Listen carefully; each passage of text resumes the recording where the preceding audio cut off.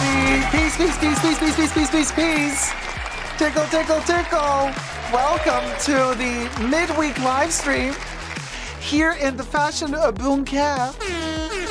Hello, everybody. Hi, 87 Givenchy, Steph, Frozen Luxury, aka Saya, Jolie Simple Opinion, Linda Nolasco, Naked Eyes, Maya Little Love, Lori, Kev, Debbie, Miss Jelly, Hella Barbara Rank, Sibylla Delphos, Stacy, Emotion Engine, Stephanie M, Jacqueline McKinney in the house, Teresa McGuire in the house, the Luxury Bucket List, Miss Jelly, Didi Bean, V-Sense, Denmark, Jordan Camacho, Stanley, Velasquez, James Stansfield, Julie Fitzgerald. Oh my God, how many people? Lori Lorraine. Look at us.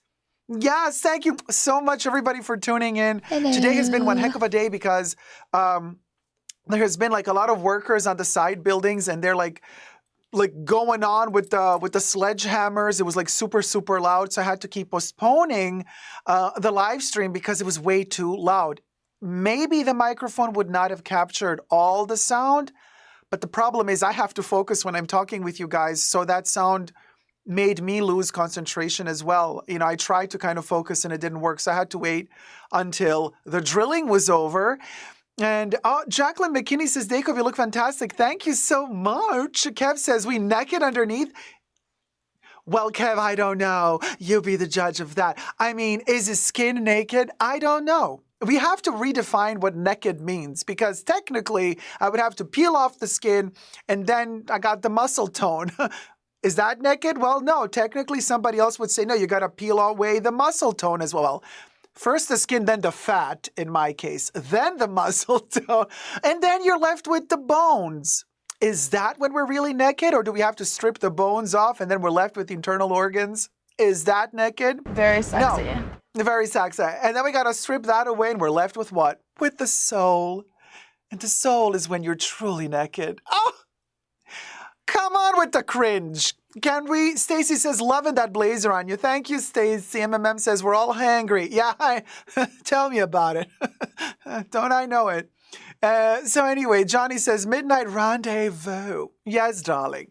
Loving your hair today. Thank you. Thank you, Lynn. Very kind of you. MMM says, is this live stream MacBook assisted? MMM. Is this live stream MacBook assisted? Now, thank you for the question. Actually, comes really in the right moment. This live stream is not MacBook assisted, but not yet. But today, Terry, as you all know, Teresa McGuire, wonderful supporter of the Fashion Bunker. Thank you, Terry, so much. And hubby have sent me a MacBook Pro, you guys. And it's too early to start using it now because it just arrived today, but we are going to unbox it together. Terry, are you ready? So, you guys, thank you, Teresa, so much. You guys, Terry delivered. Terry was on it. Terry, from the second, she's like, I'm sending you the Mac. I have it already. It's packed. It's sealed, brand new. I'm like, wow, Terry, okay, after the live stream, let's coordinate. Teresa McGuire in the chat, always ready.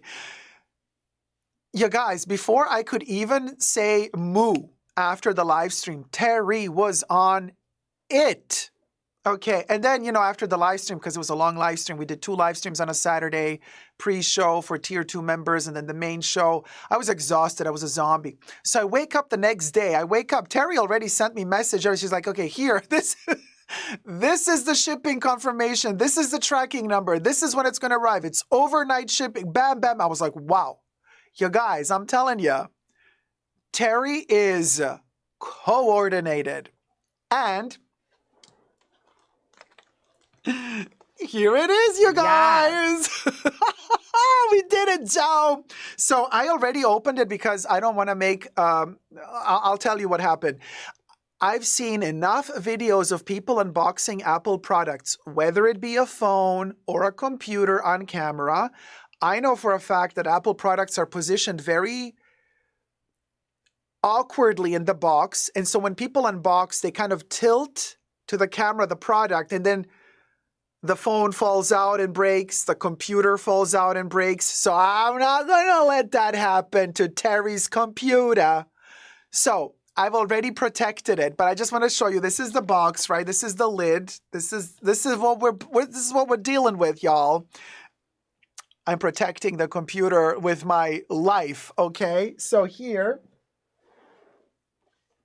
is the inner part of the box. I'm holding it really tightly. There it is, you guys. It is an 18 gigabyte unified memory, 512 gigabyte SSD, 14-inch MacBook Pro with Apple M3 Pro chip. We'll go. I'm not going to show you the serial number.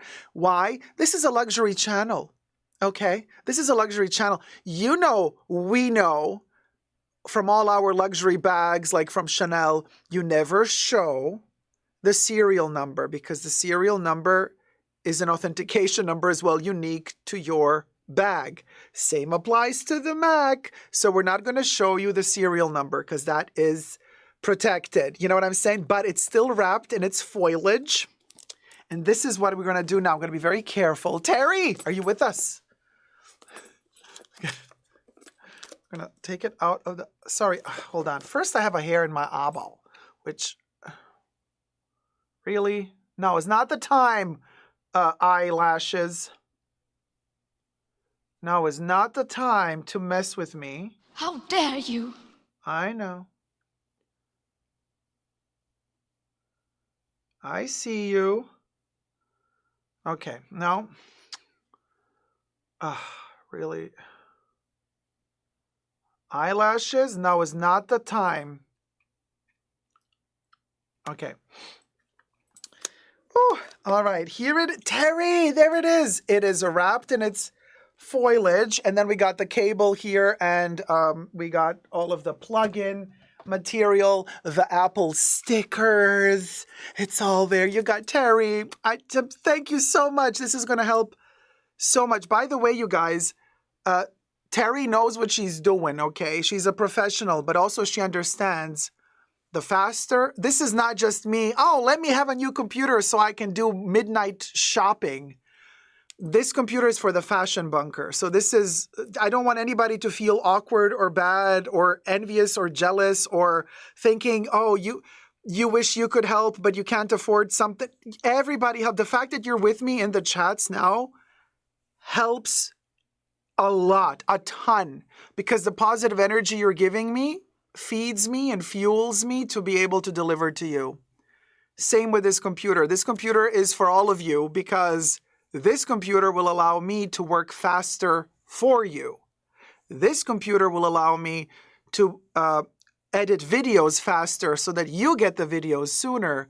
This computer will allow me to also coordinate the live streams quicker so that I can build them up quicker so that there's no like 10-hour waiting time because the other computer I have is like dying.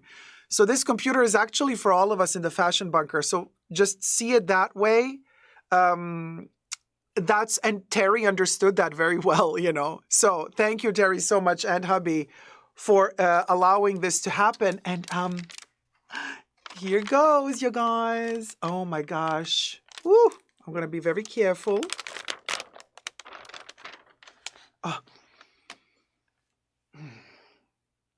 Can I just say, there is nothing like the smell of a fresh MacBook Pro, any Apple computer really, any Apple device, when you're peeling it off for the first time.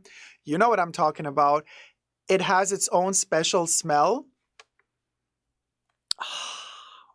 It smells so good. And also, can I just say, again, another similarity to luxury bag unboxings. When we unbox a new, yeah, Terry, the new Apple smell. When we unbox like a new bag, a new leather bag, you know every brand has its own particular smell of leather. And when you unbox a new bag, you just have to smell it because it's just that good. Same with the MacBook Pro in this case. Let me savor the smell for a moment. You know, I'm very smell oriented. Oh my God, love the smell. Okay, so now we're gonna pull it out. Very delicata. Oh no, actually we have to peel off this. It's free at last. Oh my gosh. Hold on. Let me just. Okay. Check out the shimmy shimmer. Look at it shimmy shake. Terry, you see this? Look at the glow. Look at the glow. Ah. And in the back, we have, this is the first time that I see actually the etching. And I've never had a version of the MacBook that actually had the etched kind of logo in the back. You see how it's not just printed or dented, it's literally etched in there. Really, really gorgeous. Gorgeous. We're going to lift the lid. I think there might be another foil. Yeah, there is another little paper. And oh, it's gone. Where did it go? It's back again. Okay. So a little comedy moment for you. So I think when we open it, it's going to say hello. And then I'm going to do the whole setting up of the computer configuration and everything in the following days. So you guys, probably, switching from PC to Mac, it's going to take a while. So don't expect Saturday's live stream to already be with an Apple. It's going to take me some time to also learn to use this machine with all of the software that I need to adapt to Apple. So bear in mind that that's going to take a little bit of time. I'm not a fast technical learner, so bear with me. But at least relatively soon, we're going to start editing the videos that you're going to see uploaded on the Fashion Bunker with this baby here. So that's going to come very, very fast. And then the first live stream we're going to do with the computer, we're going to celebrate it together. And Terry, can I just say, this is like the best early birthday present I could have ever gotten. Can we just say, because it's my birthday month. So it's June. June is my birthday month. And looky, what a gorgeous early birthday present. Okay, let's unbox. Let's open it up. Hold on. Be very careful. Okay, here it goes. Bloop. Oh, look at the little apple. Are you going to say hello? Okay, it's loading. What you going to say? Are you going to... Oh! Hello, baby! Okay, and are you going to do it in every language? Yes, okay. It's like bubbles. It has a mind of its... Okay. Yeah. I'm Bubbles. Yeah, hola. Well, yeah. So as terrible memes that they use online, on TikTok and stuff, like 2 hours later, we're still here with the hellos. So as you can imagine, for every country of the world and every language, they're going to give us a new hello. Hello! Except not the gay hello. It is Pride Month after all. Can you give us a hello? No hello. But there you go. Oh, Robbie says my laptop didn't say hello to me. Well, an Apple says hello. Terry, happy birthday. Thank you, Teresa. Thank you so much. So this is, there you go. Xin chao. Okay. Come on. Are we really we're gonna go through all of them? No, it's fine. But there you go. I just wanted to show you the hello moment. And now I'm gonna let this baby take a nap. We are going to, give it a rest. And I will start configuring everything in peace. There you go. I'm going to put the paper back on it, protect it, so that during the live stream, nothing happens to it. I'm putting it back in its little box. And put the lid on as well. There you go. So thank you, Terry, again, and hubby, of course, for this wonderful help. I mean, this means the world to me. So now we can breathe a little and finally, work towards a quicker setting up of the live streams and quicker editing of the videos. Oh man, this is so exciting. So exciting. There you go. Oh. Hello? Who is it?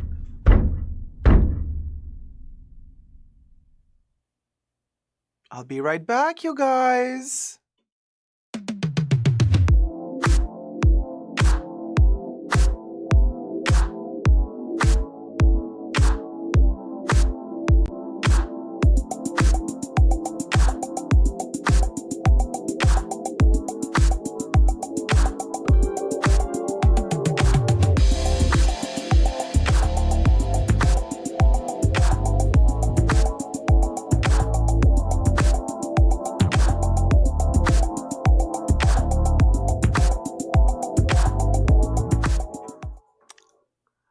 guys, I don't want to like talk too loud because I don't want to scare Titi. Look who was knocking at the door, you guys. Look who was knocking. It's Titi. You know, you remember Teruko from the show Made in America? Okay, she's a little bit giddy now because Titi wants her mama. Okay, wait. Can I lift her? Teruko is a little bit camera shy today. No. Wait, I'll try to lift her. I don't want to torture her. She wants to go back to her mama, but I want to show everybody Titi on camera. Titi. Yeah. She's so shy, you guys, but she loves the spotlight. I just don't want to talk too loud. Because, you know, she can hear like 10,000 times more than we can, louder. Mia's is so adorable. Precious is like, okay, Titi, you want to go back to mommy? Hmm? Oh, don't cry. Yeah? Okay. So Titi just wanted to say hello quickly. Okay. Oh, you want to go back to mommy? Okay, well, I'm going to hand her over to Teruko. There you go. Oh. I handed her over to Teruko. Titi just wanted to say, oh, Titi, so cute. Oh, wait, is she crying because like she's excited? Oh, because she's excited. Oh, Titi. Okay, no, Teruko is like, yeah. I mean, there you go. Are you the cutest little lady in the world? Yes, you are. Yes, you are. Who made you so cute? Who made you so cute? Oh, I could just cry all the time with her. She's so adorable. All right, I'm going to give you back to Mama now. All right. There you go. I'll be right back, you guys. Let me just let Titi go. See you in a second.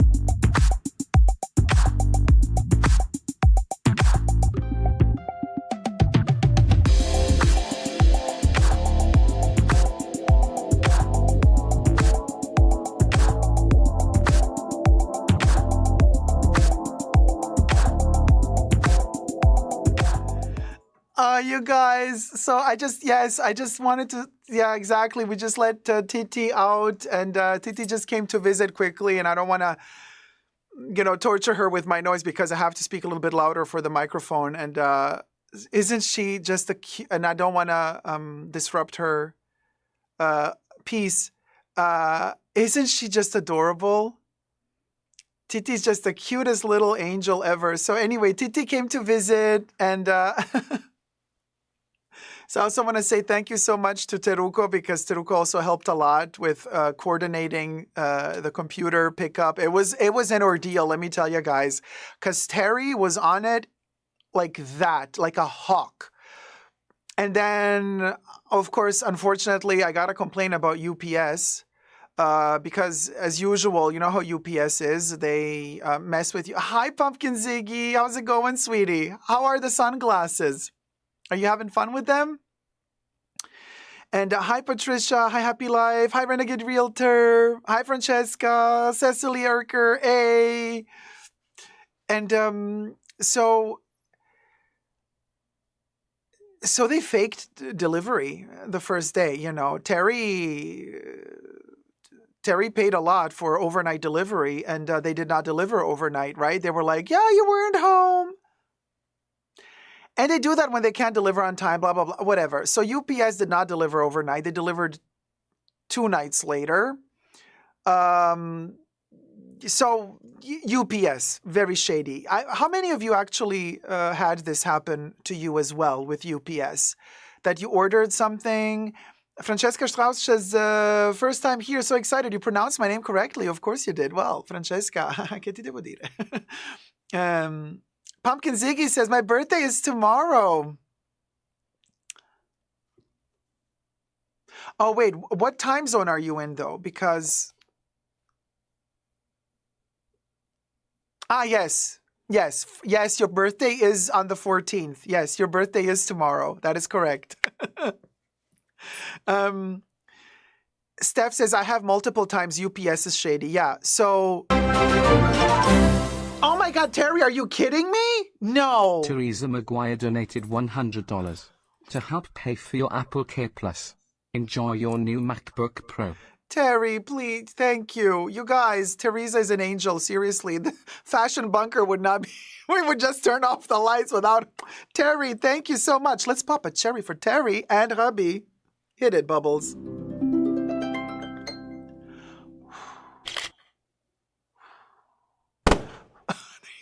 Bubbles took a photo instead of popping a cherry. Terry, thank you so much, my love. Oh, my gosh.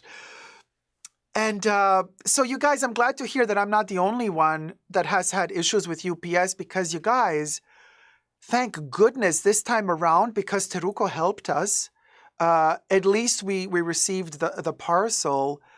But a while ago, when I shipped UPS to me, like it was a package from Vivian Westwood, you know what those a-holes did?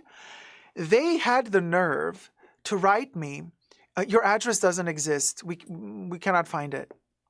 I'm like, are you kidding me?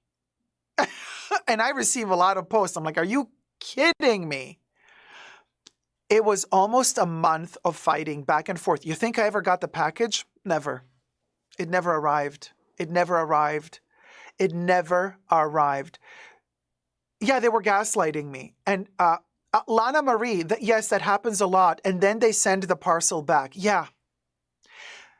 So that's why, Terry, I gotta say, angels were protecting us, Terry, because, you know, we got the package. We got the computer safe and sound, which is like amazing, given that it's UPS. So, you know, Lana Marie says, I worked for a fashion company where we worked with a lot of delivery companies, and fake deliveries, as you call them, were very common, unfortunately. Yeah. And they tell you, we tried to deliver, but nobody was home. And I'm like, but you guys, you didn't even leave, you didn't leave a paper. You didn't leave a note. Like, you didn't leave proof that you actually tried to deliver, you know? No, well, how can they leave a note? They never came. So there's that. But thankfully today they came, thankfully, and I'm so glad. Francesca says, UPS left a note, I wasn't home, but I was. Francesca, thankfully they tried again. It was my speedy and I had to sign. Oh, yeah. Francesca, let me give you a tip. Let me give you a tip. Oh, man. Patricia Casey says, Teresa, you're the best. How are you feeling, lovely? And Terry says, feeling pretty good, Patricia. Y'all. Oh, and Pumpkin Ziggy says, the sunglasses are so amazing and really heavy, good quality. My birthday's on the 14th. Yes, queen. Wait, I wanted to say something. What was I saying? Sorry, I started saying something. Now I forgot. With UPS, left a note, but I was thankfully trying my speed. Speedy. Okay, Francesca. Yeah, let me give you a tip. If you are, you guys, if you are living near a Louis Vuitton shop. Okay. Or let's say you're living close enough to a Louis Vuitton shop that you can drive there. I highly recommend to never order online to your home from Louis Vuitton, but always order from Louis Vuitton online to the Louis Vuitton shop. This is what I have learned the hard way. This is what I have learned the hard way to do because UPS has a tendency. They recognize, we've done several segments on UPS stealing packages, allegedly. We've done several videos about this throughout the years where people have been complaining about when they order from Louis Vuitton, miraculously, as a bad miracle, the parcel never arrives. And then they caught at one point one of the people from UPS snatching because they recognize the Louis Vuitton package. You know, they know from where they're coming. Because Louis Vuitton doesn't stamp Louis Vuitton on the package, but they can see from where the package is coming from. They know that it is the Louis Vuitton processing facility. And so this is what I'm doing now. I never ship to my home. I always say, please ship to the nearest Louis Vuitton shop. Ah, Teresa E this time. Teresa E. Thank you so much, Teresa E. Gifted 5 Super Dacob memberships. Stacy was gifted a membership by Teresa E. Natasha Milos was gifted a membership by Teresa E. Cecily Urker was gifted a membership by Teresa E. Siobhan was gifted a membership by Teresa E. Rich Kidding was gifted a membership by Teresa E. Thank you, Teresa E, so much for gifting 5 Super Dacob memberships, and welcome to all the new Tier 1 members. Start using your special exclusive emojis now, darlings. So as I was saying, when it's UPS, and usually Louis Vuitton is UPS, I always choose delivery to the shop. When it arrives to the shop, I get a notification. Your package has arrived to the shop. You can come to pick it up.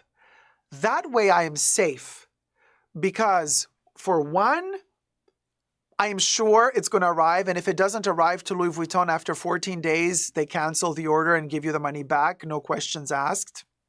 Period. 2, this way, when it arrives to the shop, the sales associate brings it out to me because I already paid online. They bring it out to me to inspect. I inspect it. If there are any flaws, I then and there say, sorry, this is not acceptable. And they're like, oh, so sorry, we take it back, and you get your money back, or they order you another one. Because I've had stuff ordered at home from Louis Vuitton, it arrives and there's flaws in the manufacturing, and then they make it so hard for you to ship it back, and they give you such a small amount of time to ship it back. It's like so annoying. This way, you avoid that. You avoid that stress of them not believing you. Did you actually wear the product before you sent it back? All of that is avoided if you ship it to the Louis Vuitton shop. So that's just my tip to you guys. Thank you, Debbie, so much for reminding me. Thumb up the live stream and help out the channel grow. Means the world to me. We're trying to get to 100,000 subbies. That ain't moving fast. But let's try to get to at least 70,000 subbies as soon as we can. Teresa E says, you're all welcome to all the new gifted members. Oh, Teresa E, no, you're not interrupting at all. Teresa says, sorry to have interrupted you. No, you have not. All good. It's always a fun moment whenever new memberships are being gifted. El Boogie says, just Louis Vuitton, or do you recommend this for luxury in general? El Boogie, great question. I recommend this for luxury in general. Matter of fact, I did the same with Hermes. Shipped it directly to the boutique. A much peace of mind. Donna B gifted 5 Super Dacob memberships. Thank you so much, my love. Trey was gifted a membership by Donna B. Cinnamon Roll was gifted a membership by Donna B. Apricus was gifted a membership by Donna V. Papa Cherry. There you go. Bubbles is a little bit slow today. Alex Loves Me was gifted a membership by Donna B. Sheridan was gifted a membership by Donna B. Welcome to all the new Tier 1 members, and thank you so much, Donna B, for gifting the new membership. Oh, Terry, I forgot to say something very important about the new Mac.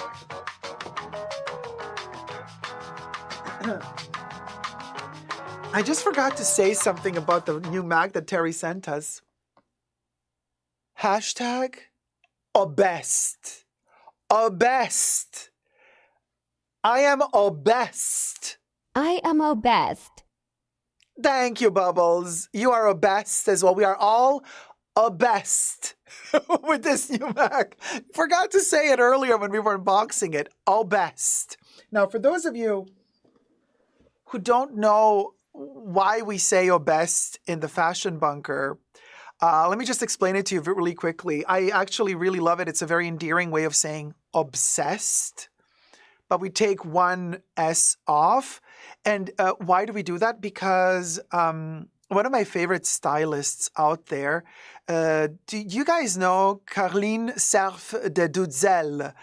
Caroline Serf de Dudzel is an iconic stylist. I mean, she has been in the fashion world, like, I want to say even since the 70s or 60s, but she was really huge in the 80s and 90s. In fact, you guys, Caroline Serf de Dudzel did the styling for all of the famous Chanel ad campaigns in the 90s. You know, the good ones. She also did Gianni Versace in the heyday of Versace, early 90s. She also did Moschino, of course, and Jeremy Scott. They are big friends, Jeremy Scott and Caroline Serf de Dudzel. Matter of fact, Caroline Serf de Dudzel did almost all the Moschino ad campaigns styling under the artistic directorship of Jeremy Scott. So we're talking from 2014 all the way to like 2020. Or 2022, when did he stop working at Moschino? So, I mean, she's iconic. Okay, so she has an Instagram account, and the lady is lovely. And very often, actually in every post, she shows some gorgeous vintage fashion item of hers, or she showcases some new work that she's working on with some models that she's working together with. And then she usually says in her posts under the caption, oh my God, I'm obsessed with this. I'm obsessed with this. I'm obsessed with the bag. I'm obsessed with the designer. I'm obsessed with the costume jewelry. And then she does hashtag obsessed.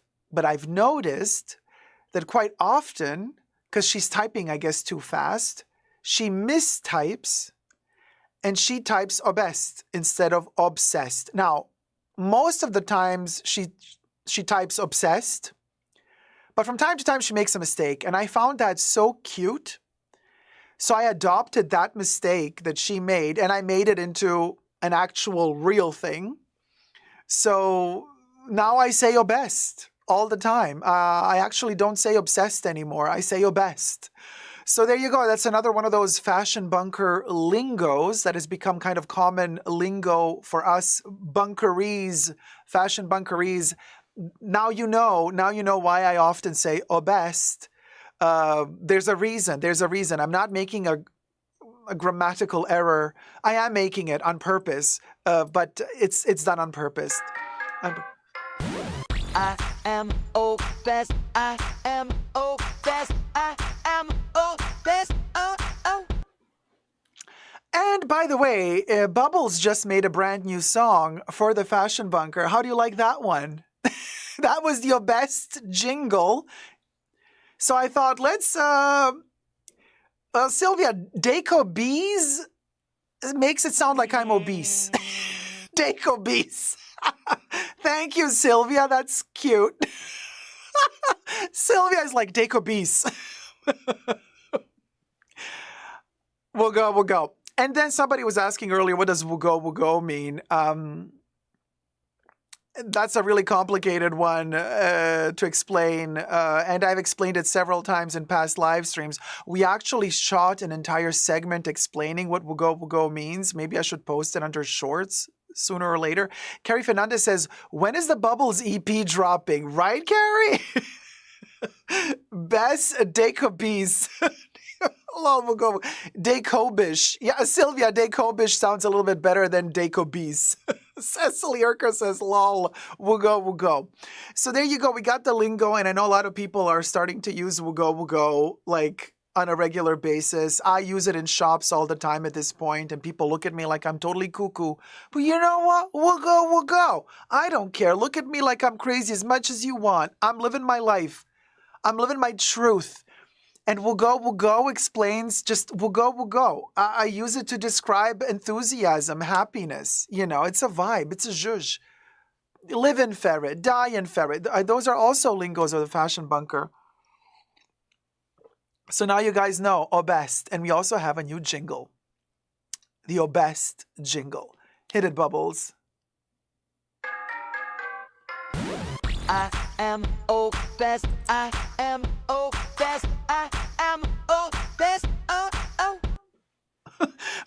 And I love how it's an AI generated jingle, right? And I love how Bubbles goes, I am obessed. And then, oh, and you think it's going to go another, oh. No, it just stops there. I'm like, there's no climax. Bubbles was not allowed to finish. Bubbles is no. Bubbles is not going to finish. So Bubbles takes us there, but almost, yeah. Obessed. I am obessed. Oh, yes, Cecily, your best friend Obessed. Yeah, it's a bop. Love it. Thank you, El Boogie. Right? Happy Life says, this is my bedtime, but I will quietly watch as long as I can from this point on. Happy Bunka, everyone. Happy Bunka, happy life. Loving to Travel says, is Bubbles your moderator? Well, Bubbles is a little bit everything. Bubbles is a ghost. Bubbles is an AI bot. Bubbles can also talk, believe it or not. And actually, the more technology evolves and the more Bubbles acquires, I want to call them superpowers, but I mean, you know, at this point, Bubbles is kind of like a sentient being. Almost. Hi, Gloria. Gloria Rathinos sneaks in and sits down in the classroom. How's it going, Gloria? You're a night owl, so this is your time. Patricia says, hi, Gloria. And now she sings. Yeah, Kori K. Bubbles always sings, yes. Daniela M., how's it going? It sounds like a kettle boiling in the best way possible. Love that for us. Jacqueline says, Dacob, I love watching you dance. You got the moves. I got the moves, baby. You got the motion. Together we'll be starting a commotion. Okay, I just told Debbie today I can't sing, and Debbie's like, you can hold a tune. I'm like, Debbie, thank you, but I can't. Katana says, can Bubbles read me a bedtime story? Katana, we have had Bubbles generate AI texts, and we have had Bubbles read said texts. Oh, it's been a doozy. Bubbles has been around for a while, and Bubbles has read stuff, said stuff. Bubbles also farts and burps. I mean, really, it's like a teenager AI creature that is growing up. Yes, Gloria, the shoulder pads are back, baby. Look at this. These are shoulder pads. I'm bringing the 80s back. I mean, they never really left. You know me. I'm an 80s hoe. So there you go. 80s rules, Anna Rodnerine, right? Oh my God. Oh my God. Oh my God. So you see there's news, there's evolution in the fashion bunker. We also, of course, have an updated version of the Thank You to the Mods song coming later, of course, towards the end of the show. So stay tuned for that as well. And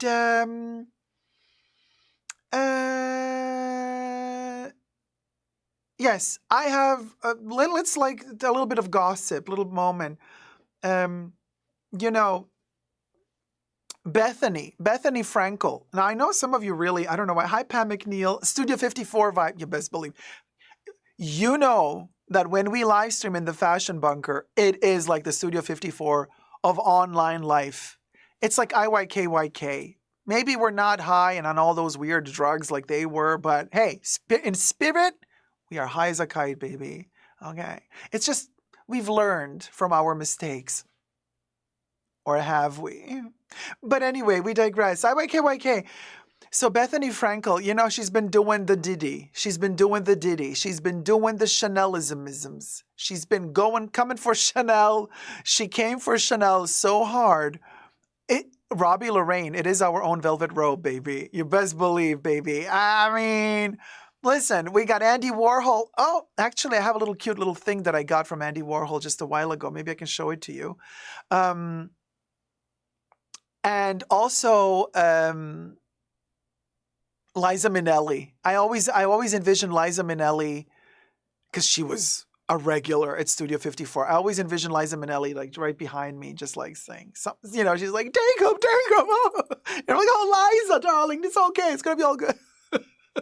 So in my mind, Liza is in the Studio 54, Studio Fashion Bunker. You know, Andy is there. You know, Grace Jones, honey. In my mind, Grace Jones is always with us. You know, Grace Jones can do no wrong. And Cher is also always with us. Bianca Jagger, yes, the Bianca Jagger with us always. You know, YK. Now, but Bethany Frankel, no. Chanel didn't let her in, and we're not letting her in. Of course, Halston is with us. Liza with a Z, not Liza with an S. Exactly, Cecily. So no, Bethany, you're invited. Of course you are, sweetie. We're not an exclusive band. Everybody's invited, and heartwarmingly so, as long as you're not a troll. So Bethany apparently is a bit of a troll, allegedly. Well, everything I say in this live stream is for entertainment purposes only, not rooted in truths or facts. Everything's alleged and just my opinion. So Bethany is now complaining. You know, she's been doing all these videos about Chanel not letting her into the Chicago Chanel boutique, and then like she changed her outfit. Then she's like, look, now they let me in, although she filmed like 5 seconds of her entering and exiting. We don't really know what was being said in those 5 seconds. Then she made another video saying, you can check out all those videos on my channel. I've done, you know, a reaction video to most of her Chanel videos. And then she made a video saying, Chanel, why don't you just give freebies out? Why don't you invite some of these people, these aspirational customers to visit your boutique? Why don't you treat them nicely for once? Wouldn't that be great? Take this negative press that you've gotten from me and turn it into something positive. Well, just a couple of days later, Bethany makes another video and says, you guys, I lost my check mark on TikTok. So, you know, if you're popular, if you have a big channel, or on Instagram, if you pay, and I know quite a few of you who are paying for that ugly ass check mark, but hey, to each their own. I'd rather spend my money on other things. So she was crying because she lost her check mark on TikTok. So she lost the check mark, and so now the speculation begins. Why?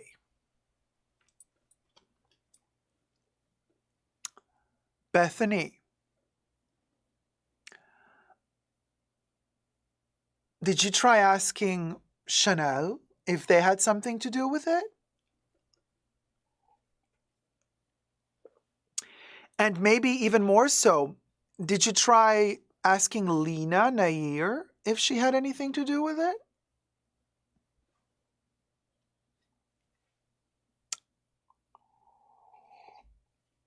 Emotion Engine's like, Nair done snatched her check mark. Kev says Lena's busy with blackmailing these days. Oh, ring. Allegedly, everything. Hello? Lena? Hi, darling. How are you, darling? Do not dare try to tell me that my champagne is burnt. That's yours, not mine. Ossa trova Petrosian beluga. Listen, honey, I don't do the caviar. I do French fries and chicken McNuggets. Now I don't need to act like I'm holier than thou. Give me a good chicken nugget. Give me the bacon, baby, and I'll be happy. So what gives, girl? You look poor. Yes, I know. I know Virginie's gone. Uh-huh.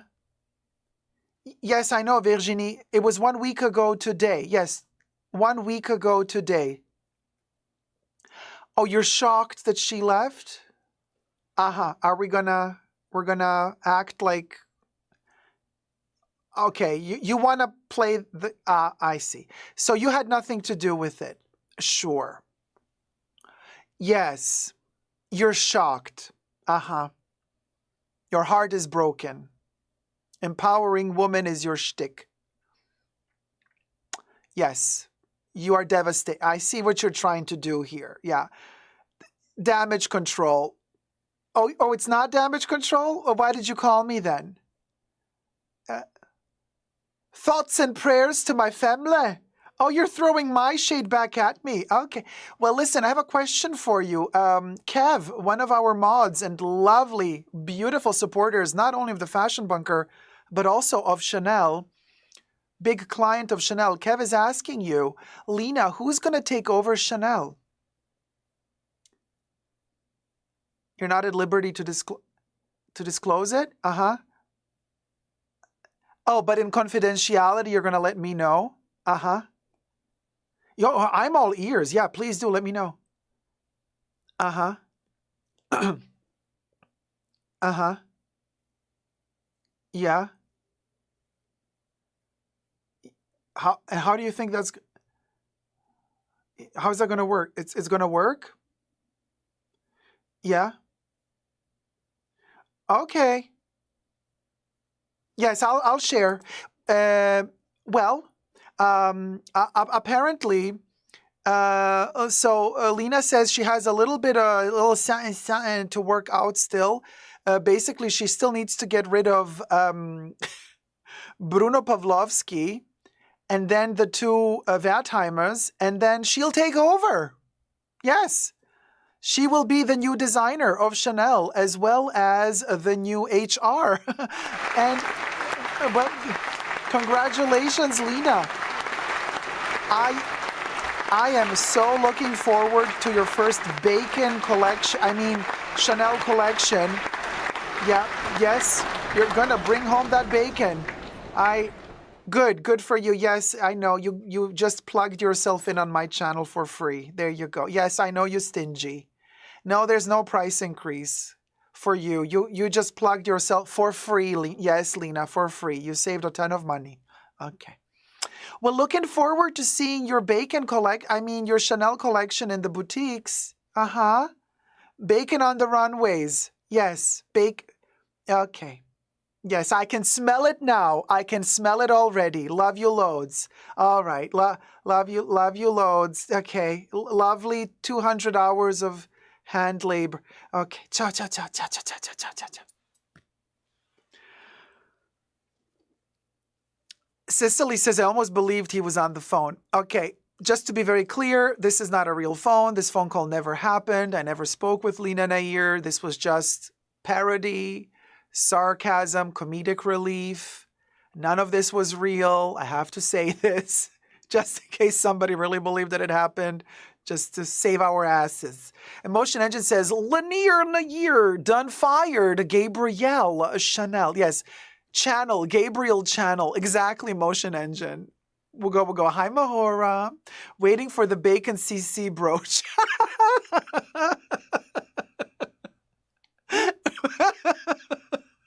A handmade bacon dress. Brilliant. Alyssa says, you mean promoted her to customer? Yeah, to customer. Oh my God. Pam says, dang, I thought Tom Brown had a chance. Pam, Tom Brown never had a chance because Lena, she gonna take it over, baby. Sage says, can I be nosy and ask what fragrance you're sporting tonight? Why, you most certainly can, darling. Sage, darling, I am wearing a combination of 2 perfumes today. Can you believe? 2 of them. And I sprayed it on right before I went online. I combined both of them.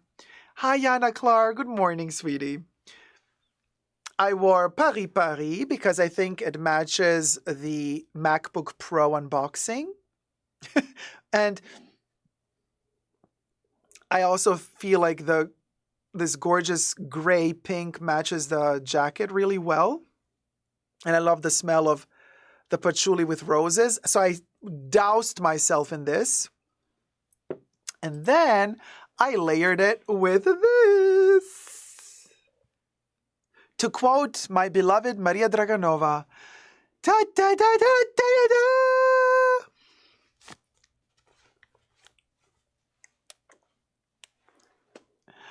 I layered it with number 5 Wow Baby in the new Pebble bottle, which is officially coming out worldwide tomorrow. Well, in some cases already today, depending which part of the world you're in, but on the 13th of June. Melissa says, finally we'll see the Chanel branded McDonald's boxes. Cha. Mahor is wearing Chanel number 2. From Flower of Story. Oh, getting these babies to Anna.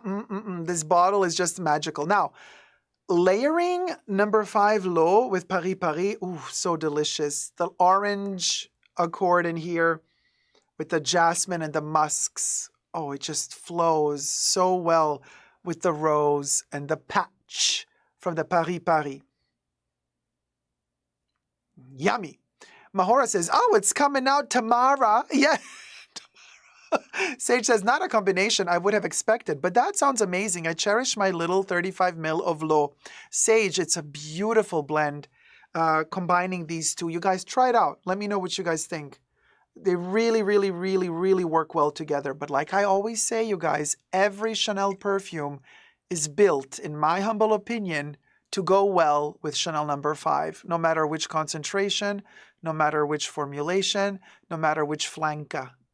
You can always layer number 5 with any other Chanel perfume. Just my humble opinion. Try it out. Let me know. The Renegade Realtor says, you're so right, Dacob. It feels so good in the hand. We're talking about this get your minds out of the gutter.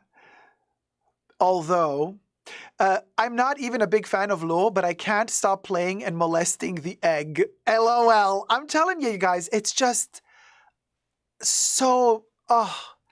It's a tactile experience. By the way, I'm not sponsored, okay? Just to be very clear, I bought my own bottle. Also an early birthday present to myself. And the heft of the lid, by the way, check out my perfume channel where I review this in detail, okay? Essentially Dacob is my perfume YouTube channel. Essence, like spelled ESSENCE, minus TIALLY. Essentially Dacob is my perfume channel, YouTube channel, and I review perfumes there, including a very detailed review of this bottle and perfume. We are trying to reach 10,000 subscribers. We're really, really close to 10,000 subscribers on the perfume channel. So it would be great if you would help out and subscribe and you get to watch this review there. Kori K says, when layering, does it matter which goes first? I would put this one on first because this one has that heavy patchouli base. You want this at the root. Put this on, wait 2 or 3 minutes, then you layer it with this one. This one is lighter than this one. That's how I would go. And Teresa says, I love mine. Isn't it a beauty, Terry? It just feels so good in the hand. It's so soothing. It's almost relaxing. I always have my Pebble next to me if I'm on the sofa, if I'm in bed. It's just like the bloop. It just like lays there like a little egg. I'm like, oh, cute little egg. Did I hatch this? Who made you so cute? Who laid you so cute? Sylvia says, I love how when you Google Lena, it says former Chief Human Resources Officer of Unilever. You have to read the About paragraph to find out she's CEO at Chanel. I love that shade. Like I said in my last live stream, Lena, you can just go back to Unilever to make soaps, honey. You know. A says, yeah, it looks like a hand cream. It does look like the Chanel number 5 and also the regular Riche or regular hand cream. but it's made of glass, not plastic. The stopper is glass. We love it in the hand, Kev, don't we? Stanley says, I'm torn getting the low. I will probably love the scent, but how am I going to reuse the bottle? Stanley, how are you going to reuse any perfume bottle? Most of them are not refillable. Yes, Chanel should have made this refillable. They could have made it screwable so that you can refill it, but alas, Chanel, with their sustainability that's not sustainable, it's not refillable. Doesn't matter. This bottle is so cute. Even once it's empty, it's going to be still so adorable to have as an object. Did I purchase more than one? Let's just say I'll always keep one sealed. That's all. I'm going to say, yeah, it must feel like a stone or gem in hand, like the shape. Yes, it does feel like a gem in the hand, and it's very, very heavy, especially because the lid is full on glass, minus the plastic clip inside. But the rest of it is like glass. This is very heavy. It just feels right. Please send it to me. So yeah. Hi, main mom. I have number 5 in Mademoiselle. Now I can't wait to try and layer them. That's an interesting combination. Mademoiselle is a very synthetic perfume, though. It does work layering them, but you're gonna... Mademoiselle will take over. Mademoiselle, the patchouli in Mademoiselle will take over the Chanel. Number 5, yeah. Stanley, the term screwable. We all love it. They really might get a good few bucks out of me, says Sage. Oof, don't I know it? It's Chanel, honey. I'm always a victim of Chanel. I mean, if Chanel comes out with something cutesy new like this, it's done. I'm like, okay. Show it to me, please. Yeah. Send it to me, baby. Yeah, I mean, you know, when I was a student and, you know, money was tight, and it's like, oh, a new Chanel perfume or like good food for a week, I would be like, pasta isn't that bad, and I know how to do pasta. I can do pasta very well. And then spaghetti it is. Spaghetti and Chanel number 5 it is. You know, choices, priorities, darling. Some of us live from caviar and some of us live from perfumes. I personally prefer to live off of perfumes than caviar. To each their own. Rachel says, hi, Dacob, Chanel victims. Me too, LOL. Yeah, let's be honest about this. Can't wait to get my Pebble bottle. Rachel, you're going to love it. This is like a toy for grown-ups. No pun intended. No, I mean, it's just, it just feels so right in the hand. Oh my God, the innuendos, the puns. So, Kev, how about caviar in perfumes? I can tell you this much, Kev. If you want a caviar in perfumes, get yourself Womanity by Thierry Mugler. It has a salty water caviar smell to it. But also fig tree, fig leaf, and the fig fruit combined with caviar. It is a wonderful perfume. Wonderful. Womanity by Thierry Mugler. I think it's been discontinued in many countries. But definitely you can have caviar in perfume. Yeah. Not edible, just the smell. Oh, lovely. It's gorgeous. Womanity by Thierry Mugler. Wonderful, wonderful, abstract, futuristic perfume. You know, it takes time to get used to it. It's a little bit conceptual, right? But there you go. Yes, Nat, the egg bottle can be used for little spa moments too. In fact, I already tried this side. It's so good. Like you can press it on the skin. It's like a little massage pebble. Really, really good. And there you go. Rachel comes with another tip for a perfume that has a caviar smell. The Electimus Black Caviar is good too. I've not smelled it though. Zeitgeist asked, does Amnesia Eau de Parfum smell like lipstick? Yes, it's the orris root in it that gives you a little bit of that lipstick accord, but it's not full-blown lipstick. La Pausa is more lipstick than Misia. If you want a lipstick accord, La Pausa is the way to go. And if you want a very rich 80s lipstick accord, then you should try Cartier, the Hours, like they're like the exclusives of Cartier. The second hour Cartier, the second hour. That's the name of the perfume, like 2. The second hour is very, very lipstick accord. Very, very lipstick accord. Beautiful 80s lipstick accord. Cartier, the second hour. Mahora says yes, Electimus Black Caviar and Profumum Aroma Acqua di Sale are caviar-ish. Francesca is like, okay, that's it. I'm buying the egg. You can use it as a massager. You can use it as a massager. Massager. Massager. You know. Cecily says, my brother and his friends are the only guys I know who eat caviar. They're not rich. They're just kooks and foodies. Sure, I'm not saying that everybody who's into caviar wants to show off they got money. Oh, of course not. Some people really just enjoy the flavor. Hey, you know, I don't mind the flavor of caviar either, but I'm not the type of person who's going to sit down and order caviar just because they can afford it. That's just not me. And this is why also as a content creator on YouTube that also talks about luxury, I always tell you guys, you know, we here in the Fashion Bunker, we don't buy all this shit because we want to show off that we got a logo. We appreciate the heritage of the brands, the history. We are geeks for shapes, designs. This is why we buy the stuff. This is why we buy the stuff. We don't buy the stuff because, like, look at me, I got a Chanel bag. Please. You know. IYKYK. Definitely IYKYK. I like caviar in the very cold winter months, like for Christmas or New Year's Eve, says Rach. We do appreciate, right, Jean? Craftsmanship, yeah, tradition, yeah.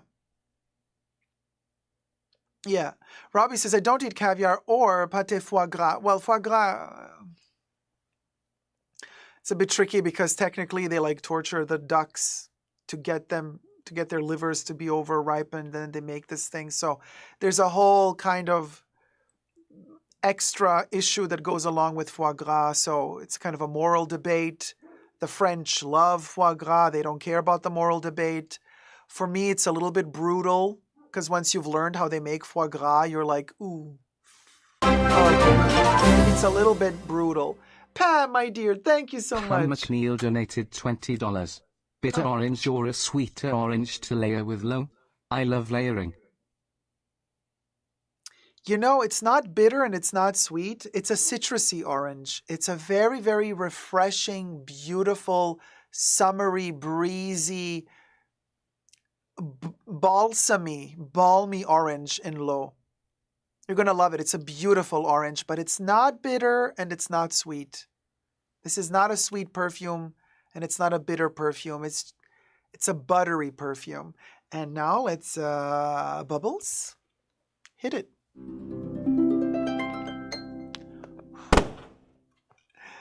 Thank you so much for the tip, sweetie. Very, very kind of you. But there you go. So that's the type of orange we're dealing with here. I love how they burst in your mouth, says Kev. Oh, yeah, the little pebbles of caviar. Yeah, they pop in your mouth. Yeah. Yeah, Jean Moreau de Seychelles, they do force the duck to eat. Yeah, yeah. It is quite vulgar, Emotion Engine, treating food as a status symbol. That's not what we do here. That's not what we do here. And you know, when you see me eat in the bunker, I do everything. You know, my favorite foods are very, very simple. I'm a very, very simple girl, darling, at the end of the day. You know, I love a little bit of bread with a little bit of olive oil on top. A bit of, you know, Parmigiano Reggiano, a little bit of cheese. Or just bread with olive oil. Love it to bits. Love a good burger too, you know. Hey, I'll never say no to a cheeseburger. You know, love my French fries. You know, I love a chicken soup, a good homemade chicken soup. Always love a chicken soup. Like, you can't beat a chicken soup. I'm sorry. There's no caviar in the world that can surpass chicken soup. For me, it's about the soul, you know, and chicken soup literally heals my soul. Chicken soup makes me feel healthy. Chicken soup makes me feel alive. You know, I love strawberries, you know, love bananas. I will never give up on cheeseburgers, says Deb, right? I do love, hi Jacob, I do love apples as well. Sometimes I go through phases where I like them more or less. Apples depends, you know. I have to be in the mood for an apple. Coffee flavored M&Ms, Kori K, you best believe. Yeah. Kit Kat, yeah. Yeah, chicken soup, a hug for the soul. Definitely Hella Barbara rank. Yeah. Yeah. And Mahora, he love an overripe banana. Well, don't we all? Mahora, are you implying you only like the fresh ones? The underripe ones? You know. Teresa says low is citrus with a creamy, powdery overtone. Yes, very true. Very, very true. And that creaminess is so delicious. It's not like overpowering creamy. It's just soft. It's caressing. And it's powdery as well. There's a powder accord in there as well, which comes from the iris. Irene, I love coffee. But I really do. I really do. But I stopped drinking coffee after my surgery because coffee is a very high stimulant to the body. And I cut coffee after the surgery because I had my suspicions that coffee had something to do with why I had to have the surgery in the first place. So I had to cut on the coffee. But I do my black tea from time to time, which is also a stimulant, but in a different way. It's thein instead of caffeine. So, you know, it's got a better stroke, says Kev.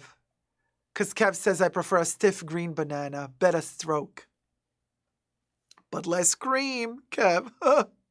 When Costco has ripe peaches in season. Oh, Robbie. A good ripe peach. Love it. Love it.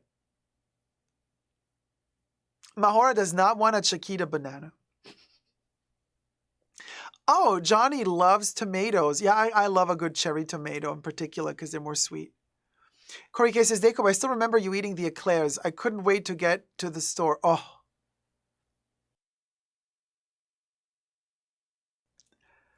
I love a good eclair as well, but I eat them rarely because I can rarely find them. You know. But a good eclair. Sam says, I'm invited to a Chanel event tomorrow. Oh, you're invited to the Chanel event for the launch of Thus. Should I get the new low bottle or Bois de Zil? I don't have either and I'm building a collection. Well, Sam, which Bois de Zil do you want? The Extrait or the Eau de Parfum?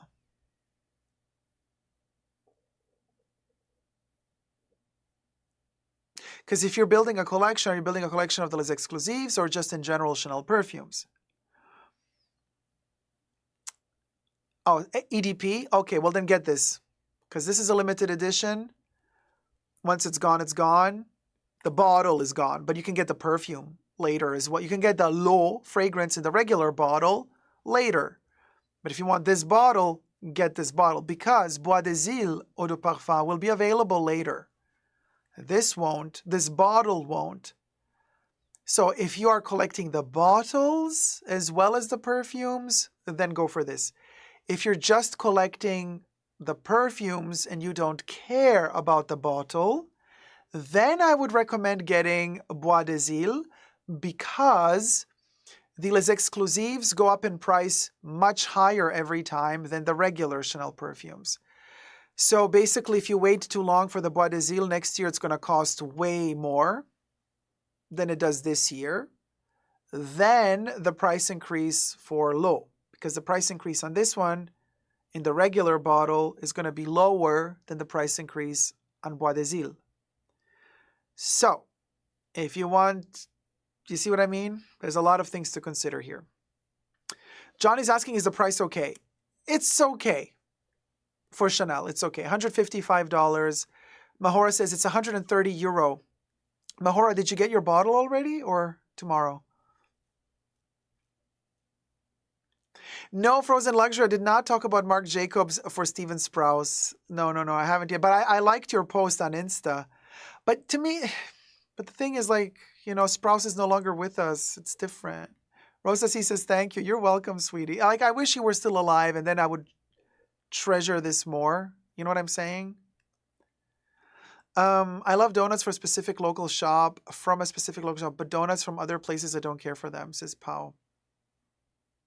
Yeah, donuts are very specific. I know what you mean. For me, it's the same. I can't just have any donut. Certain donuts are very greasy and oily, and they taste like they've been fried in an oil that's been used for like 5 weeks straight and has never been changed. Oof. Oh, good, Mahora. It's been put aside for me getting it next week. How busy. Or 2. No time for the event either. Oh, man. You've been busy. Oh, thank you, Denmark. Yes, guys, remember to thumb up the live stream. And I want to talk to you quickly about something, which is Marc shared the meaning of what the graffiti says that Sprouse wrote to him. Oh, really, Frozen Luxury? What is it? I don't know. What's the meaning? Hi, Daisy Dior. Do you prefer cake donut or yeast bread donut? Yeast bread donut.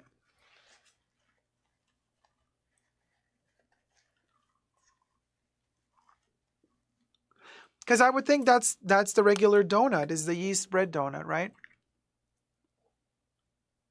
I would think so. Plus, they need to be perfect, pillowy, soft yeast donut. Oh, okay, soft yeast donut. Emotion Engine said that's the correct answer. Oh, there you go. Mahora. Come on, that's amateur. Amateur. You can trick me better than that. No, not really into the dill version of the dough, but you know.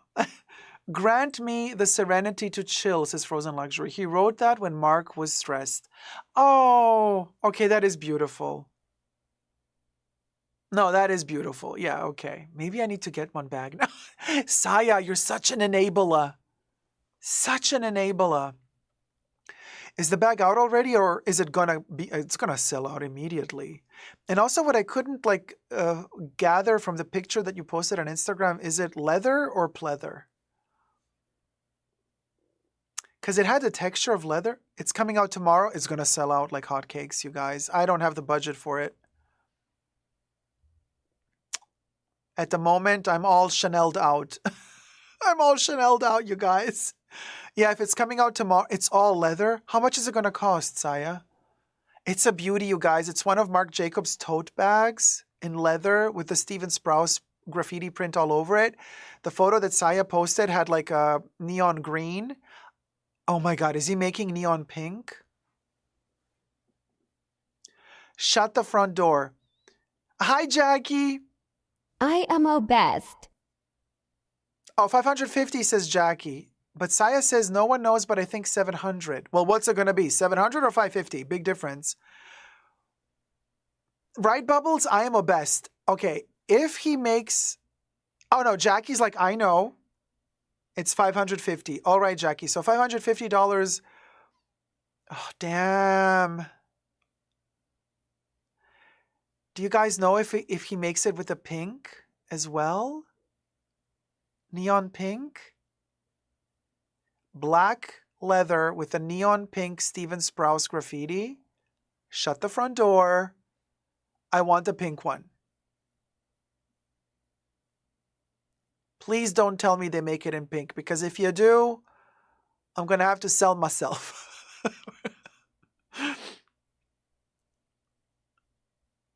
Oh, well, I'm definitely going to wait for the Murakami then, because Takashi Murakami for Marc Jacobs, yes.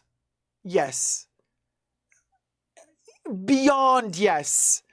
Beyond yes. I don't care how much I gotta go into the red minus. Marc Jacobs for Takashi Murakami, yes, because Marc Jacobs brought Takashi Murakami to Louis Vuitton. So even though we all love Takashi for Louis, it's actually Takashi for Marc, because he brought him to Louis. So the OG collaboration technically is Marc for Murakami. Like, yeah, Jean Moreau, it's the triple OG, seriously. So to, yes, we love a collab queen. So first we got to know, is the Steven Sprouse collab going to also be available in pink neon? graffiti. And then second thing I want to know is, when is the Murakami collab dropping? Those are the two things I need to know. Thank you. And now I want to talk to you very briefly about the past. And I was thinking about this the other day, about 90s fashion. You guys, do you agree with me on this, that the early 90s fashion was, oh my God, orgasm? I mean, still to this day, my inspiration for everything is early 90s. Yes, I love the 80s, but it's the early 90s, you guys. And I'm talking 1991 to 1995. And I want to say everything after 1995 is terrible. And I have a theory about this, because I've been analyzing this the other day, and I'm thinking, the 90s, as we hit the half of the 90s, designers and brands were starting to gear up for the change of the century. And the year 2000 was approaching. And then everybody started working towards minimalism, the new space age, the 2000 space age. And they went really bad. And it then mutated into this monstrosity that was the Y2K era. Still to this day, I cannot stand it. Give me another 20 years. If I'm still here, maybe I'll reappreciate the Y2K era. But F to the no. So hear me out. So for me, the 90s, the good 90s, was from 1991, because 1990 was still too much 80s. I'm talking 1991 to 1995. That's where it's at. And then they messed it up. I have examples. I am bringing receipts. Let me show you the 90s fashion receipts. So, here I'm going to show you, you guys. I covered the nipple, yes, because we want to stay monetized. Okay. This, my dears, is Chanel, 1992. Fall, winter, 1992. 1992. Look at this. Look at the colors. Look at the colors. Look at the cuffs. Look at the purple. Look at the denim. This, hello, the chunky chains. Look at the chunky chain with the leather intertwined. Look at this gorgeous tweed, or is it boucle tweed mixed with denim with the gold, but the gold was gold. Look at the chunky chain. Ab fab. In other words, absolutely fabulous at its best. Exactly MMM, hashtag Obessed. Obessed. I am Obessed. Hit it, Bubbles.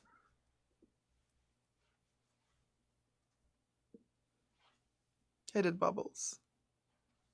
Obessed. I am obsessed. I am obsessed. I am obsessed. Oh, oh. Oh, and then again didn't come. Anyway, so okay, Chanel 1992. Then the millennium was approaching.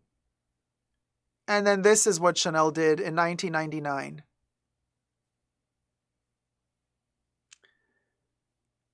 I love Stella Tennant. May she rest in peace. Gorgeous model. Now, listen, don't get me wrong. Per se, beautiful jacket, beautiful pants. I have nothing against this per se, but it just shows you, it's like we went from color to black and white, from extravagance to minimalism. This is Chanel 1999. This is the turn of the century. This is late 90s. You see the difference? Do you see the difference, you guys? We're having a TED Talk here, yeah?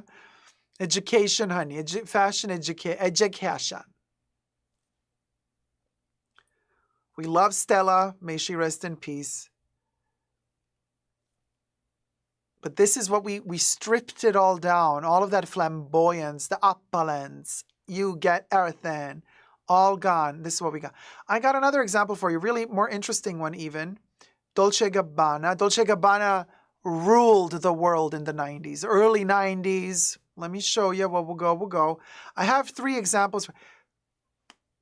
my favorite collection ever from Dolce & Gabbana, okay? Fall Winter 1995. I have collected many pieces for my Fashion Bunker archives from this runway. Eva Herzegovina, baby. Eva Herzegovina. Dolce & Gabbana 1995 Fall Winter.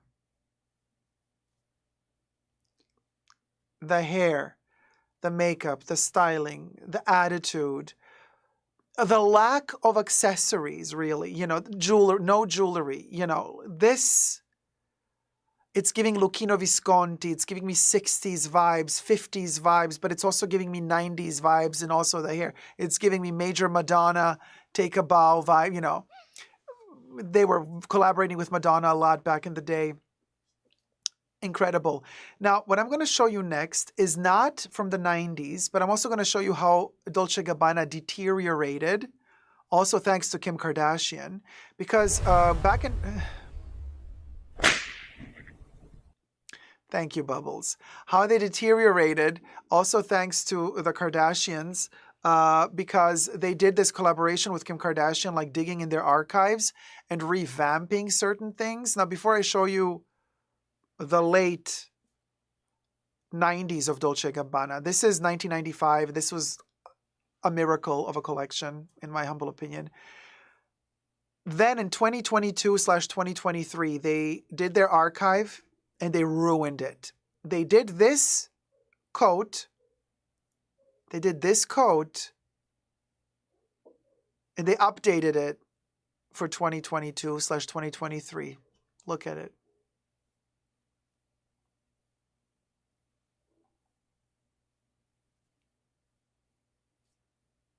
To quote Jasmine Masters, just as I thought, trash.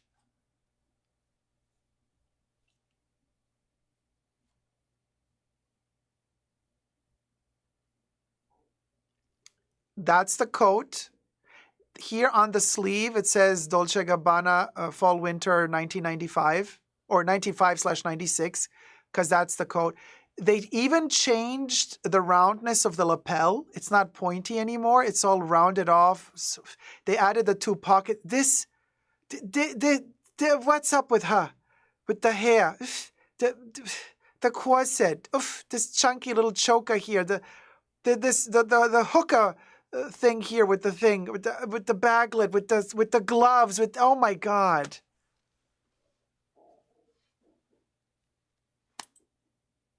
No. No. Now let's go back again. Let me show you Eva Herzegovina with the hair. Same coat, they just ruined it. This, okay? Simple belt. She only has like panties underneath and a bra, so you can see skin here. There's nothing covering the belly. Free legs all the way down. There is no weird stocking going up the body. It is so beautifully simple, but so sophisticated to the point. Now, let me skip. Now, okay, so this is 1995. Now let me show you Dolce & Gabbana 1999.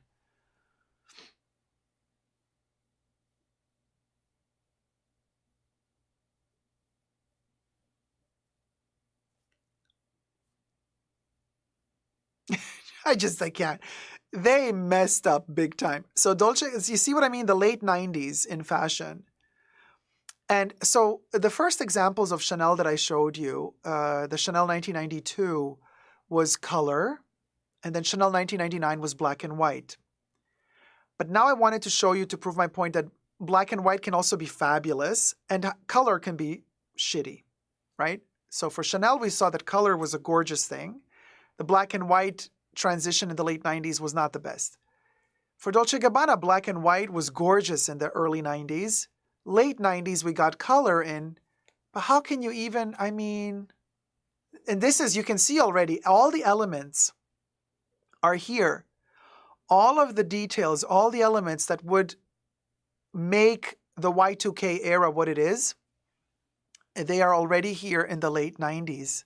The late 90s already set the tone, set the pace, and the groundwork for what would become the Y2K era.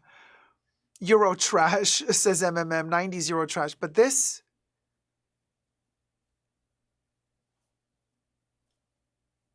you know, like, why did we sink that low? After 1995, the beauty that was that collection, from 1995 Dolce & Gabbana, we go to this. With the beaded belt, the slipolets. No. No.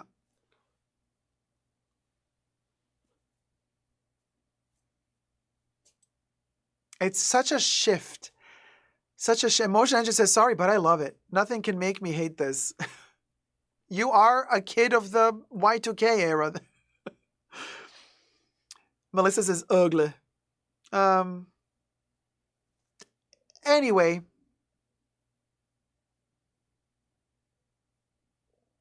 So if, right? Teresa McGuire is definitely a what the F moment. If you observe the 90s, for me, the 90s were incredible, but the first half. Second half, no. Also, not a coincidence that in the second half of the 90s, we lost Gianni Versace. Gianni Versace was, you know, the epitome of the Baroque opulence of the 90s, and we lost him, back in 1996. That was, for me, the beginning of the end. Gianni passing, and then the kind of edging towards the year 2000 and that whole transition into the new era, and they tried to make everything look spacey, and it just backfired, really. The luxury bucket list says, my husband still hates that skirt. Oh, because you said earlier that you got the first skirt from that show. You know. There you go. Stacy says, I think it's the styling. Well, I mean, Versace ruled, Caroline. And the styling, Stacy, you're mentioning the styling. The Versace styling in the early 90s was done by Caroline Serf de Duzel, Obessed. So there you go. I feel like they just sewed 2 tubes, threw a belt on her, and said, meh, good enough. Exactly. You guys, let's go back to the Eva Herzegovina photo. Next photo. So there were several jackets made out of this material from this collection. I have one of them. Let me just tell you some. And I've showed them in one of my videos. I have reviewed one of these jackets from 1995, the original from 1995. The way this is constructed is insane. Insane. We're used to seeing, like, here, you have a sleeve and you have a cut here. You see it? There's a seam. There's a seam right here. There's no seam on this shoulder. The way these are cut and tailored is insane. It's basically one piece of fabric that is tailored in such a way that it goes around the arm. It has only one seam underneath the arm. Actually, 2 seams. There's a whole panel underneath the arm. And that panel goes folded, armpit, and then down the side. You have no seam on the shoulder. You have one seam in for the breast. And then you have a seam coming down here just a little bit to create a shoulder curvature. And this lapel does not go attached seam-wise around the neck. It is detached. It is only attached up to here, and then also up to there. And then the back of it, so that it sits slightly elevated and more elegant on the shoulder, it is detached. I mean, you guys, to have these pieces, just to analyze the tailoring, is gold. Gold. A structure that I had previously never seen on other garments, and this is Pret-a-Porter. Dolce & Gabbana did not do Alta Moda back in 1995. Incredible. Incredible. And then let's go to the last picture number 5 of 5.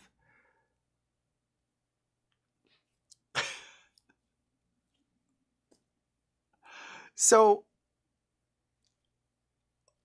they have basically, within 5 years or 4 years, they have found a way to minimize their tailoring, to optimize production, to speed it up, and you get this. Now, I'm not debating if you like this, you like this, but I'm just saying the construction of this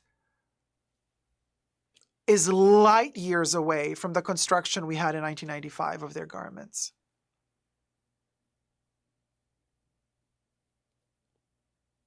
You know.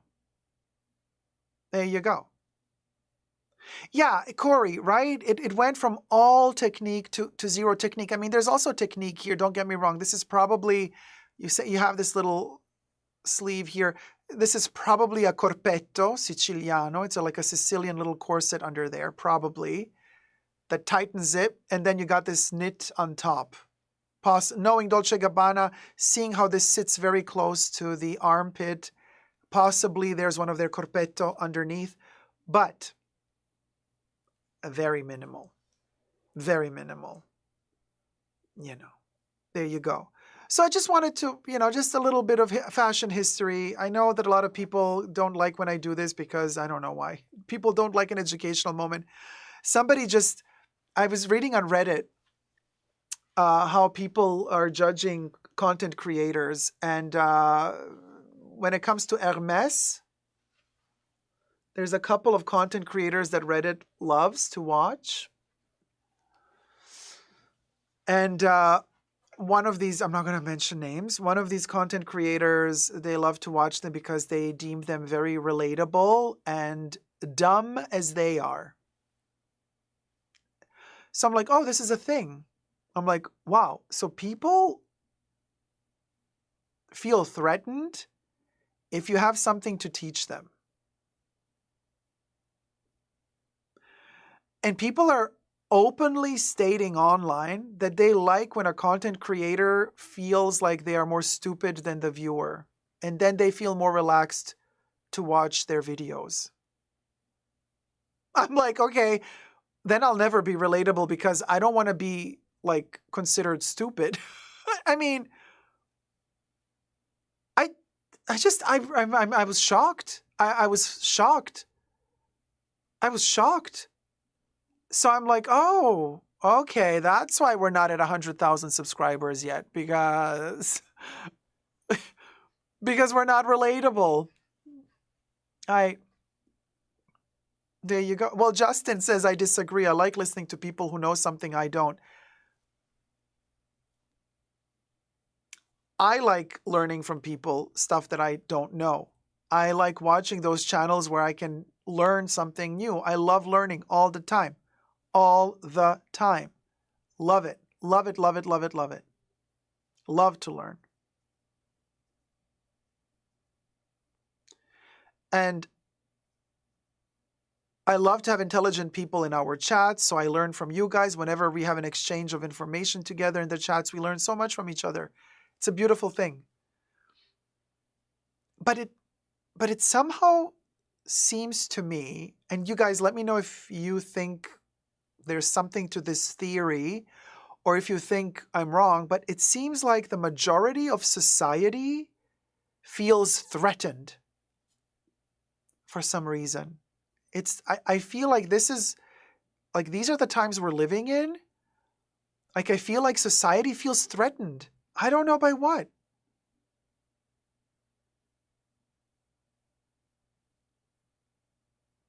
I agree, says Alyssa. El Boogie says, how does the saying go? If you're the smartest person in the room, you're in the wrong room. Oh, that's a deep one. That's a good one. Daisy Dior says, it's like what you stated in your comment video. We live in a time with the most information available, but people are the dumbest. Threatened by expertise, says Stephanie. Cecily says, Idiocracy is an important movie that addresses this. Rachel says, the worst kind of insecurity. Oh. Brenda says insecurity. The Luxury Bucket List says absolutely. Jack's Bag Attack. They don't want to be challenged and they want to be right. Lots of right fighters. Oh, yeah. The keyboard warriors. Cecily says, society is allergic to the truth. Alyssa says, I feel like you either have to watch your words or you have to be you and let them fall behind. Patricia says, I can't answer without making a political statement. I know, sweetie. Siobhan says, I so agree with y'all. Hi, Katie. Kate Moore says it's jealousy.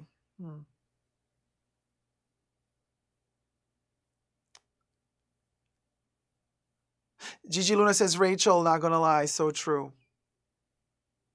Alexander Bin says, I think it's the egocentric nature of us that gets overshadowed by insecurity. Well, I mean, it just gets worse and worse then. I mean, insecurity is a terrible thing. Ego as well. Egocentric nature as well. Solar Lights Christmas says, those who know the least always are the loudest. Yeah. Always go into a room, listen to the loudest person, and run away from them. That's what I always say. Cecilia says, Dacob, you're the only one I watch has always learned something new in the bunker. I'd never watch anyone else here on YouTube for 4 hours as they have nothing interesting to say. Thank you, sweetie. Very kind of you. Shady to others, but very kind to me. Thank you. Patricia says, exactly, Jack. So well said. Kori, I love being able to geek out with you and having a discussion with everyone in the chats. Thank you, Kori. Sibylla says, the truth is meant for those who are able to question. Oh, that's a good one too. Sibylla, that's a deep one. A says, but sometimes it's just annoying. Like when people on TikTok are telling you the things you know and do are wrong just because they said so. You know, that's another thing I've noticed lately, you guys. Oh, thanks, Debs, for reminding me. Yeah, thumb up the live stream, you guys. And I was actually telling this to Debbie earlier today. I said,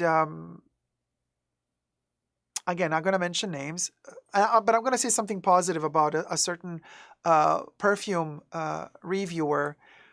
It's a gentleman, and I like watching his perfume videos. He always has like beautiful, interesting, savory things to say about perfumes. When he talks about perfumes, it's like he's sitting in a tapas bar in Spain and savoring all the knickknacks and the flavors. Like it's flavorful to listen to him talk about perfumes. But lately he has made a perfume video about Chanel No. 5 fragrances, and a lot of the stuff he says is completely wrong. Completely wrong. Like wrong dates of release, wrong perfumer, doing which concentration, saying that the Eau de Parfum smells like the Parfum. The Eau de Parfum was released in 1921. Like the Eau de Parfum was released in the 80s. Not a lot of like really, really mixed up stuff. And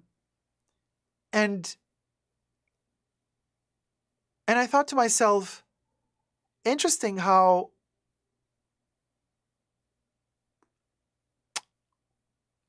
I've noticed this happen a lot when perfume reviewers talk about Chanel in general, but especially when they talk about Chanel No. 5. And you guys, by the way, this gentleman is incredible, and I love watching his channel. Just to be very clear, I'm not throwing shade at him. But I just want to say something else here. I want to say that I've noticed this pattern forming with a lot of people when they talk about Chanel, and especially Chanel No. 5. They know a lot about perfumes, but when it comes to Chanel No. 5, it's like they go, they freeze up. It's like almost they have a complex, like they're scared of Chanel No. 5. It's like they feel like Chanel No. 5 dominates them, right? And I've called it, there you go. No, Rachel, right. Chanel's history is complex, right? But I've coined a term, and I call it the Chanel No. 5 complex. And I do believe it's a thing. The years of research that I've done, you know, listening to people talk about Chanel No. 5, people are always somehow, they have some inferiority complex when it comes to Chanel No. 5 in particular. And they freeze up and they freeze up and they feel like they are not worthy subconsciously, because they still make a video about it, so they do think they're worthy. But subconsciously, something blocks them from fully allowing themselves to learn about Chanel No. 5, feel it fully. And I keep on seeing this. I keep on seeing this online. When people talk about Chanel No. 5, they do not get their facts straight. Almost never. Almost never. Very fascinating. And I call it the Chanel No. 5 complex. Now I'm starting to research, why is it the complex? Why does Chanel No. 5 create this type of mood with people? Why does it create this complex in people? Because it doesn't in me whatsoever. It calls me. It wants me to learn more. Like Chanel No. 5 is never limiting me. It actually opens my mind. Thank you, Brenda. Brenda donated $10. My mom is watching the live with me and she says you are beautiful and she loves your luscious hair. Oh, Brenda, thank you. Thank you so much, Brenda. And thank you, Brenda's mom. Very, very kind of you. Very sweet of you and very generous. Let's pop a cherry for Brenda and her mom. Hit it, Bubbles.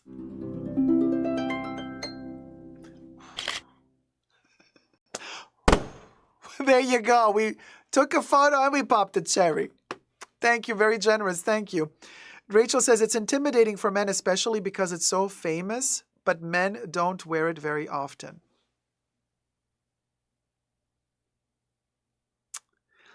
I think there's more to it. I think it's a bigger thing. It's a challenge. They know their history of Guerlain, Hermes, and other Chanel perfumes. But then when it comes to Chanel No. 5, fog. Fog. Total fog. Oh, Patricia Casey, and you're super smart too. Not just a pretty face. Thank you, Patricia. Very kind of you. Thank you. The opposite of what some Oompa Loompa from the Purse Forum would say. I'll let it, Lucha. Thank you, sweetie. Thank you so Letikius much. donated $10. And P.S. I was lured to Comete through you and it is absolutely magical. Sparkles, there's something special about this one that allows you to ride it feeling light and yet into sudden dips of depth. That's the one. Wait, let me reread the comment because, Bubbles kind of doesn't ask questions properly. Yes, O2, D2, Cricket O2, the mullet version of Dacob in the corn. I love it. Thank you, sweetie. So the Let It Lucha said, I'm going to pop your cherry. Let me just reread the question. And P.S. I was lured to Comet through you, and it is absolutely magical. There's something special about this one that allows you to ride it feeling light and yet into sudden dips of depth. Okay, so it's not a question. It's just a question mark. Yes, I agree with you. Gorgeous. Gorgeous. I adore it. And the more you let it oxygenate and oxidize, the better it gets, the darker it gets. This one becomes very, very beautiful after you've used it up a little and it marinates. Definitely. Give it a month or two after you start using it, and then it's going to settle into its own. So Rachel says, yeah, Daco, 100% I agree. There is more. What I said is just the surface. Yeah, for sure.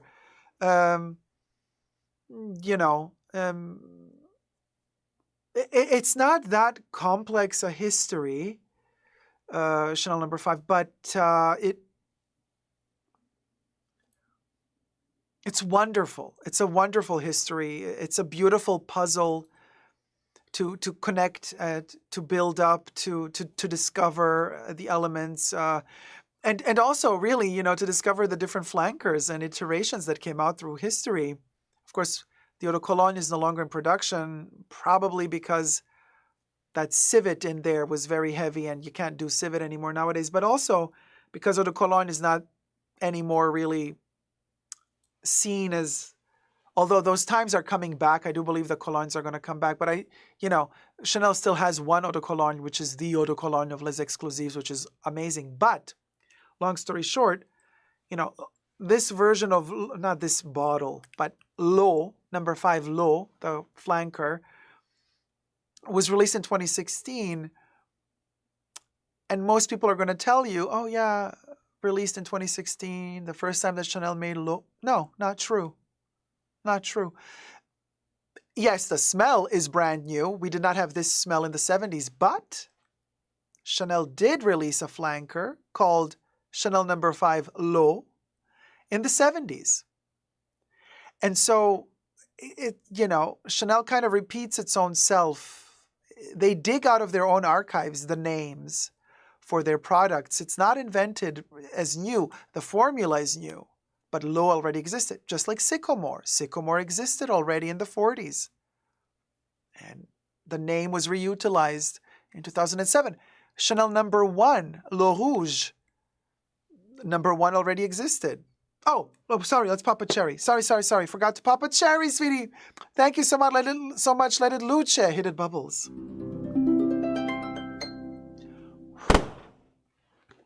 Thank you, sweetie, so much for the tip.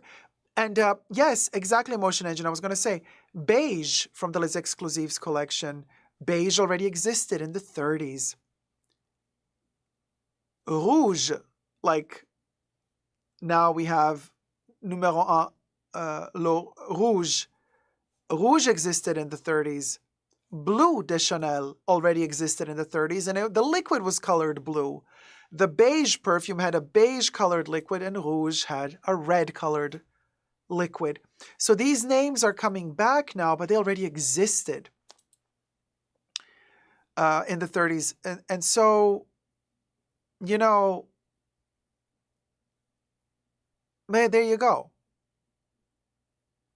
And you learn with time, and you learn more and more of this information. It becomes a very beautiful and rich interwoven tapestry of information. The history of Chanel No. 5 is like one of the most beautiful Chanel tweeds.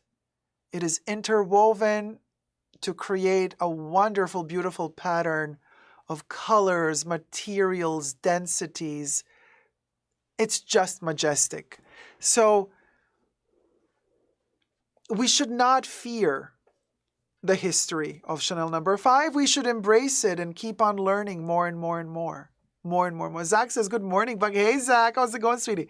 Chanel makeup in full swing and leaving to the office. Have a nice day, y'all. Have a wonderful day, Zach. Gosh, is it that early already? I mean, is it that late already? Oh, child. Early, late. I don't even know what time it is anymore. But it is very glorious. That's right, Jean. And,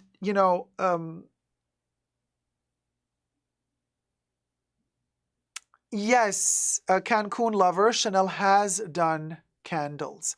And they are freebies, believe it or not. Their candles currently, last time they've done them around 2018, 2019. I've also had them in 2020. They are candles that are scented like the Sublimage creams. So they have a vanilla base with a gorgeous floral accord. And they usually gift them to you if you buy a lot of Sublimage products. Well, several years ago, I don't know if they still do, but those candles smell delicious. But they don't sell them. They don't sell them. But Chanel does have existing candles as promotional items, not of their perfumes, though. There is no Chanel No. 5 candle, I wish they made a Chanel No. 22 candle. That would be amazing.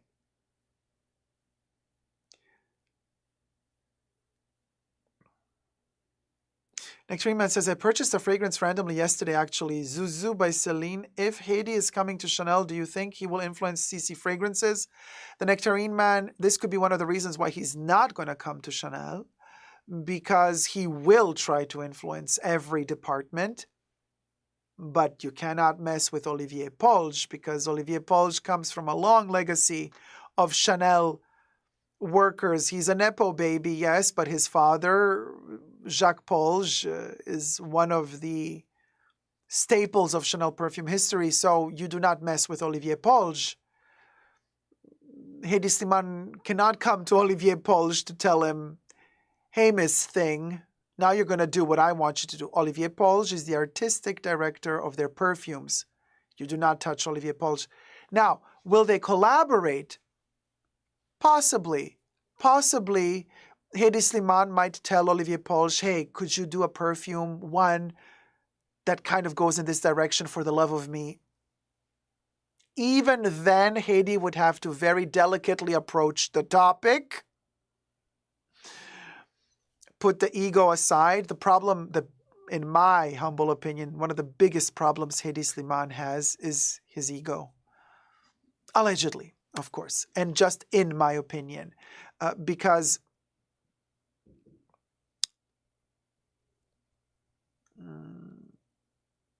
as wonderful as his fashion is, he has a temper. Okay, and he has a way of wanting to get stuff done his way, right? So, Kev says they did work on the original Dior Homme together. Well, Kev, the way you're making it sound as if Olivier Polge was alone as the only perfumer working on Dior Homme. He wasn't. So, very different scenario there. And Olivier Polge was not the head perfumer at Dior. Olivier Polge was hired to co-create a fragrance for Dior. Very different scenario. Olivier Polge was not artistic director of Dior Perfumes back in 2000, whenever they started working on Dior Homme, 2001, 2002. So MMM, yes, I do have an update on the new male Chanel fragrance. It's not new. It's a flanker. So Chanel will be releasing a flanker of Dior Homme, and it's going to be called Dior Homme Sport Légère Extreme, something like that.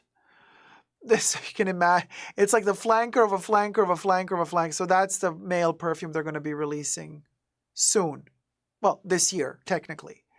Dior Homme Sport, is it Sport Extreme Légère or something like that?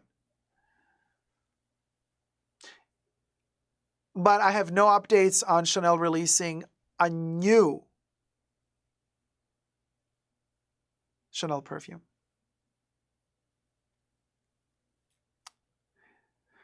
Donnie says, I like to wear number 5 eau de parfum during the day and putting on before bed. Bala Versailles, it puts back the civet in number 5. Oh, interesting combo. Michael Jackson loved Bala Versailles. What do you mean Dior Homme at Chanel, Rachel? No Dior Homme at Chanel. Yeah. Stanley says, is it from Olivier? What, guys? Olivier Polge is the co-creator of Dior Homme. Tom says, hi, Dacob. Hi, Tom. Been watching in bed for a bit, finally awake enough to comment. Dacob, love the Dynasty vibes with the pad. Thank you, darling. We need a cat fight. Robbie says, oh, Indrani, I love Bala Versailles. Well, there you go. You and Michael Jackson.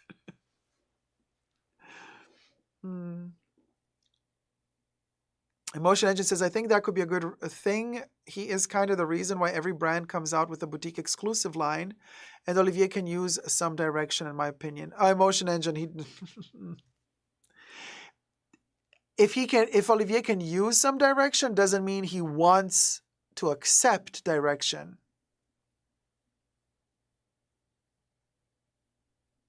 It will be a struggle, I feel, if Hedi Slimane comes to Chanel as artistic director. There will be a struggle. There will be a struggle, I feel. You know.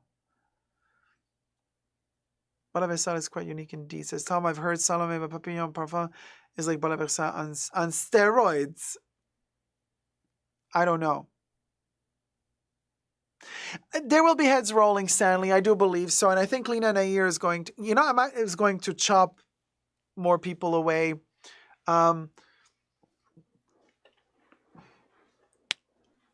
Rachel, that's a good question. When do you think they will announce a new artistic director? So let's do a little bit of the Chanel upcoming artistic director convo again.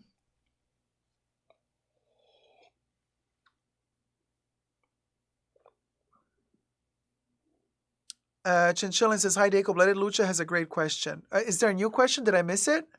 Can you repeat it?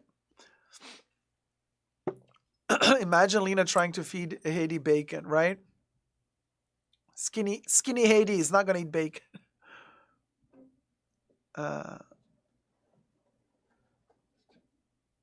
The Nectarine Man says, I don't know if Hades coming to Chanel, but in the Celine boutique, all the staff basically confirmed he's done at Celine.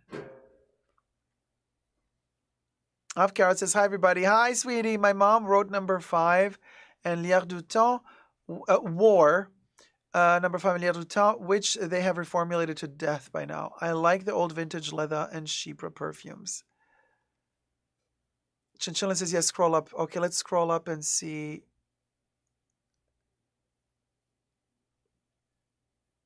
If I can find Lettre de Luce. Here.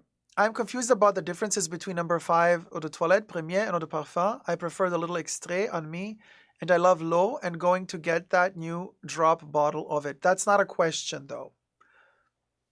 But okay. That's not a question, you guys.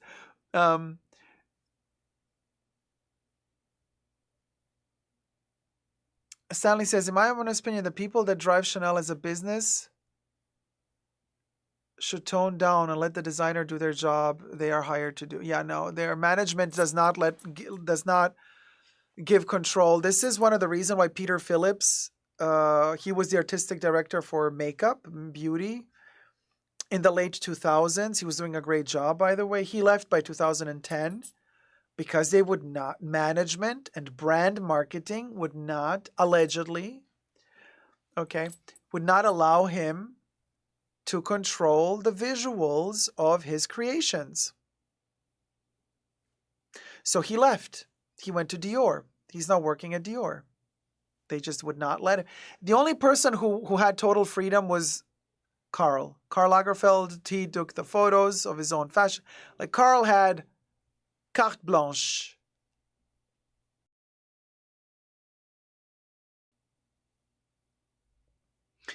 Karl had carte blanche. Everybody else has their hands tied at Chanel. So there's that. But so talking about who's coming to Chanel. So the longer we wait to hear who the next person is that's going to become artistic director at Chanel, and the more I believe that Virginie left without, like, Bruno thinking that she would leave. And, you know, because it shows us that they did not know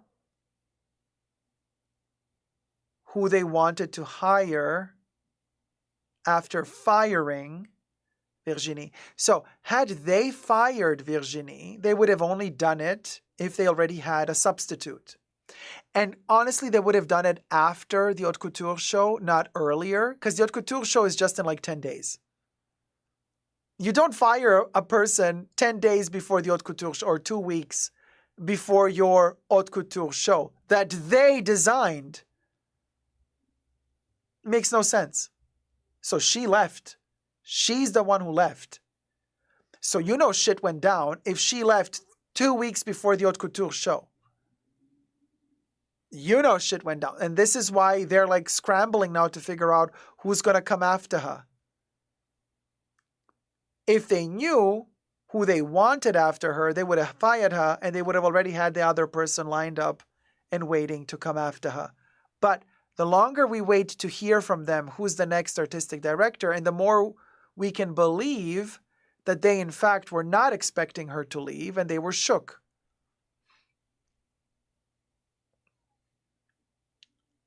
Deb's Shop says, I totally agree, she left on her own accord, so they have no one ready to go. Right. Patricia says it takes strength to leave before the runway show. No, it doesn't. She done. She got nothing to prove. She's been working her butt off for 4 decades. She done.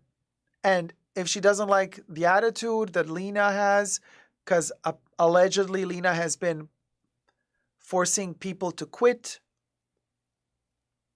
and these are probably colleagues of Virginie, and maybe there was some extra notes given to the creative team. Hey, do this, do that, because we need to earn more money. Why? You're a privately owned company. You are not a publicly owned company. You have no shareholders to answer to. But no, every time Lena gives an interview, she talks about the money. Making money, making money. I'm like, girl, chill the F down. Like, daddy, chill. Like, you're coming from Unilever, that was your Unilever, that was a publicly owned company, and yeah, you had to constantly answer to shareholders. Chanel isn't. Let it the F go. It's vulgar. When you're talking about one of the most luxurious fashion and most beloved fashion companies in the world, all you can do is talk about money. The vulgarity. The vulgarity.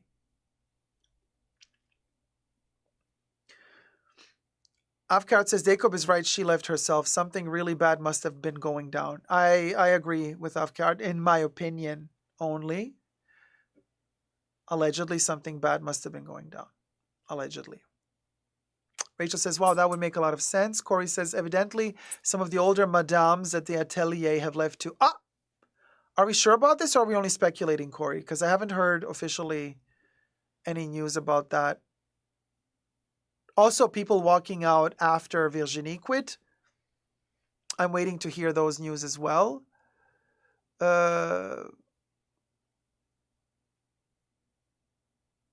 Rachel, that's another thing I've been talking about. You haven't seen my other 3 videos I posted on this topic in this past week. But your question, do you think Virginie will show up at the runway show? If she wants to deliver a statement, she will not show up. If she shows up at the end to bow out, then she will signal to us that she left peacefully.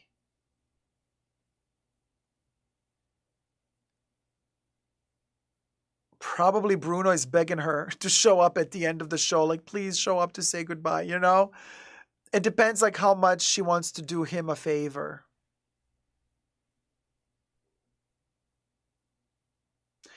Capricorn, when is the next fashion show from Chanel? The Haute Couture fashion show from Chanel is on the 25th of June, this month. Sylvia says, we just need to pray that Jacques Mousse doesn't take over. He will be an unaliving sentence to the brand. I agree. The poverty. Yeah, Rachel, on the 25th of June, we will know if Virginie steps out at the end of the show to bow out and say goodbye. Because she did not get a goodbye at the end of the cruise collection, which was the last show she did. It was just, the show is over. Everybody said, you know, Bruno Pavlovsky said she did a great job. She's great. That's it. And then a couple of weeks later, she's like, I quit. Oh, well, she didn't say officially she quit. But did you guys know that I think her Instagram account was always private? I'm not so sure. Maybe some of you know if it was always private, but now it's private. She went private. Rachel, yes, my birthday is on the 30th of June. 5 days after the Haute Couture show. Yeah, June baby here, babes. I am that June baby.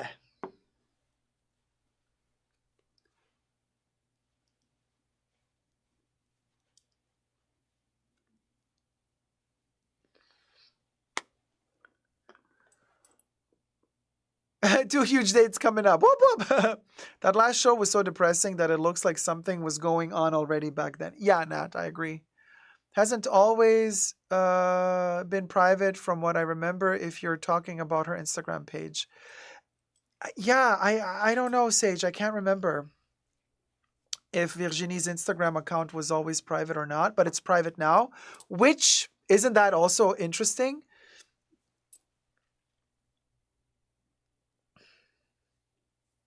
How it's private.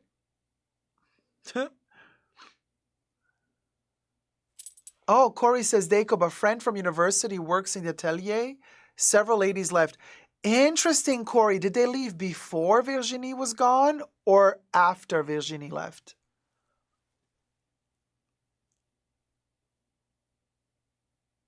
Indrani, I would also be thrilled if Virginie Viard would talk to me. I would love that. I would really, really love that. But I don't think she's not a litigious person. She's not a drama person. She's gonna go quietly, She's not gonna give a interview. Oh, same day, Kori.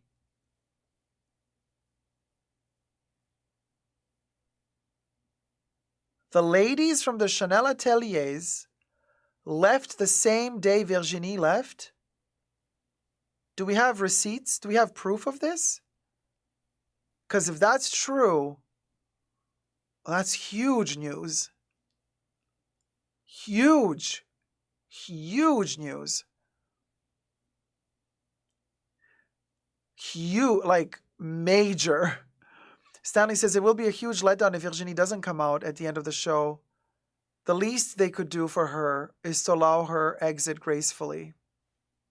Does she want to exit gracefully, or does she want to send a message by not showing up? It's politically a very clear statement if she doesn't show up at the end of the show. Right, Terry? That would be huge news, definitely. Deborah says non-disclosure agreements might well apply, for sure. Oh, Kori, don't get anybody in trouble. Kori's like, I can get them. I can get the receipts. I just need to get the okay. I mean, we need interviews. We need people to call in to talk,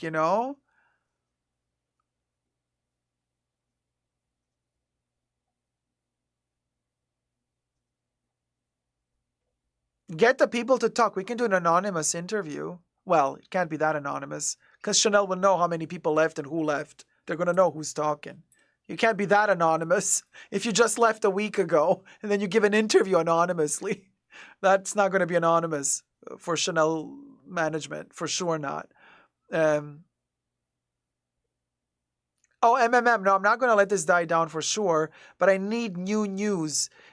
Interesting, on the Chanel front, we haven't had any new news since last week. Nothing new happened except for, the break-in, the heist, which we covered last live stream. We talked about the heist last live stream. Robbie says, sounds like a walkout to me as well. Yeah. Yeah.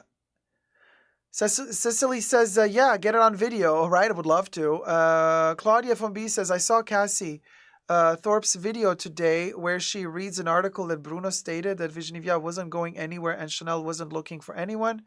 Print that was his statement. Something happened. Yes, Claudia von B. Cassie Thorpe is late as usual. I mentioned that article and I reviewed it several weeks ago. And we talked about this statement in depth shortly after the Marseille cruise collection.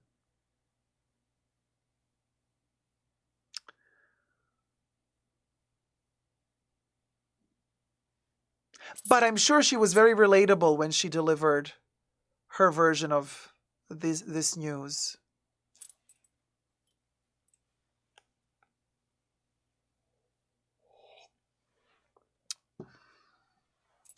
Cancun Lover says, Lena has done irreparable damage to Chanel. If Virginie does not show up to the show, she'd be honoring Chanel's legacy.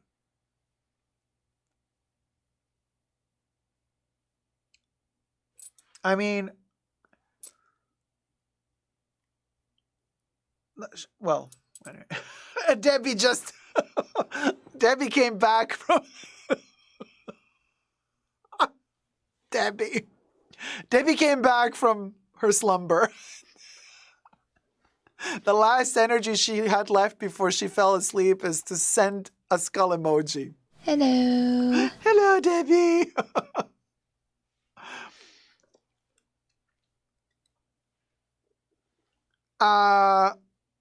Yeah.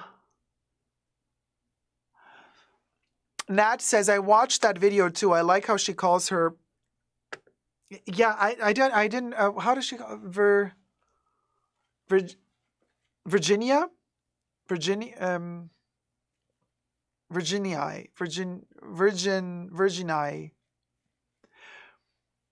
Yeah, she has some weird names for all of them. Yeah, I was also like Virgin E. Oh, and also Haiti was a weird pronunciation, as I was like, girl, Anyway, Kori says they adore Virginie. She knows how to hand sew and supports them completely. So when the ladies heard whatever happened, they took off their white coats, put their shears down, got their bags. Wow. Wow. Wow. I can totally see how this went down, if it went, you know. I can visualize it completely in my head. Brenda says, can't wait to see how it all plays and hoping we'll know more soon. Johnny says, I commented about your review on Cassie's video. Did you get a response? Virginie? I don't know. Relatable. Relatable equals fake, says Cecily Erker. Well, you said it. I read it. Stanley says, can we all imagine Lena appears at the end of the show instead of Virginie? Disgusting! Stanley. Oh, man. Virginie?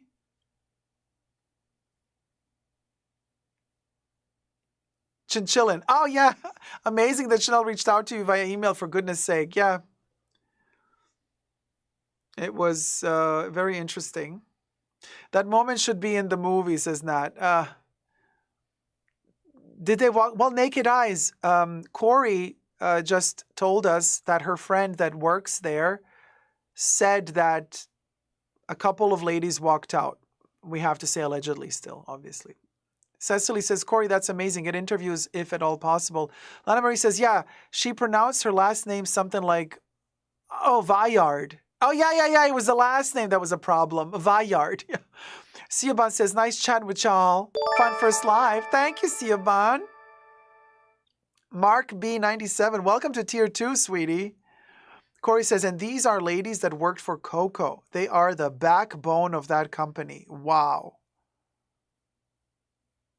Very dramatic and classy at the same time, that scene. Yes. Oh, Zach. Okay, it was Vayard. Oof.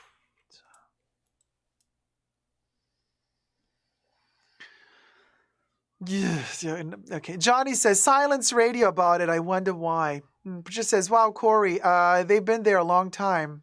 Sibylla says, Lena will have all the titles she wants in finance and marketing, but losing the dressmakers with the most experience in such an artisanal business is losing capital. It's also losing reputation, credibility, standard. It's really sad to hear. Yeah, they are so sweet, says Kori. Yana says, and this would explain why Chanel has not given a statement. But Chanel is never going to admit it, you guys. The companies, if this really happened the way it happened, the way that you guys are saying, they're never going to admit to it. Never, never. They're notoriously secretive about everything. Cecily Erker says, bye Chanel while you can. Sounds like the company's headed down the toilet. Rachel says, bedtime for me. Oh, happy to be with you, Rach. Thank you for being with us. Yana Clark, sleep well, sweetie. Yana Clark says, must be pure chaos there if this is correct. Could you imagine the chaos that they're going through right now? I mean, it must be insane chaos, especially if Virginie walked out on Wednesday and didn't come back. It's another thing to say, you know, if Virginie said, hey guys, I quit, I'm giving you my 30-day notice, and she still keeps working for 30 days, finishes the haute couture show, that's one thing. But it's another thing to say, I'm not giving you notice, I'm just leaving, bitch, I'm done. And then walks out. And then the ladies that work in the ateliers also walk out. And then who's going to finish the haute couture show? Will they be able to get the show ready for the 25th? Some of my friends who are haute couture clients have written me that they were invited to the show. The show is happening. They have their invitations. They are flying in to Paris to see the show. So the invitations were sent out for haute couture, just like everything is totally fine. The invitations are sent out.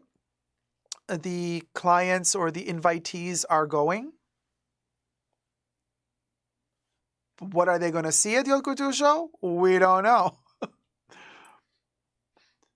Kori says the show that is coming is keeping everyone up. They have first-year apprentices working on pieces. That never happens.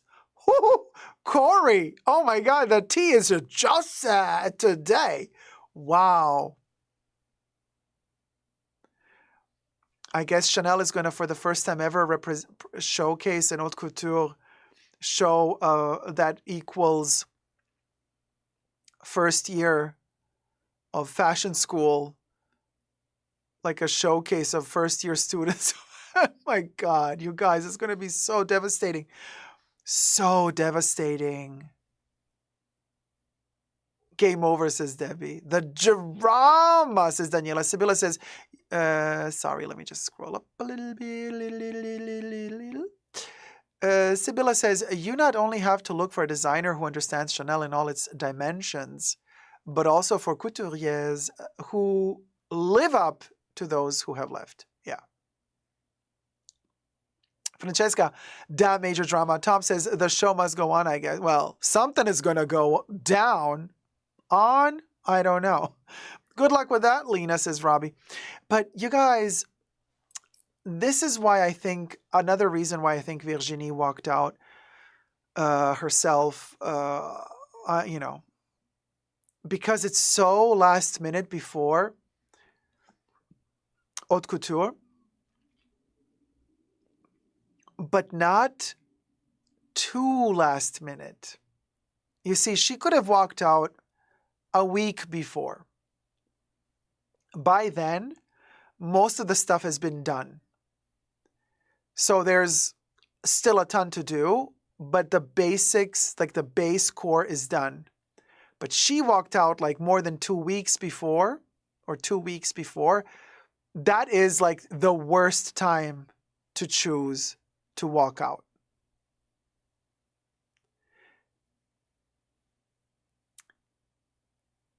So you know this was calculated. You know that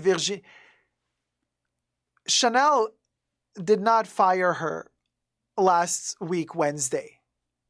I think Virginie left last week Wednesday because it's the worst time to leave. Because a company is not going to fire you 2 weeks before a show. They're going to wait till you finish the show and then they're going to fire you. If you leave 2 weeks before the show, you know, or we know that she left because she was done with whatever was going down. Stanley's like, Kori is brewing the tea. I love it. Francesca says, Lena must be pretty bad to cause that kind of crazy. I agree. I agree. Oh, good point, Dacob, says Afkart, right? Cecily says, this reminds me of when I volunteered at an opera company and it turned out the maestro was Harvey Weinsteining the singers in their careers. Ooh, ouch. Ooh. Must be karma, says Daniela. Kori says, clothes won't fall apart, but details are going to be not so good, which is the whole point of haute couture. Yeah, you're spot on, Dacob. Says Patricia. JLB says, bonjour tout le monde. Hello, Dacob. I think she retired because she has worked enough, aka more than 40 years, to get her complete retirement indemnities. So why keep working if Lena Nair makes some... No, JLB, but there's ways and ways to retire. You can retire dignified after your last haute couture show, or you can disruptively say, I'm going to leave before the show. This has nothing to do with she's tired, she wants to retire. You finish a show. You've already done 5,000 shows. You can do one more. You can finish one more show and then leave. But leaving 2 weeks before the show, very different thing. Very different story altogether. Yeah, very punk of her too, Patricia. I agree. Capricorn says, but do you think she did it abruptly because of something that happened that day? Or was it premeditated because of many things that had been happening? I think something must have happened Monday, Tuesday, or even Wednesday of last week. Something big must have happened Monday, Tuesday, or Wednesday. for her to leave.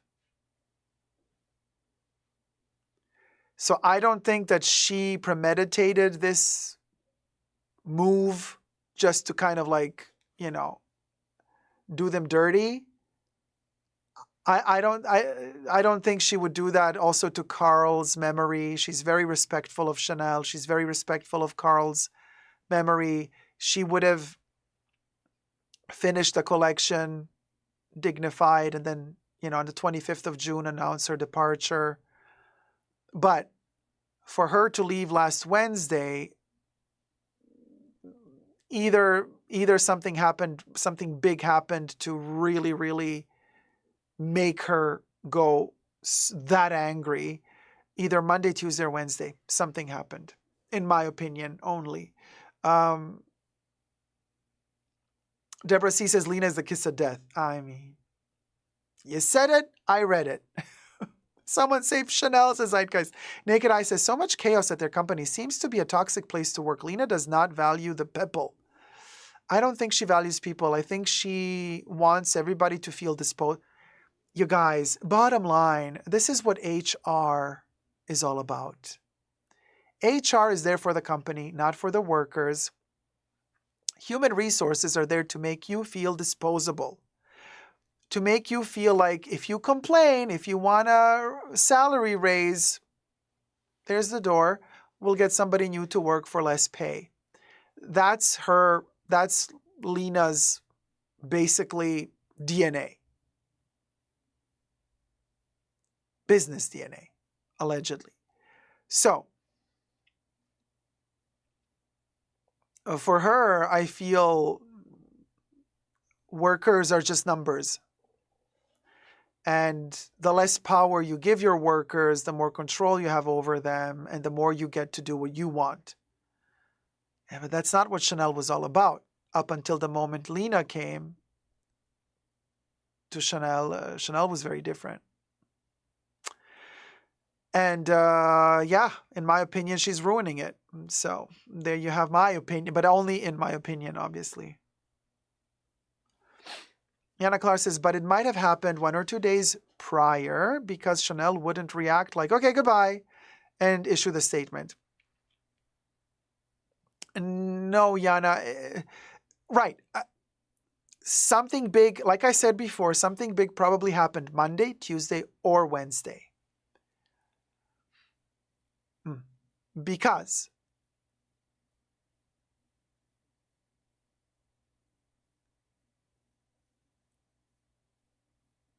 several reasons. On Wednesday, news leaked from workers from Chanel, allegedly, that said that she was only given like a half an hour, 1 hour time to pack her things up, say goodbye to the people in the atelier, and leave. Chanel allegedly had to issue the statement because they tried to own the narrative, because the information was leaking. So the information was leaking. The workers were leaking the information. So Chanel was forced to issue a statement ASAP to try to damage control and own the narrative a little bit. This is what I think happened.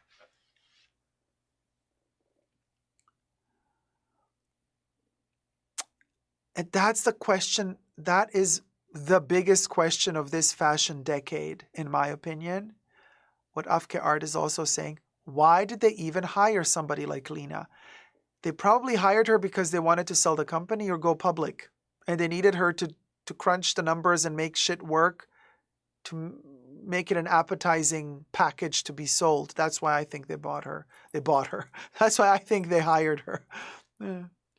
Maya Little Love says, what if something very personal happened to Virginie that can't be made public or speak about yet, that forced her to leave, drop everything in moment's notice and go? I have hypothesized this in my first video last Wednesday, and I said I really hope that Virginie did not receive some scary health news. I hope that she is healthy. I hope that her health is not the reason why she left. I said that last Wednesday. We don't know. We don't know if her health is the reason. Could be, but I hope not. I hope that's not the reason. Kori says, nothing personal happened with Virginie. Her leaving has nothing to do with her personal life, says Kori. Leanne Carter says, Lena is who she is. Blame who sought her out to hire her. That's, Leanne, also the question we're asking, like, why would she be hired? What's the reason behind hiring her? And my opinion is because they want to sell and go public. Zeitgeist says, question, what if someone super rich buys Chanel and keeps it private? Can that happen? Yes, if you can afford to buy Chanel and on your own, yeah, you can keep it private. Oh, Kori Kori says, my friend just woke up. I'm asking questions for us. Interesting.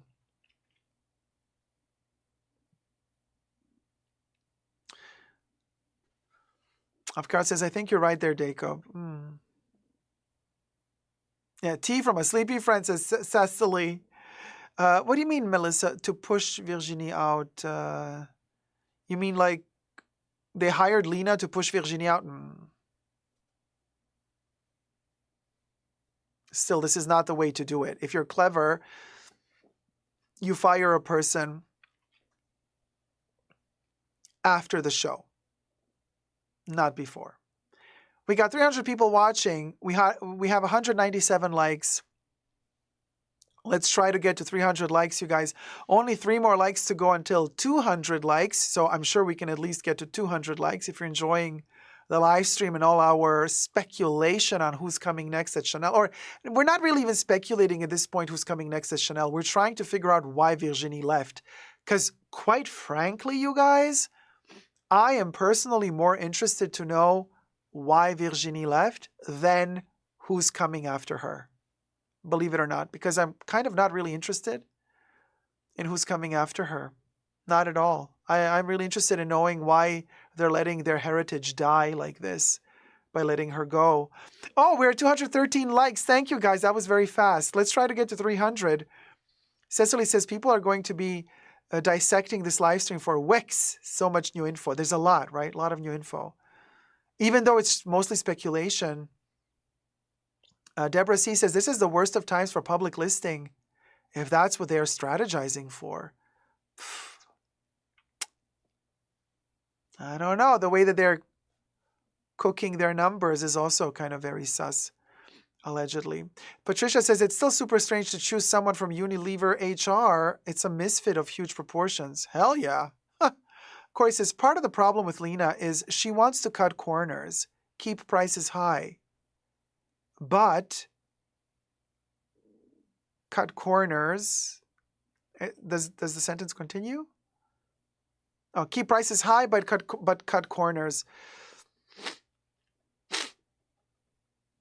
I know people have been hypothesizing, well, why do you hire somebody from HR to be a CEO? You hire them because you want to get rid of all the people who have been working for a long time and don't want to leave. So you want to force them to retire, which is what apparently Lena has been doing, because in these past years since she's been hired, apparently a lot of the old school Chanel employees have left, saying forced to retire. Why bring in fresh air to the company that was doing very well? You know, a change, a shift. I don't know. Leanne says she's like a hedge fund. There are no more corners to cut, says Cecily. It's a circle at this point. Garrett says, Lena is actually devaluing the company. I agree. Oh, wait, is this a video we're going to film? Or should I just say, hold on. So, sales associates are commenting on TikTok videos. So there's a lady on TikTok that got a Chanel bag with the chain strap, with the intertwined leather in the chain. And she said, you guys, I paid a lot of money for this bag, and I noticed when I came home that the leather that's running through the chain is twisted at one point. Do you guys remember the reason why I brought my Chanel chain sunglasses from Spring Summer 24 back after purchasing them? Because the strap inside the chain was twisted, and there's no twisting it back.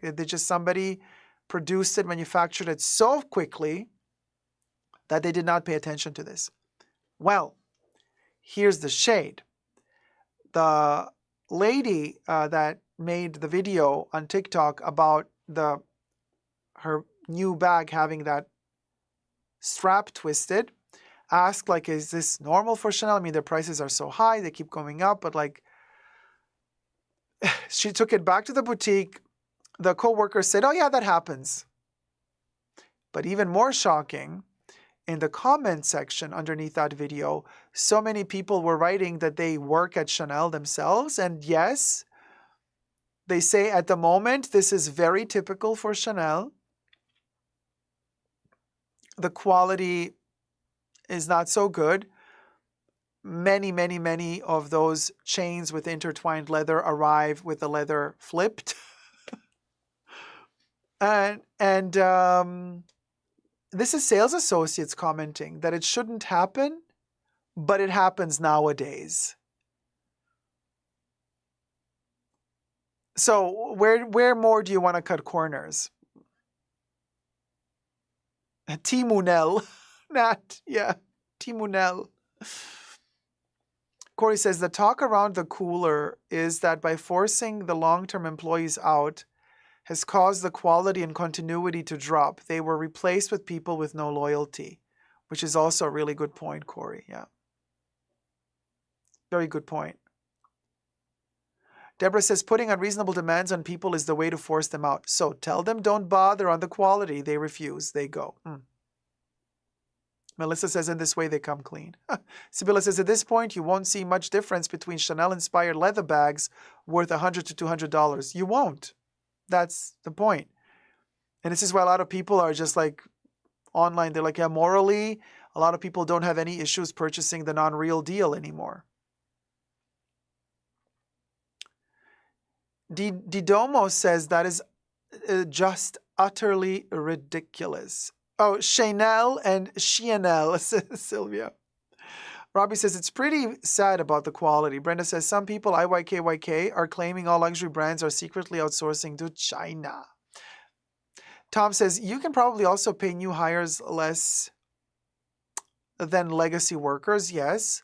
Kate says, I also think Virginie had enough of this quality issues with the products under her name. Possibly. Kori K says, and less training and talent also. Deb Shops, the bags are made by various subcontractors. That is why there is no consistency in quality. Yep. Allegedly. Patricia says, Kori, it's so kind of your friend to answer our queries. Robbie says, even more sad is the super fake is made better, allegedly. Deborah C says, Chanel is in a deep Chanel ditch. And this is, in general, the problem that we're having with the luxury world, luxury fashion world in general. In fact, our topic that I'm going to do right now is connected to this.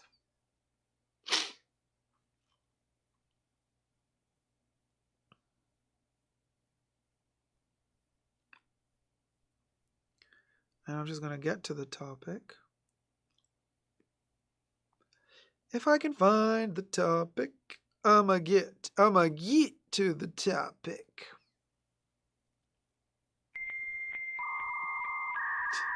Thank you, Bubbles. Thank you, Bumblebee. You've probably already heard this, because a lot of you have been sending me this link to this article, or these articles, because many articles have been written about this.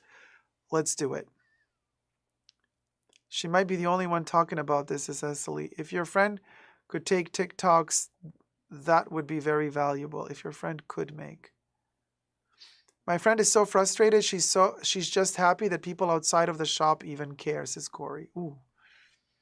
Not even 2 years in, and my favorite mini reissue, says the Renegade Realtor, with aged gold hardware is already fading. I guess I'll use the heck out of it before sending it in before my 5-year warranty runs out. Ooh, sounds terrible. Unless they don't stop with the 5-year warranty before your 5-year warranty ends. Well, we care in the fashion bunkers, in the fashion bunker. We can give workers the voice back. We can give them we can give the workers a voice, Kori. Tell them, Kori. All right, listen to this story.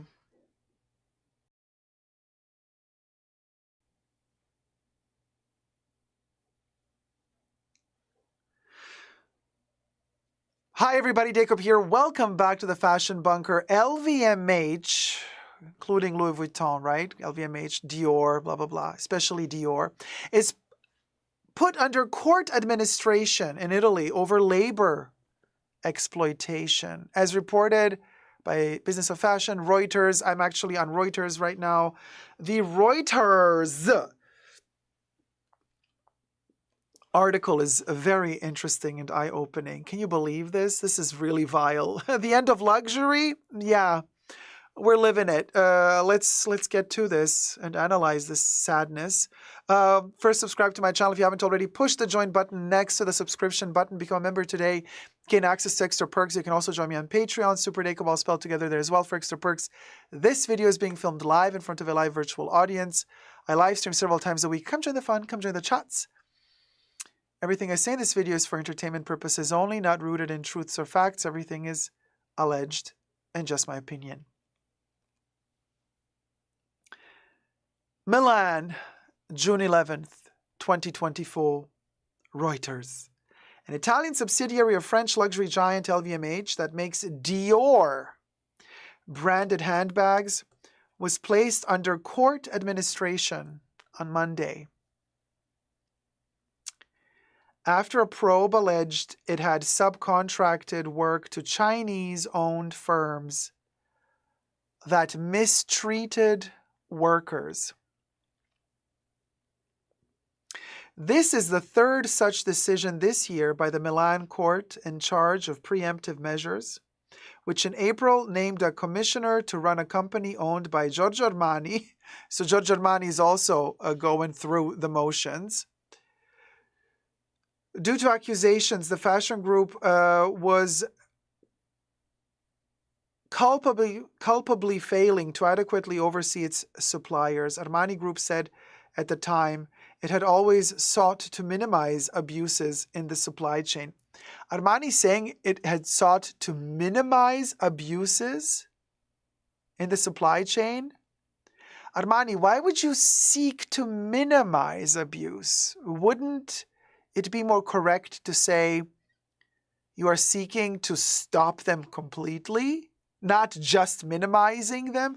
Because just minimizing something means it's still continuing, but just a little bit. We're just going to torture a couple of people instead of a lot. No, that doesn't make it any better. Not whatsoever. The court said in a copy of Monday's decision, which was seen by Reuters, that prosecutors alleged that the violation of rules was not a one-off among fashion companies with manufacturing capacity in Italy, but systematic due to the need to pursue higher profits. It's not something sporadic that concerns single production lots, but a generalized and consolidated manufacturing method, the document said. The luxury industry supply chain has come under increased scrutiny by consumers and investors in recent years. To reduce reputation risks, fashion labels have curbed the number of subcontractors and internalized production instead, right? In a blow to Italy's leather goods industry, which is mostly based in Tuscany and comprises many firms founded by Chinese immigrants. The good old famous so-called sweatshops.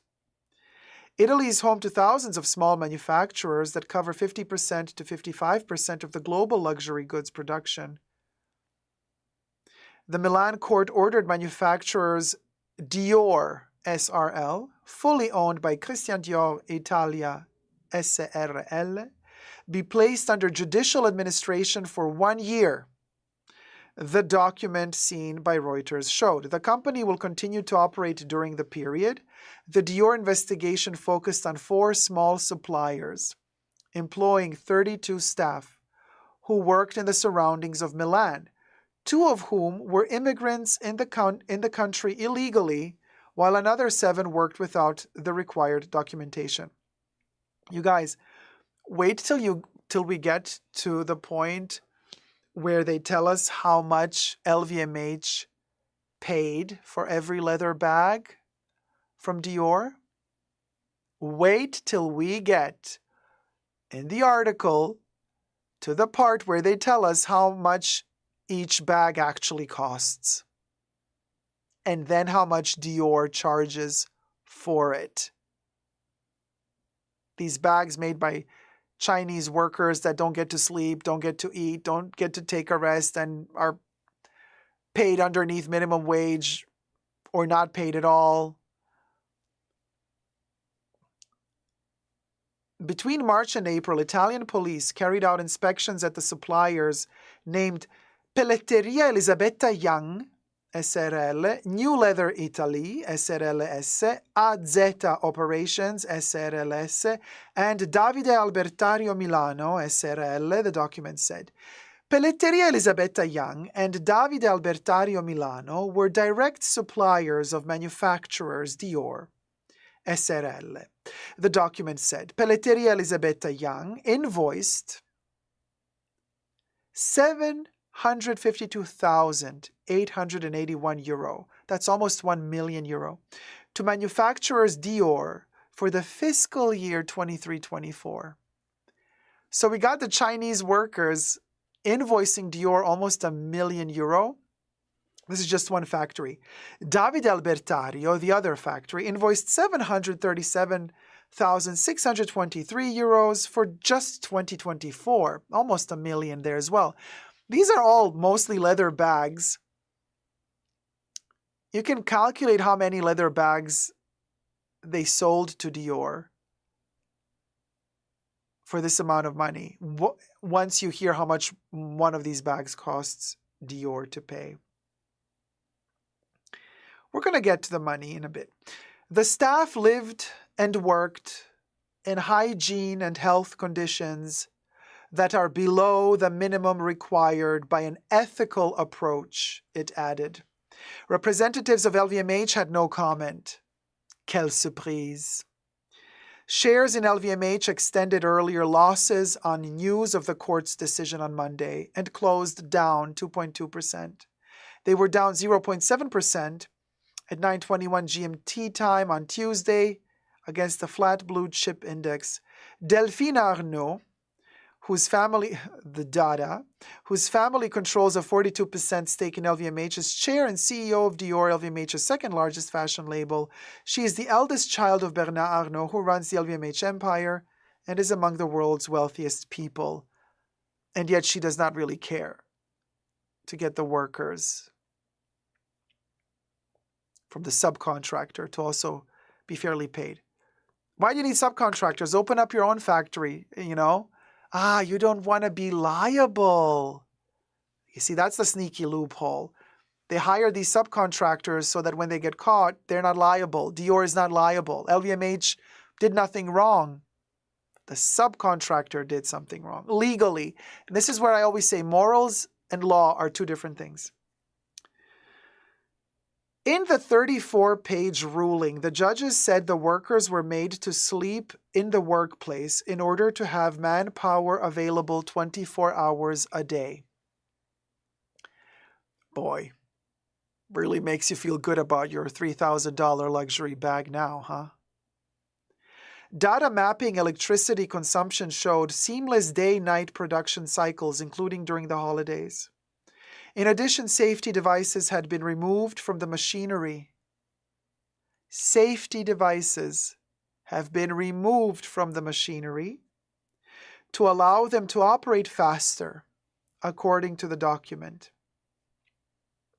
at the detriment of the health, physical health of the workers, right? This allowed contractors to rein in costs and charge Dior as little as €53 a bag.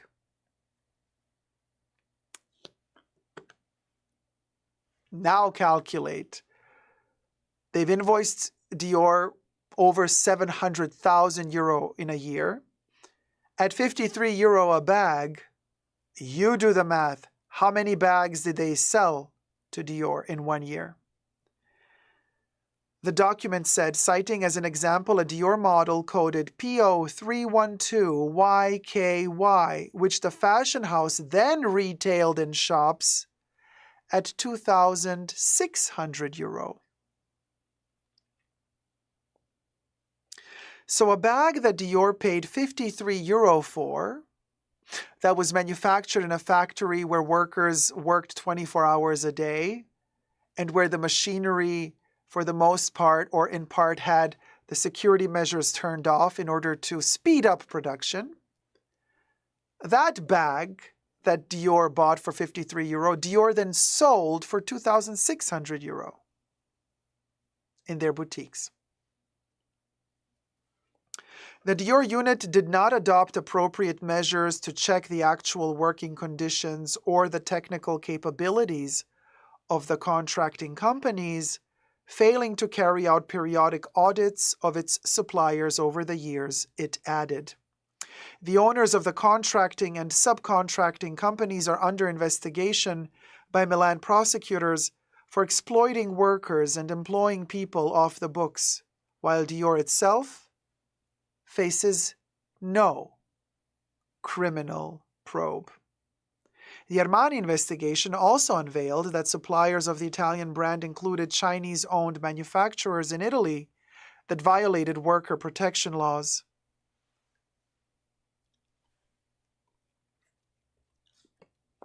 And so,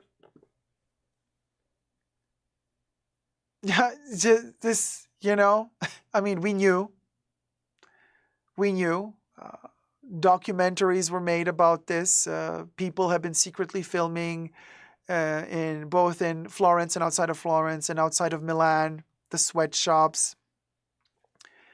The documentation is out there if you want to see it, But now that it's kind of stepped up a notch and the Italian court steps in and takes over Dior for an entire year and they're going to be controlling everything that's happening, it's like the shit has hit the fan. The shit has hit the fan. And what does this all mean? You know how people that analyze economy, the economists out there that say, hey, billionaires cannot possibly be billionaires and be morally and legally and ethically clean-handed. Many economists out there are going to tell you if that person is a billionaire, they had to walk over dead bodies to become a billionaire, and they were glad to do so. There's no way that you can become a billionaire without doing major shady stuff. Allegedly. That's how they became millionaires. Allegedly. So now Bernard Arnault, who's a billionaire, one of the, if not the richest man in Europe,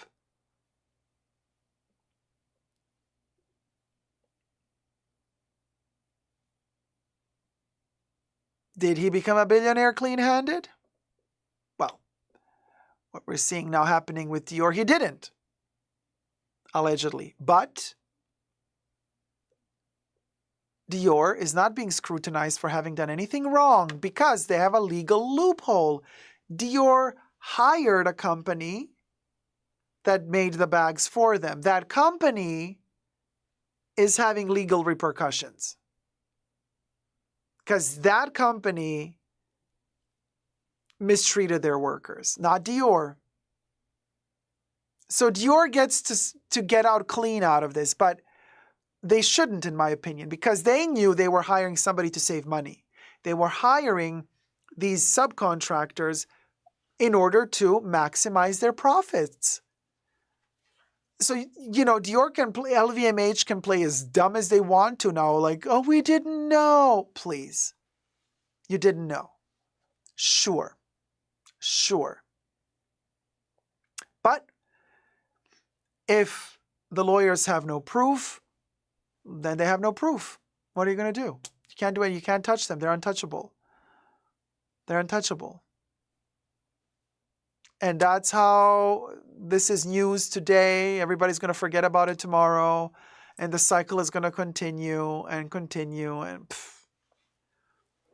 we're living in a very shitty world, you guys, where money is king. And money dictates the rules. So, in order to make money, in order for you to be happy and make a ton of money, most luckily a ton of other people have to be very unhappy in order for one person to be very happy with a lot of money. That's the world we live in. What a great world, huh? BB says, morally they are not clean. Legally they might be clean, but morally they are not clean. Well, morals, schmorals, you know what I mean? Yeah. How can these people sleep at night? Have a peaceful sleep at night? I don't know. I don't know if you have to be a sociopath, a narcissist, an egotist. I don't know what I'm asking here. What do you need to be? At what level of, like, why do you need to, who wants so much? Who wants so much? I don't think a mentally sane person wants so much. Just my opinion.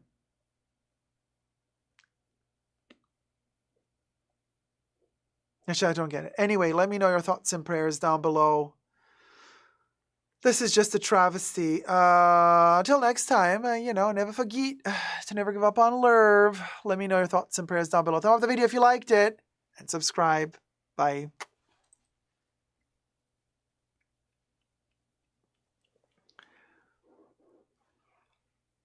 Yeah, I mean, they have insatiable egos. Money corrupts people. Yeah. Tom says they are sociopaths or reptiles or something. Certainly not an empathic human being. Terrible. Terrible. Let me tell you. Terrible. Larissa says the saddest part is if the bag would cost 200 euro in the making, they'd still be the richest people in Europe. Yeah, true. That's a good point. That is such a good point.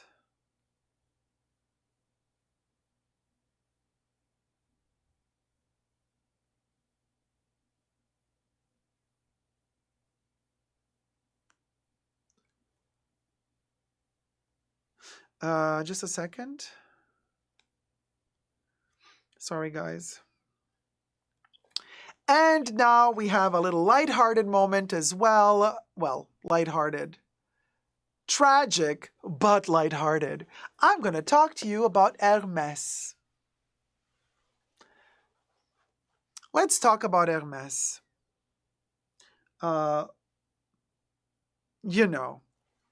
And I'm going to freshen up while I talk about Hermes. I'm just going to have one spritz. Allow me one spritz of my little pebble. Just one.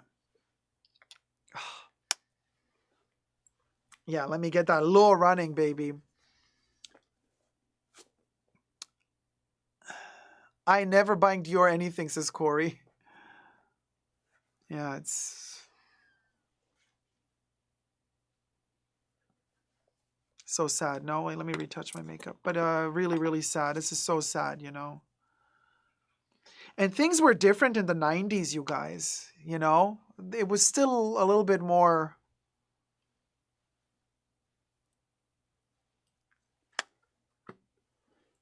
Any more updates, Kori? Do we have any more updates, Kori, from your friend that just woke up?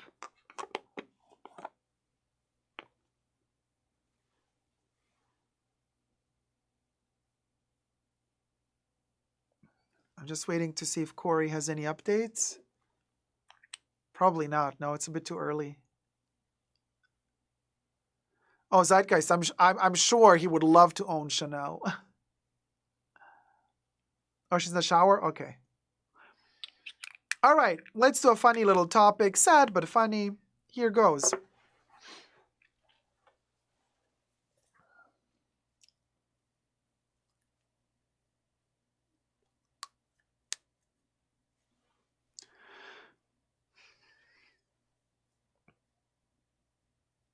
Hi everybody, Dacob here. Welcome back to the Fashion Bunker. Hermes is falling apart.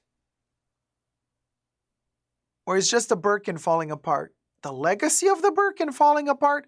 Wait a minute. Or a Birkin broke.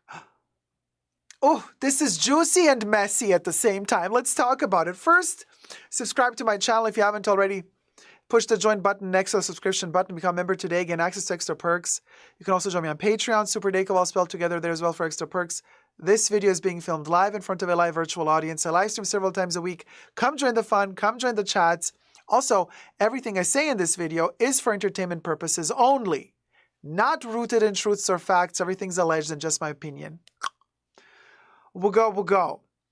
Listen to this. Listen to this. Fellow TikToker creator, Eva Ursin, posted several videos. This is Eva. Hello, Eva. I shall post a link to her TikTok account and a related video or videos down below. So go follow Eva on TikTok and send her some love. So Eva made a video about, Eva lives in Switzerland. She talks about it on her TikTok. She's working with horses. The horses are wearing Hermes. And she has a yellow Birkin bag that she borrowed to one of her friends. And the story goes as follows. Her friend has a kid that allegedly cut the handles of the Hermes bag. When she returned the bag to her friend, the handles were cut through. And also, there. The top handles were cut through, and the kid also allegedly drew some scribbles on the bag. One of the scribbles was on top of the Hermes logo, and another scribble was in the back of the bag. Eva started doubting that maybe it wasn't the friend's kid who did it, but the friend herself. Very telenovela style, because she said, why would a kid, she's like, if I were a kid, I would want to draw on a bigger surface of the bag, like when there's a lot of space for me to draw. Why would I just draw on top of, why would I just scratch the logo? Why would I just mess up the logo? And these handles are hard to cut through. How can a kid cut so clean through both handles? So she started doubting her friend. But shady / potentially sketchy friend is not the topic of this story. The topic of this story is what went down with this bag and what Hermes did to help Eva out.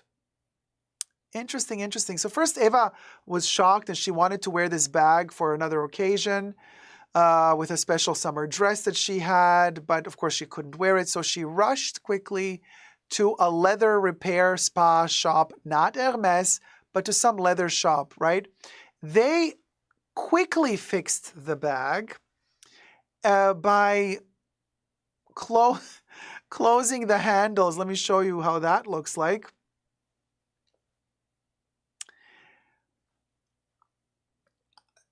Okay.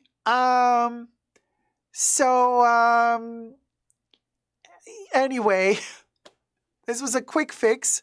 She said it doesn't matter. It's a Birkin 25. She would just put a twilly on top to hide this.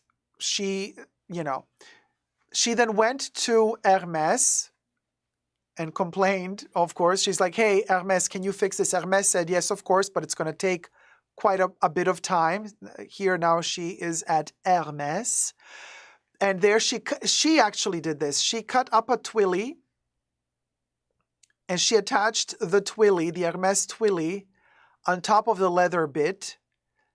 And she said she cut the twilly up because if she were to roll the twilly around, then this little hole around the handle would be even tighter because a Birkin 25 has a very tiny handle. So she barely manages to put her hand through it as is. Placing an entire twilly around it would have made it too thick and she wouldn't be able to put her hand through it anymore. So anyway, this is how she kind of temporarily fixed her bag, and she went to Hermes with this bag. Hermes looked at the bag and said, we can repair it, you know, we can take the handles off and we can put new handles on the bag. It's going to take a bit of time. So if you wish to really use this yellow bag, you know, think about it. Maybe you want to still use it in the summer while the weather is nice and you want to wear like light summer clothes with a yellow bag, and then you can bring the bag in, you know, cometh autumn, and then we can send the bag off to exchange the handles because it's going to take several months to fix it. So your choice if you want to do it now or later, but we can fix the bag. They were very, very helpful. But here's the plot twist. Eva was so sad, right, at Hermes, and Hermes was so sad for her. And she says in her TikTok video, they were so sad for me that they offered me then and there to purchase a private order Hermes bag, to place a private order Hermes bag. As if it were nothing. It was just like, oh, we're so sorry for your little bag. But here, why don't you just make a brand new one for yourself? We're going to let you choose whatever combination you like. And here's the next picture. Eva is filming here her constellation, how she's picking and choosing. Or maybe she wanted a Kelly after all and not a Birkin. She did say Birkin in her video. But look at Hermes being like, just like that. Oh yeah, sure girl, we got you covered. Honey. We could take a private order. Now, I watched more videos from Eva and I realized there's a lot of money involved. Her boyfriend has a Ferrari. They're like, she has quite a few Hermes bags that she's showing in her videos. Her horse is dressed in Hermes. So I do believe that she's one of those clients in Switzerland that have bought a lot from Hermes. So probably Switzerland Hermes is like, oh yeah, she's a really big client. Yeah, sure. Order a new bag. You know what I mean? We'll go. Okay, but still. Okay, let me show you the next picture. And here, you know, she's choosing the interior of the bag. She chose the exterior and then the interior, you know, like she's like, yes, it was super fun. Yes, I was sad for my bag, but super happy that Hermes allowed me to order it up. I'm like, yay, lucky girl. You know. Melissa's like, with that money, sure. Cecily says, I miss why she would do that if she could afford a new one. Hermes repairs something, right? Anyway. I mean, she can't afford a new one. And she also said like that her friend offered to pay for the broken bag. And she said, no, it's okay. I mean, I'm lucky enough to have the money to be able to afford it, but it's not so easy to get the bag in that constellation just like that again at Hermes. You know how difficult it is. And she's right, that is difficult. But they're letting her choose to build up a new one. So the story gets even more complicated because she's traveling a lot with her fiance or boyfriend.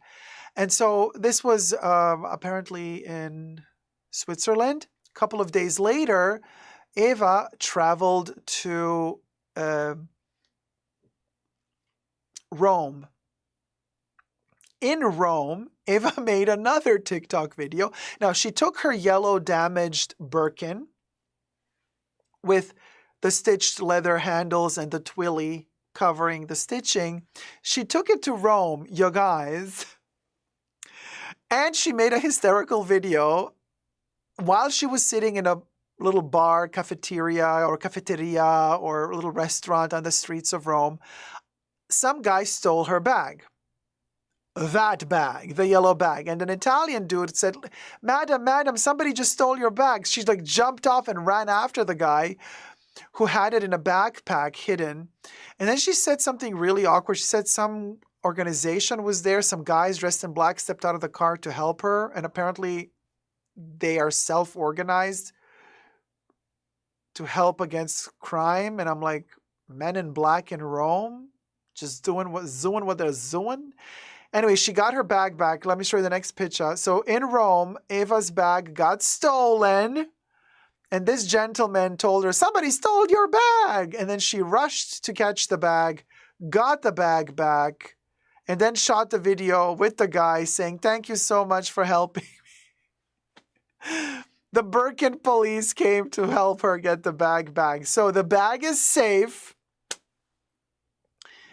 And I mean, this bag, such a shenanigan bag. This bag is going to go down in Hermes history as the bag that is like, it's the cursed bag. But it's the cursed bag that always finds its way back to its rightful owner, which is kind of not a curse after all, but more likely a miracle, really. Gloria says, okay, I'm listening to this and I can't. I just can't. Melissa says, dear Lord, is this a Mission Impossible movie? Mission Birmingham.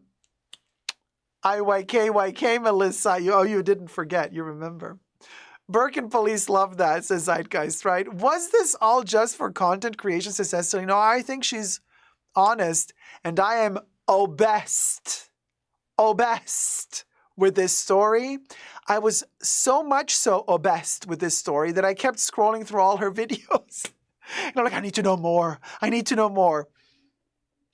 The baddie bag, right? Emotion just says, the boomerang Birkin, the blessed bag. Yes, IYK, cha. Oh, cha, IYK. Okay. She says there's a lot going on. So how will Hermes repair the bag? What other crazy situations will she get into with this bag? Stay tuned, because I'm obsessed with this. I'm completely engaged into this. I am involved now. I need to know. I want to know what this bag is up to next. What about you? Let me know your thoughts and prayers down below. Thumb up the video if you liked it, and subscribe. Never give up on Birkin love. Bye.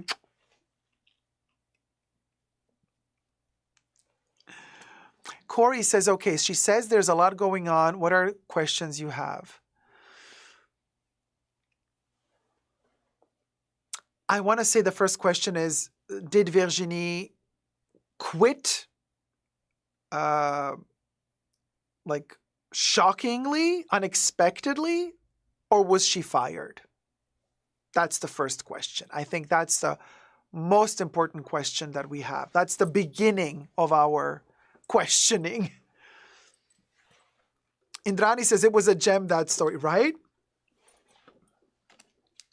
And Eva is so sweet, you guys. Eva is really, really sweet and funny. Kori says she quit.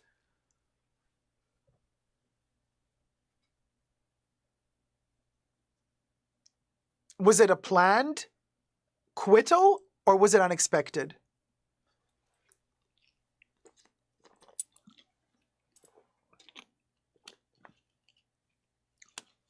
She quit at 11:35 a.m. on Wednesday.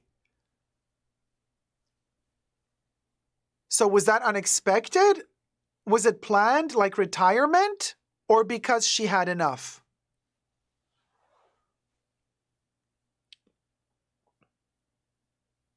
Cecily's like, get the popcorn out, ladies! Ladies! Melissa says, kudos to you, Virginie, for quitting the bacon factory.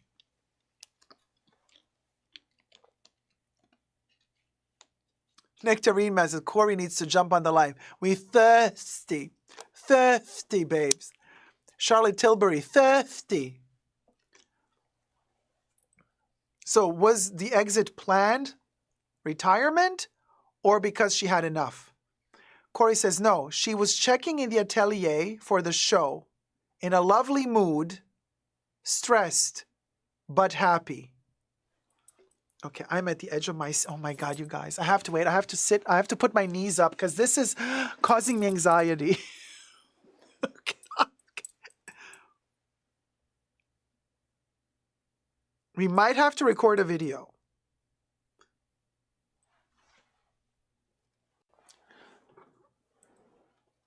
Kori says, no, she was checking in the atelier for the show. Yeah, I read that one. In a lovely mood, stressed but happy. Okay, but then what happened? So what changed her mood? Oh my God. Kori says she quit.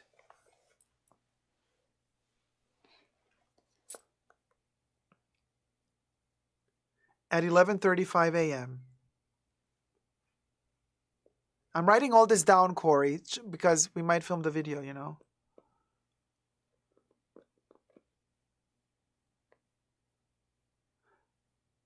Kori says, I can only type so fast. Yep. Don't worry about it. Take your time. We're all sitting at the edge of our seats. By the way, you guys, while we give Kori the time to ask the questions to her friend, and while we give Kori the time to type out the answers to us, thumb up the video while we're waiting. Thumb up the video and get yourself a drink, like a tea or a coffee or something. Because this is, wow. Because, wow. Wow. MMM says Kori needs to call in. Well, if Kori calls in, she can't type to ask her friend the questions, you see. We need Kori to use both hands to type the questions.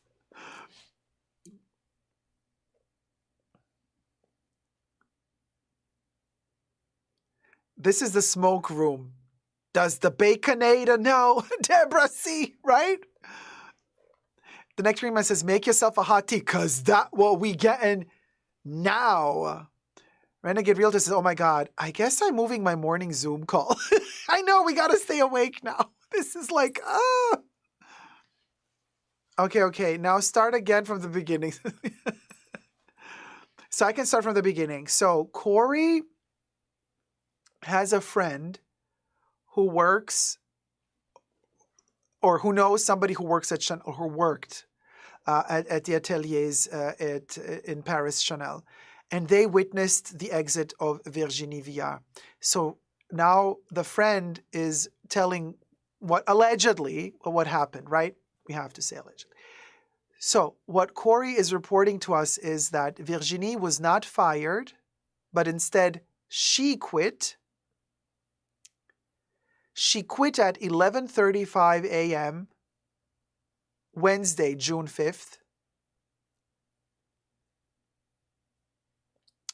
I said, was she like, did she quit? Was the quitting planned? Did she want to retire? Was it, already in the works? Answer by Kori is no. She was checking in the atelier for the show in a lovely mood, stressed but happy. That's what we know so far. So she did not plan to quit, according to this intel. She was stressed but happy, working on the show. They have 2 weeks left before the 25th of June, when the Haute Couture show is going to air.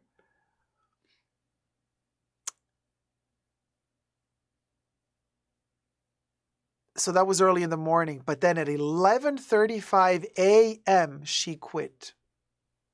So that means that whatever made her quit happened between the opening of the ateliers and 11:35 a.m. So I don't know when they start working, like before Haute Couture. I don't know if they start working earlier than usual, or if they start working at 8 or at 9 a.m. Let's say they start working at 8 a.m., which is super early, because it's before the Haute Couture season. So let's say they start working at 8 a.m. 9, 10, 11, 11:35. I've seen it. Can I stop? Let's say they had 3.5 hours to work before she quit at 11:35. That means 3.5, something happened in 2.5 or in 3.5 hours after they all came to work on Wednesday. Kori says there was no yelling involved. So there was no big thing. Well, I don't think she would yell anyway. I think she would be like, oh, this happened? Okay, I'm gone. You know, I don't think she would fight in the ateliers. Maybe she got an email from management up there or a phone call.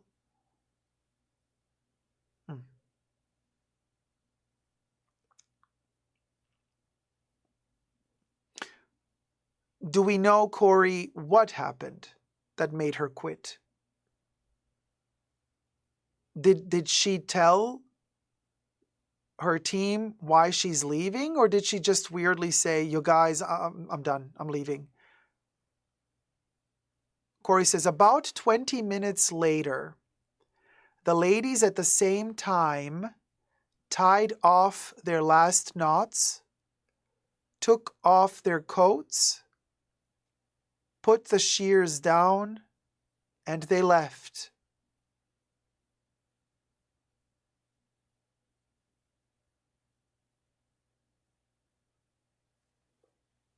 MMM, come on, follow the dots here. Kori already said that she quit. MMM is like, so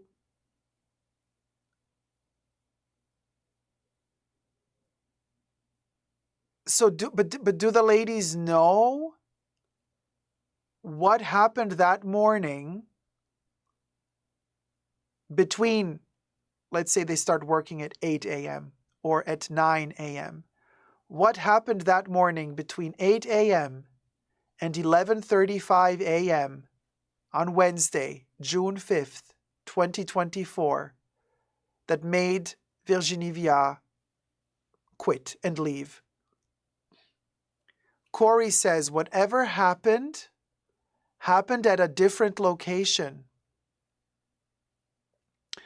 So then my question is, did Virginie Viard come back from that location to the atelier to tell her ladies goodbye?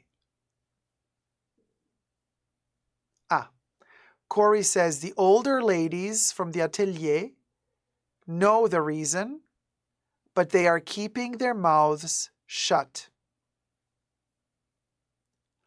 Are the older ladies still working, or did they also quit?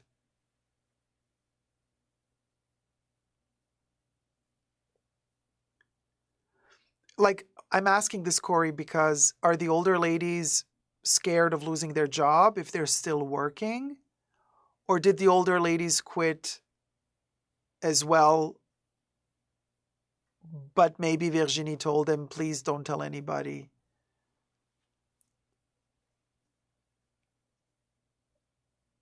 Or the workers think that no one cares about the truth?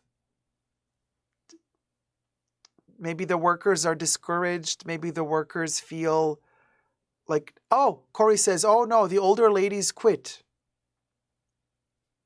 But if the older ladies quit, why are they not talking out about this? Kori says, yes, she came, talked to the madames, and left. So Kori means Virginie Viard came back to the atelier, talked to the ladies that work in the atelier since many years. She talked to them and left. And then the ladies quit. Kori says the ladies then also quit.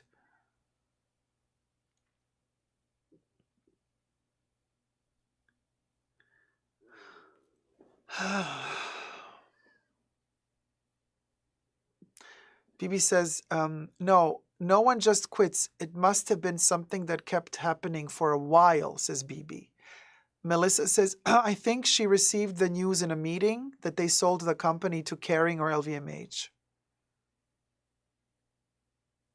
Kori says, I think they are waiting out of respect.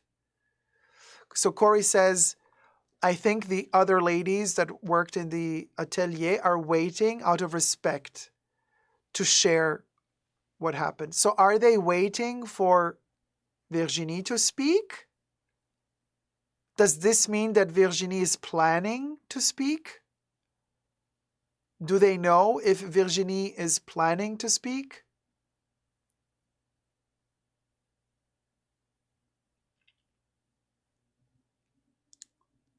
Grace Chen says, oh my God, maybe Lena is trying to retrench some of the atelier workers and the senior atelier ladies, include Virginie, walked out in protest. Deborah C says, non-disclosure agreements equals silence. Sibylla says, they may have a confidentiality clause with Chanel. Lian says, if it is because of a sale, that is a reason to be mum. Jackie says, that is a very unhappy work environment if they just quit. Kori says, there have been lots of things that have been building. Aha. So the ladies say there have been a lot of things that have been building up. Can your friend Kori say which, if any, things have been building up? Can we have an example of what one of these or several of these issues were?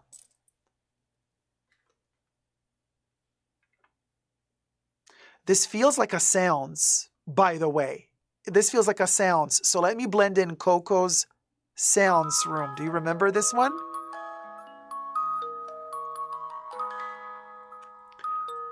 I think this was the right moment to bring back this little beauty. Do you remember this room? This is Coco's tarot room.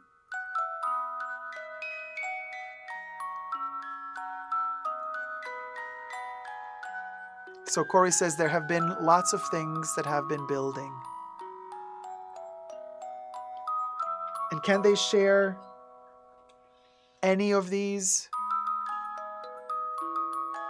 Sibylla says, I love this room. It's a beautiful room, isn't it? Emotion Engine says, I was about to say, it feels like you're communicating via Ouija board. You know. Our Chanel 5, the egg of truth, allegedly. The egg of intel. Tell us, almighty egg. Chanel number 5, tell us. It's my Coco phone. Coco. Tell us, what have you seen from up there?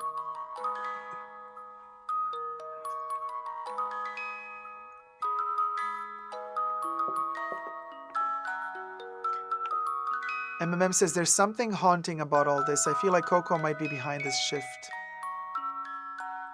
Kori says, constantly being criticized for not working faster. Poor quality of supplies. And trying to make them work like Americans.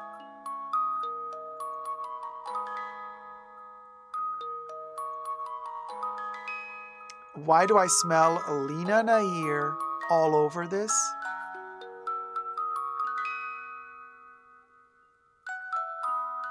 Why do I smell Lina all over this? As we thought, not only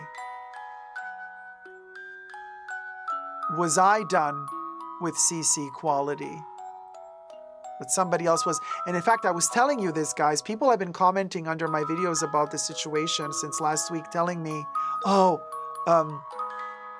yeah, I'm sick and tired of Virginie Viard, and since she arrived, the quality went downhill. I'm like, no. Virginie Viard doesn't get to decide the quality. It's upper management that decides the quality of the raw materials. The artistic director usually doesn't have that power. Well, Carl maybe had.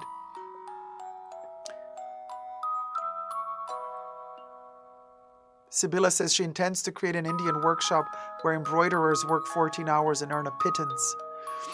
Sounds like it, allegedly. Kori says, also, there was talk of firing the madams and bringing in more AI. Wow.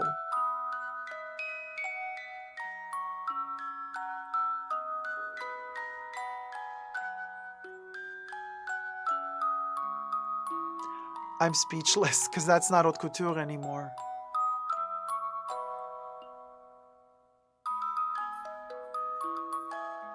El Boogie says, Dacob, you said it's got to be burned to the ground to be rebuilt. Kori says, Mon Dieu. The Baconator strikes again. The audacity, says Melissa. No one will replace the know-how of those late. No one, Melissa. No one will replace the know-how and the savoir-faire of those ladies. Saika says, oh my God, I was just thinking, what if Chanel starts using AI for their designs? Cecily says, who are we making bags and clothes for if the robots are making everything? The fake Chanel, says Deborah. Wow, Ruthless Nair in the air. Nagu. Jackie says, oh my God, pattern making is an art. You can't AI that. Robbie says, maybe they want a 3D print dress now. Sibylla says, AI, no. AI steal from artists. Are you going to pay those prices with AI through process? New Zara, says Mia. Cicely Erker says, the robots are making art and the humans are doing slave labor.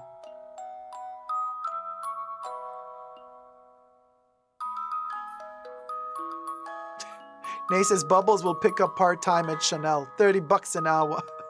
Naked Eye says, those ladies have so many years of experience. They are not replaceable. Lena is so wrong. Deborah says, Nair is a chemical exfoliant brand in Australia. Bubbles for Chanel, says Melissa. Kori, is there any other intel that you can share with us? Like,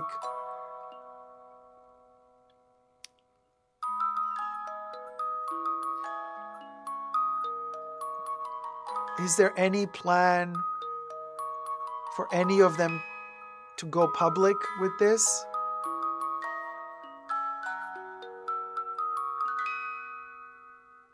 And also, I would like to know, if possible, will Virginie Viard attend the Haute Couture fashion show from Chanel this coming 25th June 2024? Kori says, she's telling me a bunch of stuff. I'm trying to get something cohesive. Okay, gotcha.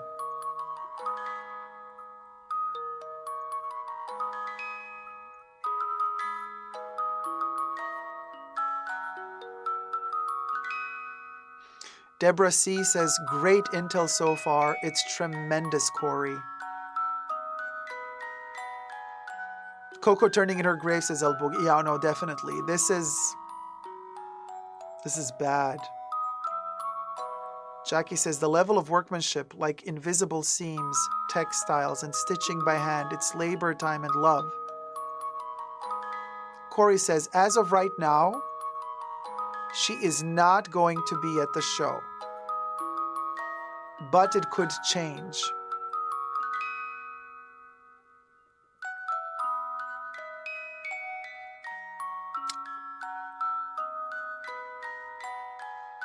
What could make her change her mind?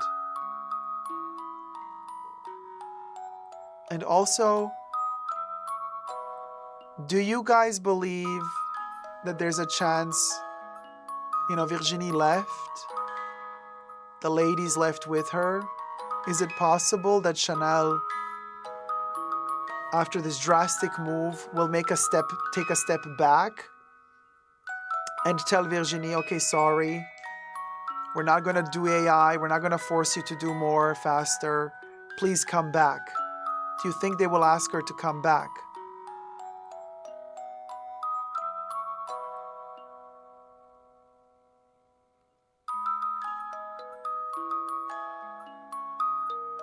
Kori says they are going to start night shifts. Oh, to finish the Haute Couture show?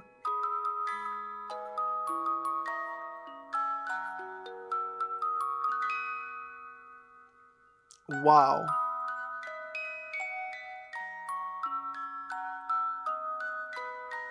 Nectarine Man says, doesn't seem like an environment any new artistic director would want to work in, unless that artistic director has already worked in said environment, which is what most people have been doing. Jackie says, not enough money gets you back after that. Those ladies probably have people begging them to work for them. Who knows at this point? World is changing so quickly. Nectarine Man says, what is Chanel without its atelier? Bibi says, no. Cecily says, no, they'll get a new useful idiot. Yeah. Kori says, no, they would lose face completely if they called Virginie back.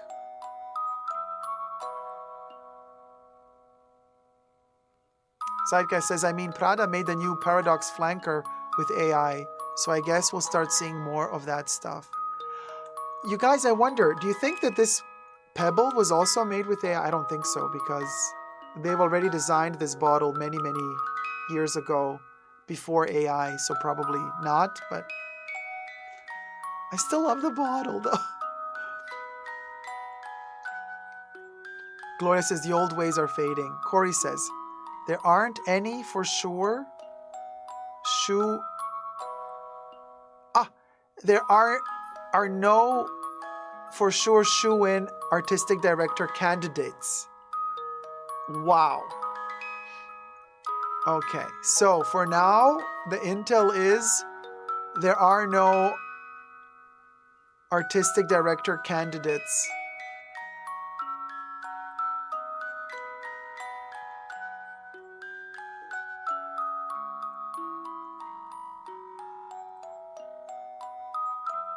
Wow. Just as I suspected. I knew it. I felt it in my bones, you guys, when the news happened on Wednesday. I knew that this is not normal. This is not a normal I'm done scenario.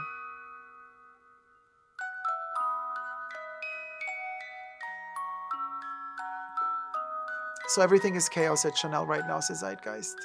Good for her, says Cecily. Gloria says, so you can say she really threw them for a loop. They were not expecting this. But I want to know that day, what was the straw that broke the camel's back on Wednesday, June 5th, 2024, that made Virginie leave. Kori says, it's so sad. The madames from the atelier were so loyal and kind. Velasquez says, very sad. MMM says, I can't wait to see how messy the next show will be. Naked Eye says, they need to replace their CEO. They should have never hired them. Sibila says, those ladies, all my respect for them, they're genuine. Mine too. Hi, Aish, this is on now. Aish, this is on now. We are live. Aish, we are live. Testing, testing. 1, 2, 3. Aish, can you hear us? Shoo to your family.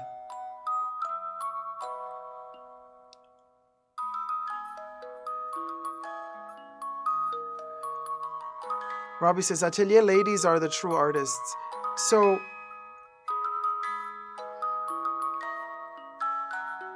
Gloria says, Aish, we are all figments of your imagination. Yes, Cha, I'm here. Shoo. Kori says, one of them is calling her right now.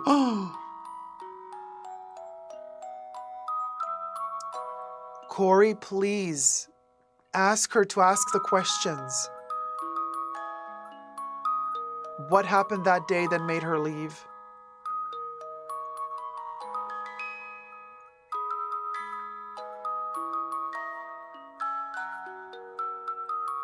Kori says, oh, she is. Oh my God, Kori. I'm sweating like I'm waiting for my own prosecution. Like, this is insane.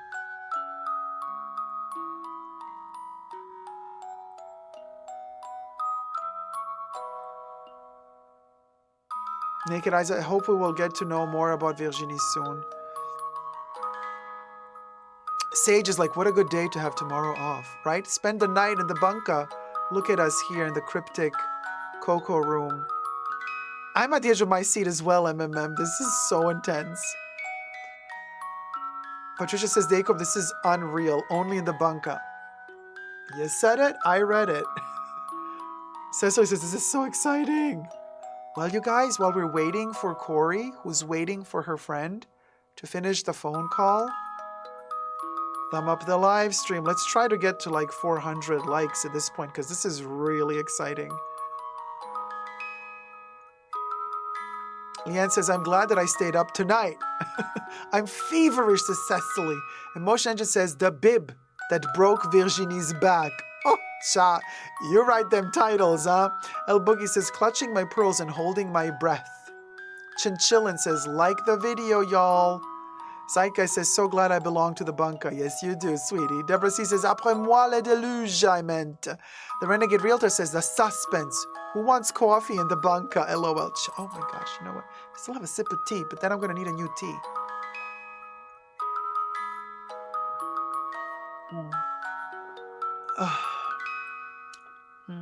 The companies that created AI, I think I'm going to do black tea. Sibylla says the companies that created the AI used millions of images stolen from artists without their consent to later list on the stock market and become millionaires based on the work of others. Leanne says, we're all clutching our collective pearls. Poils! MMM says, honestly, so much respect to Virginie and those ladies. This is what I'm telling you, MMM. Since she left, I've been fighting for her, protecting her, defending her. People have been throwing so much shade at Virginie online. It is disgusting. It has to stop. The woman she's the real deal. She's punk. Gloria Recinos, member for 27 months, tier 2, super chat. Thank you so much, my love. Kori, thank you for keeping the bunker informed, says Gloria. Hi, Shifa Bukhari. Hi, Phoenix Mom. Thank you for thumbing up, you guys. Keep thumbing up. This is intense. The more we thumb up, the more we can reach people. Because the more we thumb up, and the more YouTube is going to promote this video to new viewers. And we got to get this news out there. I think it's so sad how Virginie is being crucified by the fashion world right now. This is so not fair. She is Joanne d'Arc, baby. She is our Joanne of Arc. She's the modern day fashion Joanne of Arc. What she's going through right now, public lynching, all those Oompa Loompas on TikTok, you know, they're still wearing diapers and they're gathering millions of views, talking bullshit about fashion, not knowing what they're talking about, throwing shade at Virginie. This has to stop. So we have to spread the news. Thumb up the live stream.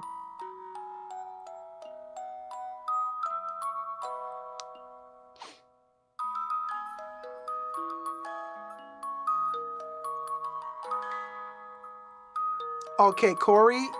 Kori says, okay, ready? Yes, we are ready.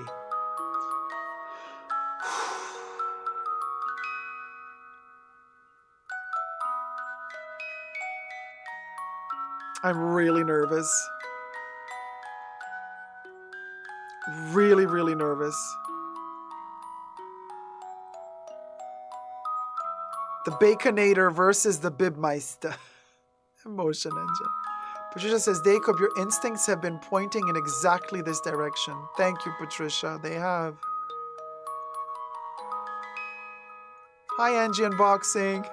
Well, it's a different type of tarot today. Kate Moore says, I stopped working for a minute. Yeah, like, my whole body's like... I'm like, I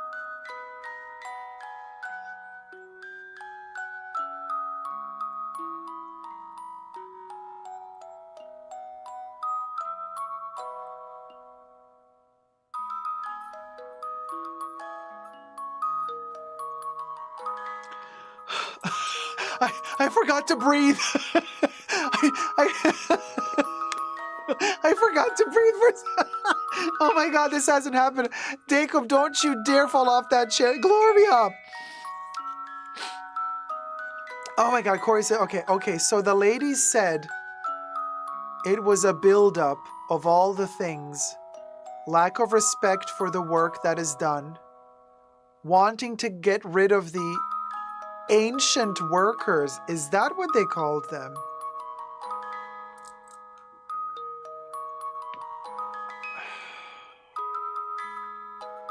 Wow, Lena, you are a nasty piece of work. And then in her interviews, she has the audacity to talk about empowering women.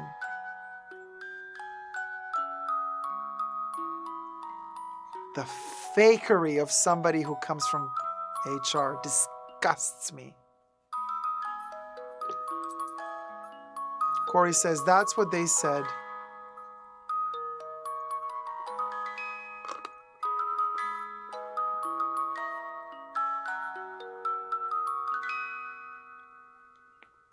Lack of respect, what a hypocrite, says Deborah.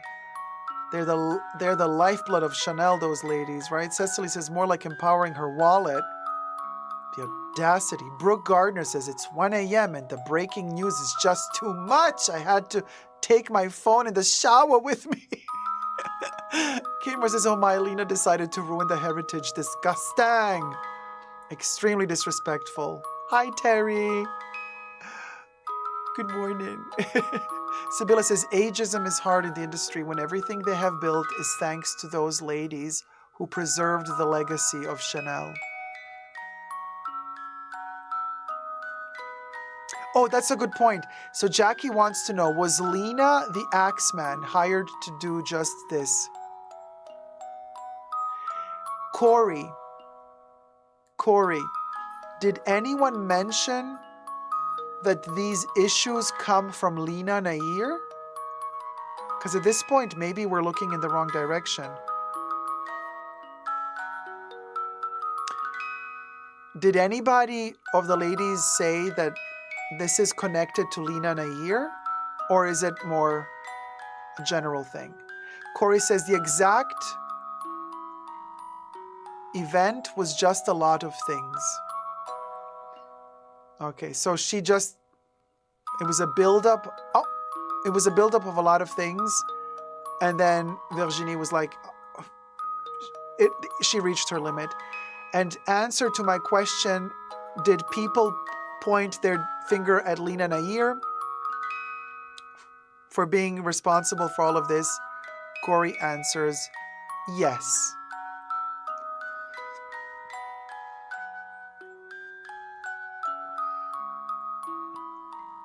Earth Sky has a conspiracy theory. Earth Sky says their theory is 20 days before the show, they cut Virginie's budget to sabotage the show and to make Virginie so angry that she walked. Kori says it's been mentioned that Lena Nair is the reason for these changes for the worst, says Kori. Nata Dida says my tarot card said that all Dacob's suspicions are right. Thank you, Nata Dida, and thank you to your cards. Melissa says I was right. She was hired to do the dirty job. Kori, I guess this would be difficult. I don't know if the ladies know this, but do the ladies suspect that Lena Nair manipulated Virginie into quitting? Kori says no, the budget was fine. It was wanting to dumb down everything.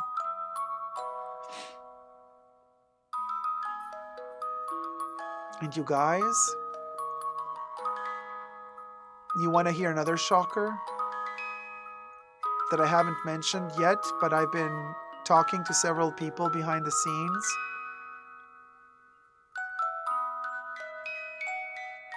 Olivier Polge's contract expires in September. Olivier Polge is the artistic director of Perfumes, Chanel. There have been news that he has been having the same issue. There have been allegedly fights behind the scenes because management wanted to water down the perfumes, the quality of the perfumes, and he was not having it. Now we will know if he stays by September, because that's when his contract expires. But now that Virginie left, maybe Olivier is also going to jump ship.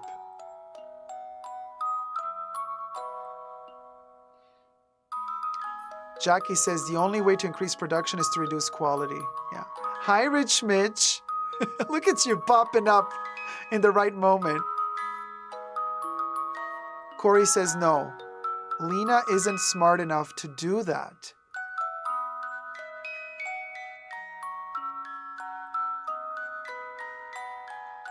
Wait, this is an answer to what question? What is she not smart enough to do? Oh, to get Virginie out. Okay, sorry, Kori. Yeah, I know what you mean. So Kori says Lena is not smart enough to manipulate Virginie to leave. Kori says what no one was expecting this at all. So no one was expecting this at all. No one was expecting Virginie to leave at all.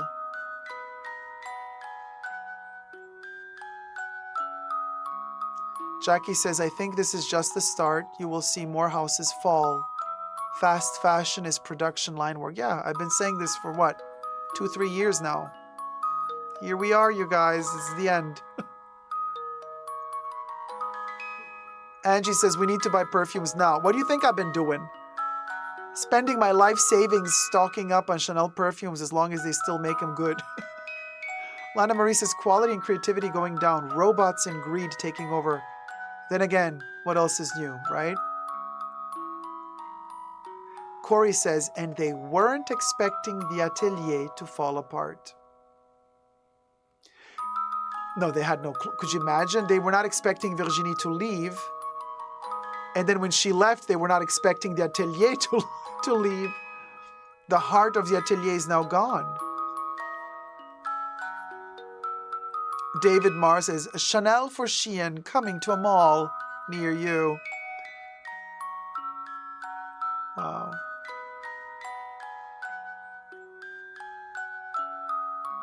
One thing leads to another, right? I don't think they wanted Virginie to leave. They wanted to keep her with her name and prestige while dumbing down and cheapening the brand, says Afke Art. Good point. Cecily says, they will still keep raising the prices though. Yeah, I think so too. Jackie says, the arts are always the first to get cut from budgets. Yeah. Kori also says now, also, after this, don't buy any more Camellia. It will be hot glue city.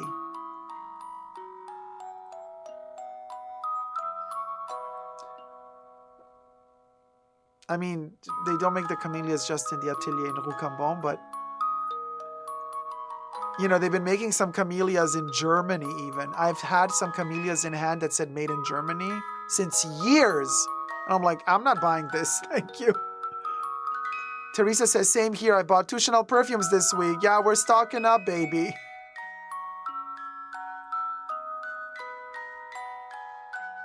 I feel the show will be a disaster as now the guests will cancel and not come. Oh, the guests will still come because they are hungry for a freebie. They are hungry for an invitation. It is Chanel after all. And let's face it, they're hungry to be present at such a historic moment to witness the downfall. Who wouldn't want to be present at such an occasion?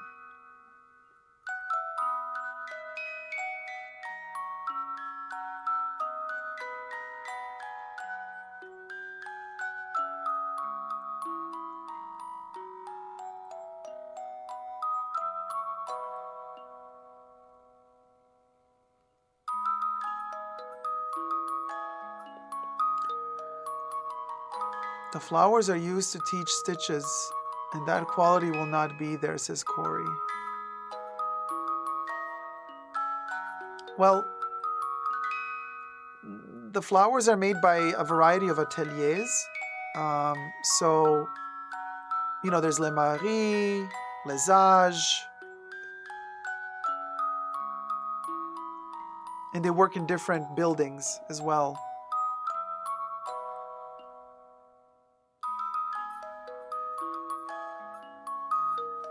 El Boogie says, June 25th, must-see TV. I mean, it's going to be at a weird hour, probably, the show, but, and you know they're not going to live stream that shit. I don't think they're going to live stream that shit. They're going to film it, and then edit and then show it, just in case somebody has a funny idea to protest on the runway. I'm sure they're going to highly edit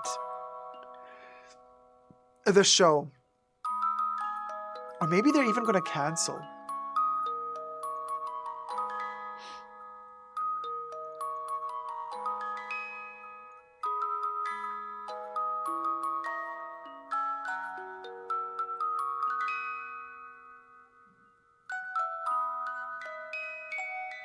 This could end Chanel. Why Virginie Vian left. Okay.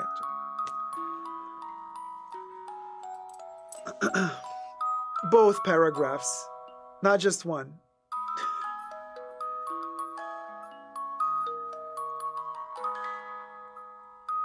It's going to be, if you can't see it from 10 feet away, it doesn't matter. So, you guys, do you think that the show will still go on, or are they going to cancel it? A. B. Is the show going to be live streamed, or is it not going to be live streamed? It's going to be filmed, highly edited, and then the edited film will be shown?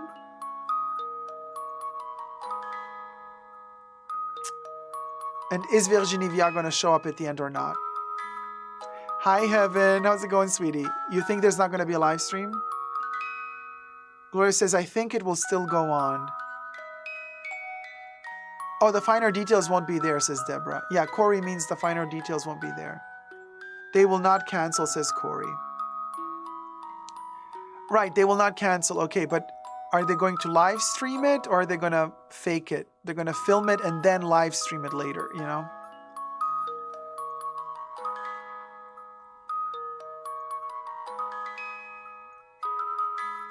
Phoenix Mom says, the stars indicate twists, an outcome for those oppressed at the last week of June. Maybe this issue will be one of them. Interesting. Heaven says, highly edited, not live. Filmed and highly edited for sure, says El Boogie. Chinchillin says, well, let's not buy the couture team. The money will go to that Baconada leaner. Deborah C says, the barbarians are in charge. Zeka says, yikes, I never got a chance to buy a Chanel bag. Now the quality is going to be worse and super expensive. You said it, I read it. Kori says, that's up in the air. She has a production meeting at 1. But Kori, are we still, after your friend just finished the phone call with her friend, can we still say that maybe Virginie will show up at the end of the show or not? Or is she not going to show up at the end of the show, Haute Couture show on the 25th of June, 2024?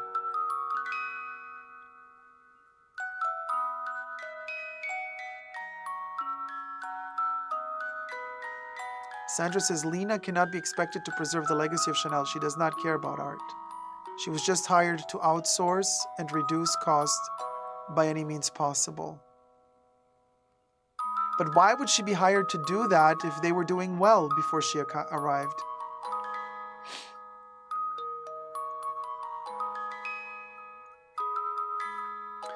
Kori says Virginie might come to the show, but it's a big might.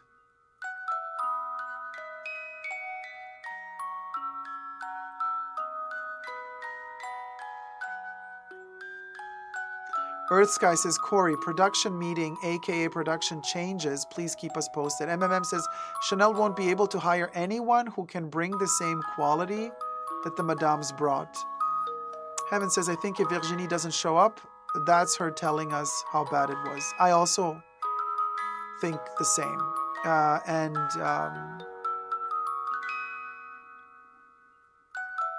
But they might guilt her into coming back for the bow. They might tell her something like, do it out of respect for Carl, for his legacy. You know, they might try to, you know. And then she might feel like obliged to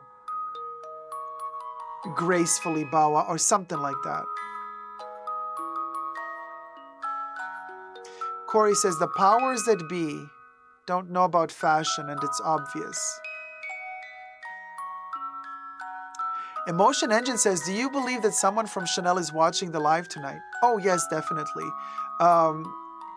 Maybe not big people, not the big fish, but the little fish for sure. There's definitely a few sales associates from Chanel that are watching. This I know. If the managers and the CEOs, I don't think they're watching. I don't think they even have time. I think now they're pulling their hairs out of their head, trying to figure out how to not make this a PR disaster, and trying to turn this show, fashion show that's coming out, into not a complete mess. So I don't think they have the time to sit down and watch anything else but their notebooks and numbers and team meetings.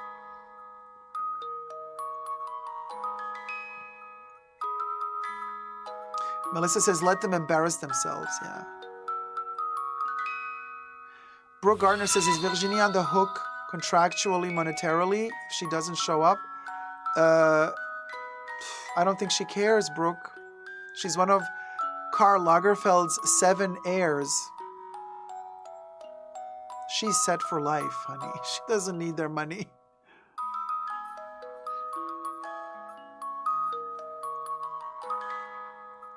Kori says, why do you think I'm not dropping names?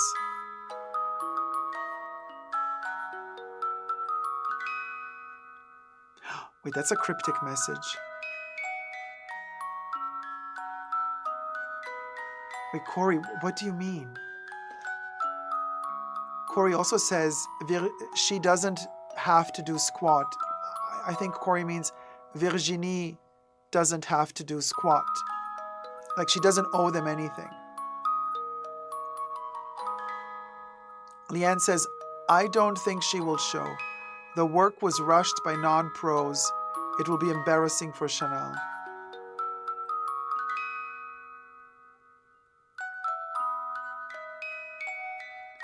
So BedQ and Heaven, who have joined recently this live stream today, Kori has friends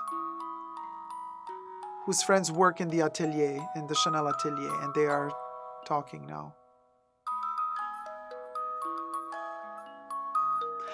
Kori is not spilling names because she knows people are watching. She knows Chanel people are watching. Kori says, I'm not putting my friend's name out there. Good, as you shouldn't. Don't dox them, protect them. Nectarine Man says, my close friend works for a brand management agency. You'd be surprised how much and often they watch YouTube. Scroll up. You'd be surprised how much and often they watch YouTube to see what people are saying about their brands. Yeah. Always protect your source, right? BedQ? Melissa is saying, hi, Bruno, darling. Hi, Cinnabar Carol.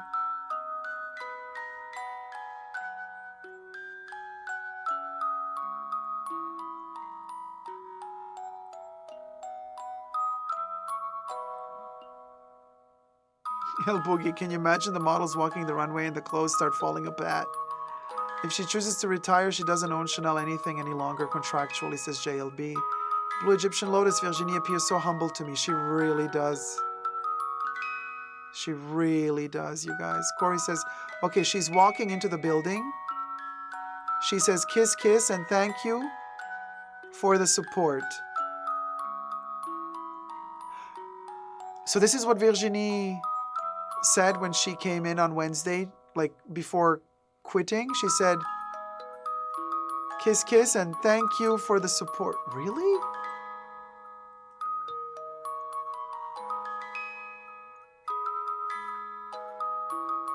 Or Kori's friend says this to us. Kori's intel tells us that. Kori says, no. Kori's intel. Kori, so your friend is saying kiss, kiss.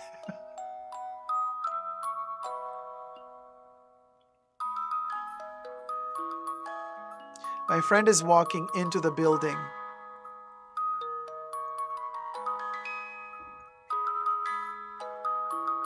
Into the Chanel building?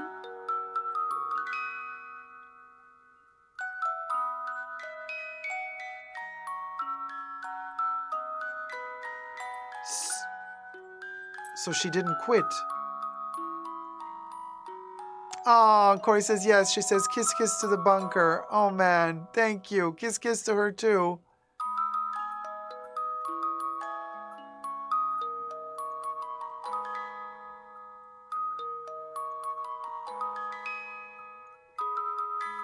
I am not surprised. I'm shocked, but not surprised. Can a person be shocked and not surprised at the same time? Because this is how I feel now. Kori says, I don't know which building. The intel did not quit yet.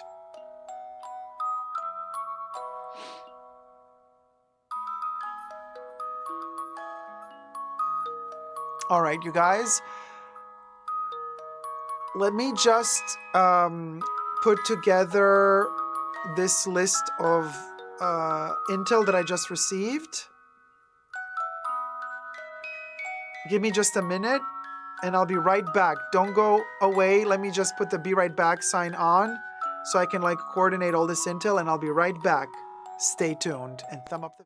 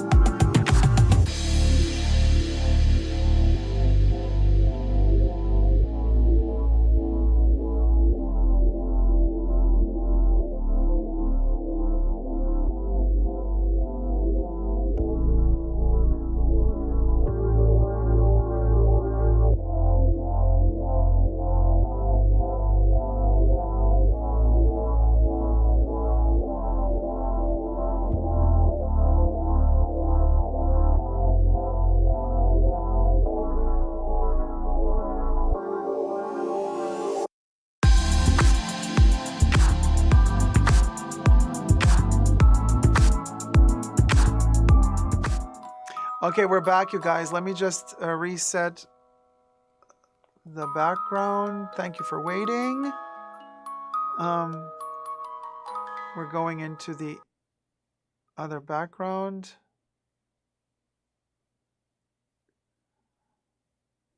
Okay. So we're going to film this segment now. And well,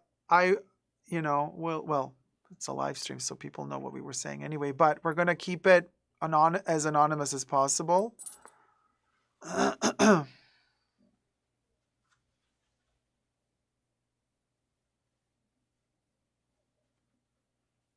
Yeah, she's still working for now, yeah.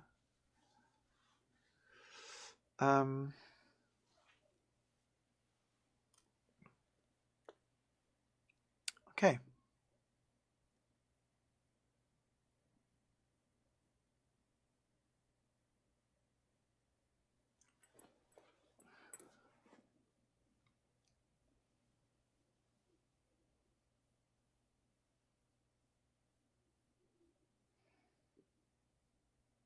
This could end Chanel. Why did Virginie Viard leave? Devastating details have transpired and leaked from inside the atelier. Everything I say in this video is for entertainment purposes only, not rooted in truths or facts. Everything's alleged and just my opinion. And you will be hearing alleged a lot in this video. I've just received intel from one of my sources. You know who you are. Thank you very much. I will be protecting as much as I can of everybody here. This is what has transpired so far. So we know that on Wednesday, June 5th, 2024, Virginie Viard was announced by Chanel to have parted ways with Chanel. Chanel has issued a statement on Wednesday, 5th, 2024, saying that they have parted ways without saying if Chanel fired her or if Virginie quit. They owned the narrative, allegedly because information was leaking, starting to leak from the ateliers and the workers. So Chanel wanted to own that narrative, and they posted that Virginie left. Well, not that Virginie left, that they parted ways. Now, subscribe to my channel if you haven't already, because this saga is an ongoing saga. There's going to be more parts to this because we will be adding more intel and information as the days and news unravel, as we count down to Chanel's Haute Couture collection, which is supposed to be released and showcased on the 25th of June, 2025. How strange that Virginie leaves Chanel more or less 2 weeks before the show. Unprecedented. So subscribe to my channel. Push the join button next to the subscription button. Become a member today. Gain access to extra perks. You can also join me on Patreon. Super Dacob, all spelled together there as well for extra perks. Thank you to my members and patrons who have already pledged. This video is being filmed live in front of a live virtual audience. So,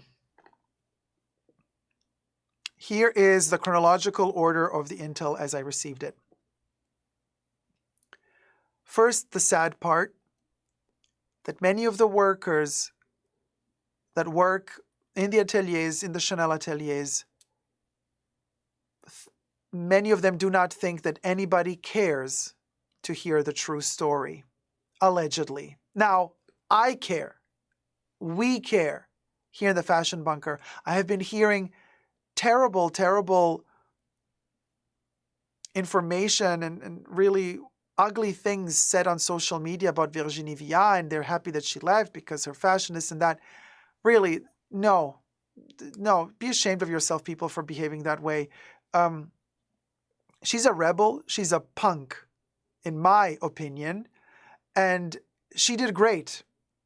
And now that she's gone from Chanel, Chanel might just be over as well. Now let's get to it. The first bit of intel that I received, very importantly, is that Virginie quit. She was not fired. Allegedly. She quit allegedly. She was allegedly not fired. And she allegedly quit at 11:35 a.m.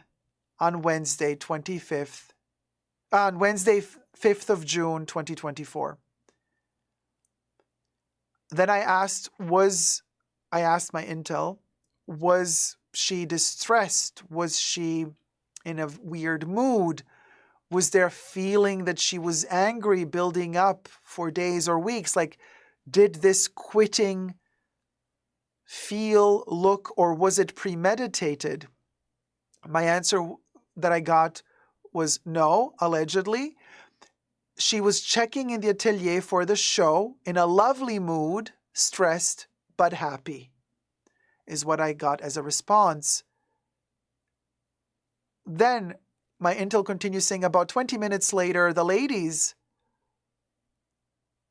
20 minutes later after Virginie quit and left, the ladies at the same time tied off their last knots, the ladies that work in the ateliers, in the Chanel ateliers, allegedly tied off their last knots, took off their coats, put the shears down, and they also left in protest because Virginie left, and they are with her. They're standing with her, allegedly. I asked then, do we know exactly what happened that triggered Virginie? In other words, what was the straw that broke the camel's back? Do the ladies in the atelier know? My answer was no, because whatever happened at a different location and not in the atelier, allegedly.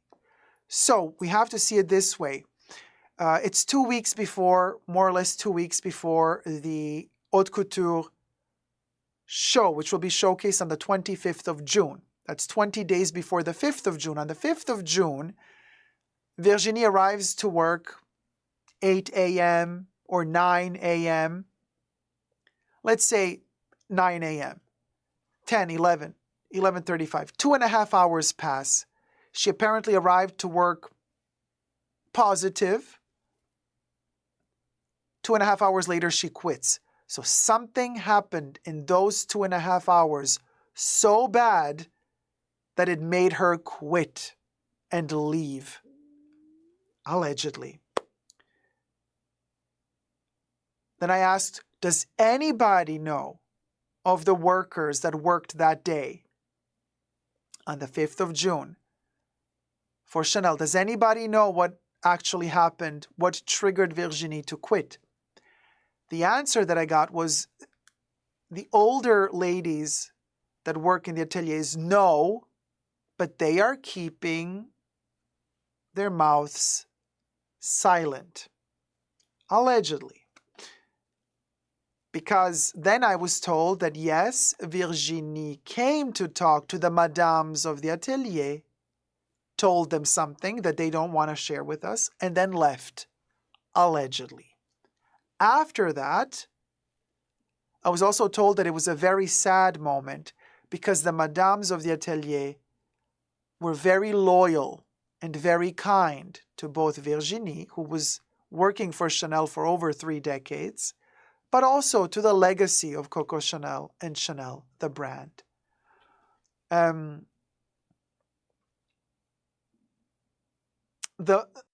The madames are the ladies that work in the atelier, the seamstresses.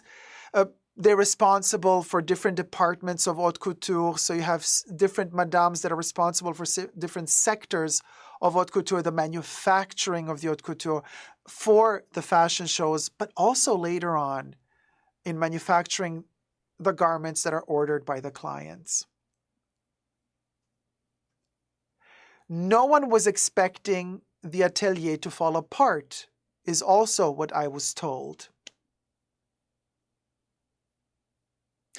So then my intel goes on to say, okay, so the ladies said that it was a buildup of many different things. After I asked, do we have any idea what might have made Virginie quit? And the response was that allegedly it was a buildup of many different factors. And then some of those factors have allegedly been lack of respect for the work that is done on behalf of the lack of respect coming from upper management, right? Allegedly. Wanting to get rid of the ancient workers, allegedly. So, interesting. This is something that usually HR does. They come in to stir the winds and make people leave, to get new people in, to save money usually. Who is HR here? Let's see where this is getting to. The budget was fine because I asked, was the budget cut for the haute couture fashion show in the collection? Like, was Virginie upset because, I don't know, they told her, hey, we're not going to let you do the backdrop for the show that you wanted. There's not enough budget to do the photos that you wanted or something. I was then told that the budget was allegedly fine. The problem was the wanting to dumb down every single thing, allegedly. So, there have been lots of things that have been building, I was told, allegedly, and constantly they were being criticized, allegedly, for not working faster. I was also told that they were receiving poor quality of supplies, allegedly. I was also told that the management was trying to make them work like Americans, not day and night, in shifts, constantly, allegedly. That was part of the wanting to dumb the whole thing down, to dumb everything down. Also, and this is very shocking to me, that an haute couture maison would even contemplate moving in that direction, but I was also told that there was talk of firing the madames of the atelier and bringing in more AI, allegedly. Now, then I asked, is Virginie Viard, despite her leaving Chanel on June 5th, 2024, Wednesday, despite that, will she be showing up one last time to bow out and bow down at the end of the haute couture show, which will be showcased on the 25th of June, 2024? My answer that I received to that question was, as of right now, she's not going to be at the show, allegedly. But it could change, also allegedly. Then I was told that whoever is left working at Chanel at the moment in ateliers, they are going to start doing night shifts, allegedly.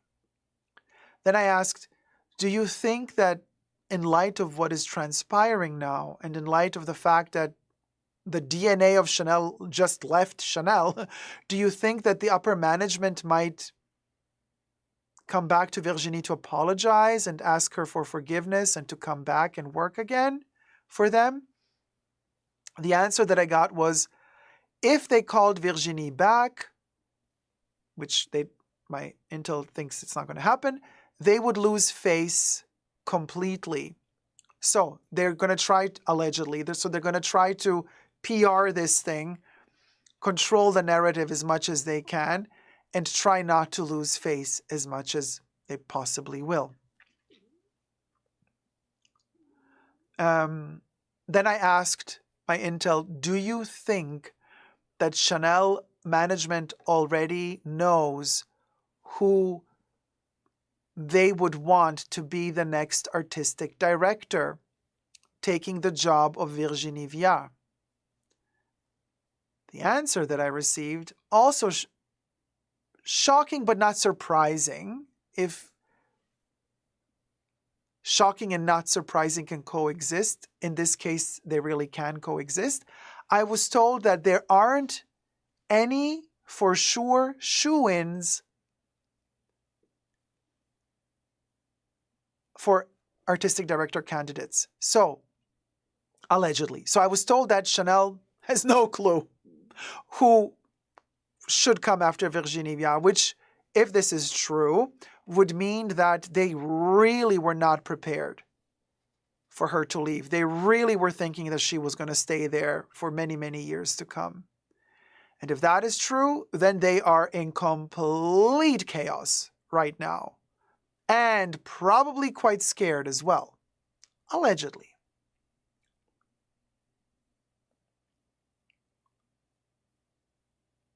So designers, my dears, all of you out there who have been deleting your posts on Instagram, who have been acting like you know something, but you don't. Keep on fighting, dear designers, on social media for the position of artistic director at Chanel. I asked if Lina Nair, the CEO, used to be HR, head of HR at Unilever, if Lina Nair's name was dropped by the Chanel workers when they were talking about their unhappiness at work at the moment, when they were talking about potential reasons why Virginie left. The answer that I got, so I asked if Lina Nair was named as a cause of the issues. And I was told in reply that allegedly, yes, her name was allegedly mentioned as the reason and cause of the issues. Let me know your thoughts and prayers down below. Thumb up this video, subscribe for more, as we are sitting on the cusp of a huge fashion revolution. Or is it really ultimately the end of fashion? Because if Chanel collapses, the empire is gone. Then we just gotta wait for the phoenix to rise from the ashes. How long that will take? Eons, probably, at this point. So, as I was thinking, and as I was sharing with you since several live streams and videos now, as I was thinking, it would appear that Virginie left. So all my suppositions seem to be actual. Allegedly. And one more reason, which I was also talking about for years now, quality. Lack of quality. And before you start saying lack of quality happened because of Virginie, no. The artistic director doesn't get to choose the quality of the raw materials that the company buys and orders and supplies. Apparently, this is also one of the reasons why she walked, allegedly, because she was not having it with the low quality materials. Allegedly. I applaud you, Virginie Viard. I applaud you and I respect you a gazillion times more than before after I heard all of these news, if they are true. I applaud you and I thank you for everything that you've done and for everything that you're doing. Please don't stay silent now. This is the time to speak up. And if they try to force you, to make you feel guilty because of Karl, for the memory of Karl, come, bow out at the end of the Haute Couture show one last time. You will not be doing Karl a favor by showing up to that show. You will be doing Karl and Coco a favor by not showing up to that show, Virginie. The Haute Couture show, which will be showcased on the 25th of June, 2024. If Chanel does decide to film that show or to live stream it even, we will be watching. And it's going to be more people watching than have watched the first episode after JR from Dallas has been shot. More people that have watched the continuation of Twin Peaks, Who Shot Laura Palmer. This is the fashion world equivalent of that type of cliffhanger. So Virginie, now is the time to open up about this. Thank you guys so much for watching. Anytime I get new updates, I will be sharing them with you. Thumb up this video, subscribe, share this intel. Let also the ladies who are working so hard with so much love and respect for the brand and the heritage of the brand, let them also see that we do care. We care very much. We respect them very much. We appreciate everything that they have done very, very much.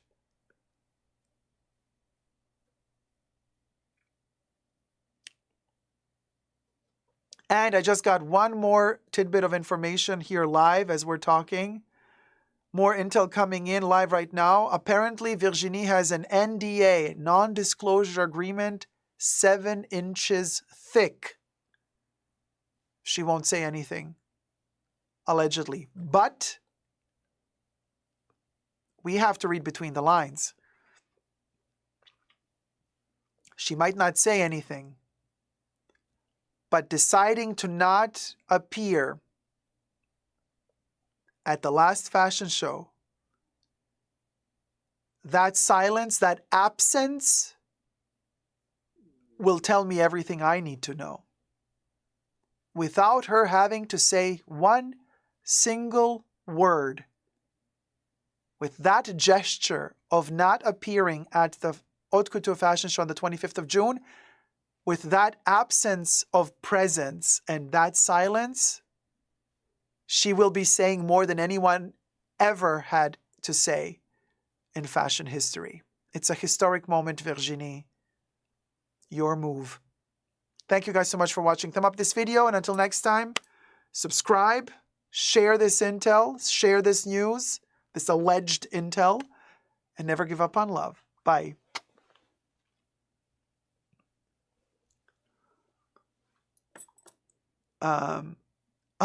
Okay. I really had to focus to deliver this, you guys, to coordinate everything. I hope it was like, I hope the delivery was okay.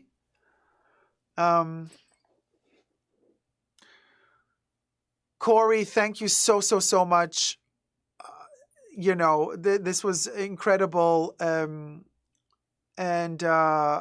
Kori, wow, Kori. Chapeau, Kori. Chapeau, Kori. Gloria says, bravo, Dacob. Cecily says, you did fantastic, Dacob. Perfect, says Heaven. It was good, says Kori Emerson. AJ says, thank you so much, Dacob and Kori. Kori K says, mind-blowing. MMM says, it was good. I could tell you were still shocked. No, MMM, really. And Kori, obviously, you know, we have to say allegedly. You know, don't get offended by that, but we have to. We just have to. That's just the name of the game.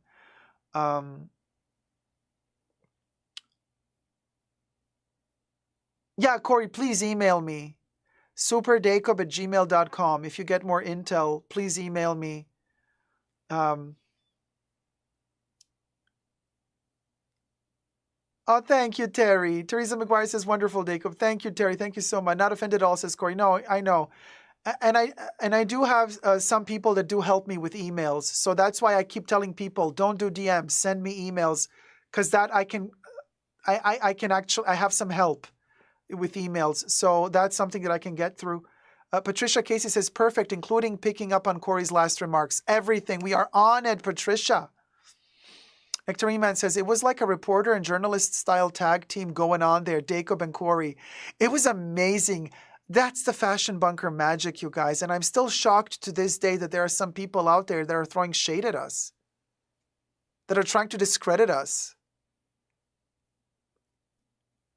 Some idiot on the Purse Forum the other day said that we have no class, but like, unlike Lena Nair, we have no class.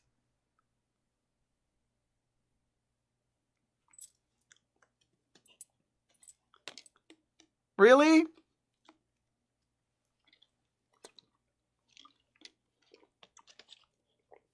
And I'm like, keep talking. Keep yapping. Keep yapping. You're just embarrassing yourself. They don't know silk from burlap, baby. That's right, Kori. You tell him, girl.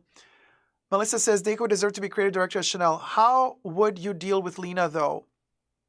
Well, my conditions would be she gots to go. If you want me to come, she gots to go. First condition. Then the other conditions, we can talk. Kori says, yes, I was shocked at the purse. Right, Kori? Just when I was like saying, oh, they actually did a lovely support for me. There's some lovely people there.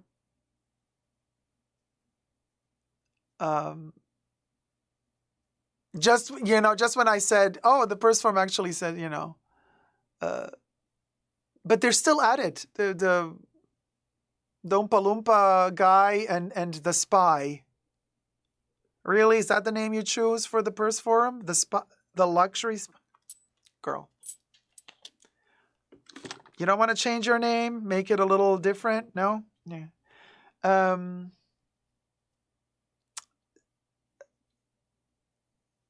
The luxury spy says, Dacob needs to do some inner healing work at his age. Shame on him.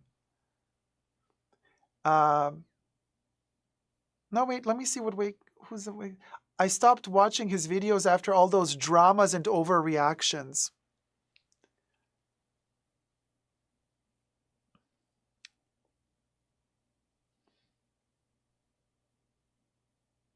Yeah, and then, oh yes, and then the guy who should go back to his,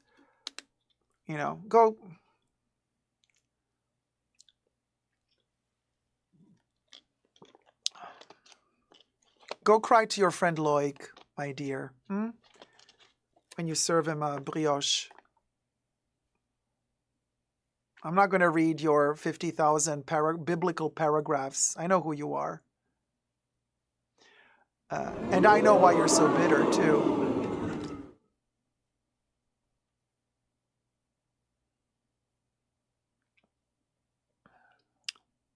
And the fake Chanel brooches you have. Lovely. Well, please.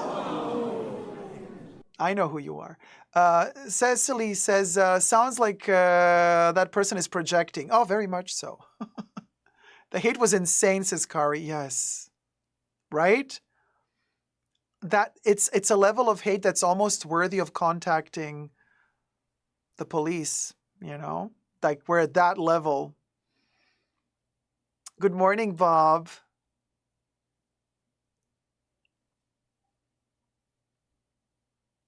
Yes, Nat. He said he stopped, but he keeps watching for years. Yes, yes. Yes. MMM says, let's see who's overreacting when the pieces fall apart at the Chanel Haute Couture show. Well, they'll keep him together at the show, but who knows later. Melissa thinks that the Wertheimer brothers hired Lena to surgically clean the company from the last guardians of quality and legacy.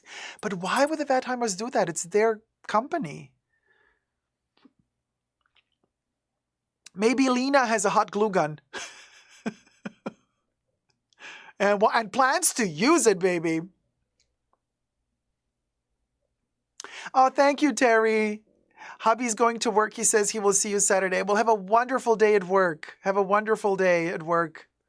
Robbie says the shade. Heaven says, I wonder if W bros are regretting. Well, Alain apparently signed the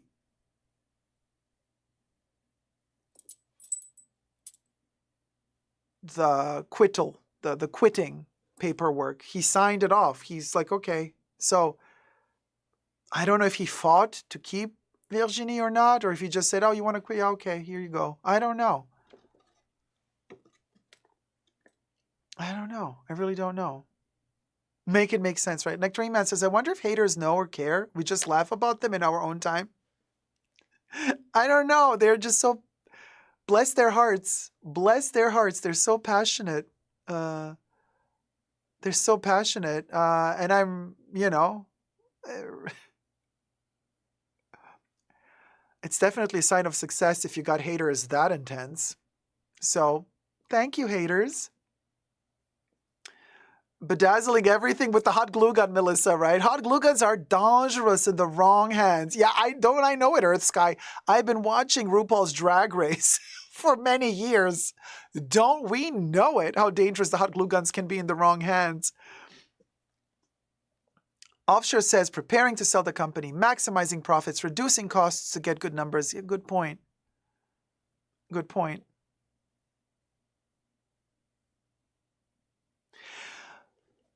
My dears, I have single-handedly revived the YouTube thread on the Purse Forum. It was dead. And now they're all talking about me. Thank you for the promotion, Purse Forum.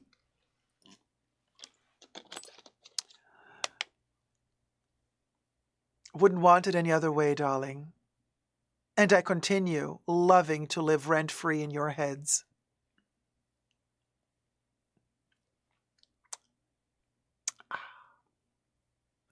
Ulfsher says, preparing to sell the company, maximizing profits. Yeah, I've read that one already. Cecily says, how old are they? Are the Vatheimers trying to hoard as much money as possible before? They got billions. Billions. Billions. Blue Egyptian Lotus says, if Chanel goes public, they won't be as valued. So first Virginie, and then they go public? Oh my, what a disaster. If they go public now, I agree with you. I agree with you. I agree with you, yeah. Heaven is like, is this Chanel or Walmart? Aspirational bunkas, Melissa. The change is to cut costs. Right, but they're cutting costs in the wrong spots. Stop making 10 collections a year if you want to cut costs. Stop making your workers work overtime. Cut it down from 10 collections to 4 if you want to cut costs. The problem is they don't want to just cut costs. They want to keep making more and more revenue and profits every year. They keep opening new boutiques every year. They keep pushing it every year. That's not cutting costs. That's not how you cut costs. That's not how you cut costs.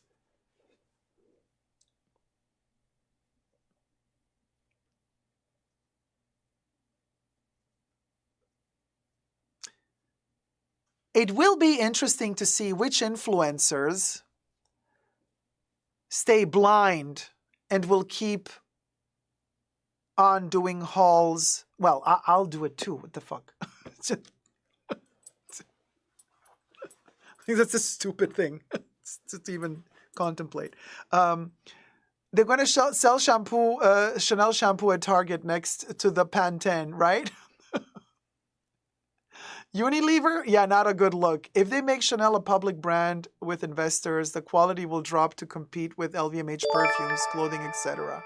Sweetness 199999999 1999, baby. Welcome to Tier 1, sweetie. Thank you for becoming a Tier 1 member.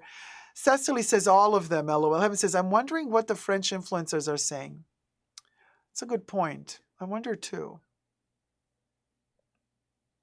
Shantan shampoo says, hi. The catch-22 of having to do Chanel hauls to remain relevant. I mean, it's a difficult thing to swallow. I think for me, personally, so we have Virginie collections coming out. We still have, well, now we have the Métier d'Art. We still have Fall-Winter. And we have Cruise. And then, who can afford it? Haute Couture. Oh, Terry. Terry just gifted 5 Super Dacob memberships. Thank you, Terry, my love. Leanne Cata was gifted a membership by Teresa Maguire. Nikki was gifted a membership by Teresa Maguire. Brooke Gardner was gifted a membership by Teresa Maguire. Penny Lane was gifted a membership by Teresa Maguire. Sue was gifted a membership by Teresa Maguire. Thank you so much, Terry, for being so generous and gifting 5 Super Dacob memberships. And welcome to all the new Tier 1 members that Terry so generously gifted to y'all. You got 1 month to test out the emojis. And don't forget, every first Saturday of the month, the pre-show on a Saturday is also open to Tier 1 members. Every other Saturday, it's open to Tier 2 members and Tier 2 patrons. So as I was saying, when it comes to Chanel and purchasing still Chanel, so for the Virginie Viard collections, I'm still game. So we got Métier d'Art, Fall, Winter, and Cruise.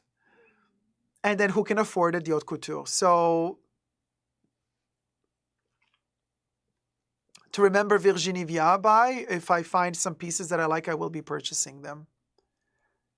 And then after the Cruise collection, it's game over. How are they going to play this out? Are they going to apologize? Are they going to let Lena go? Are they going to get a new CEO? Like, if things change for the better, then okay, good.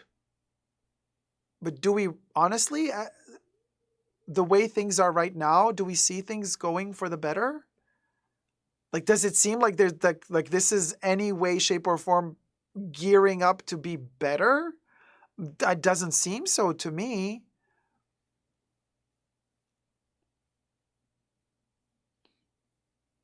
I don't know.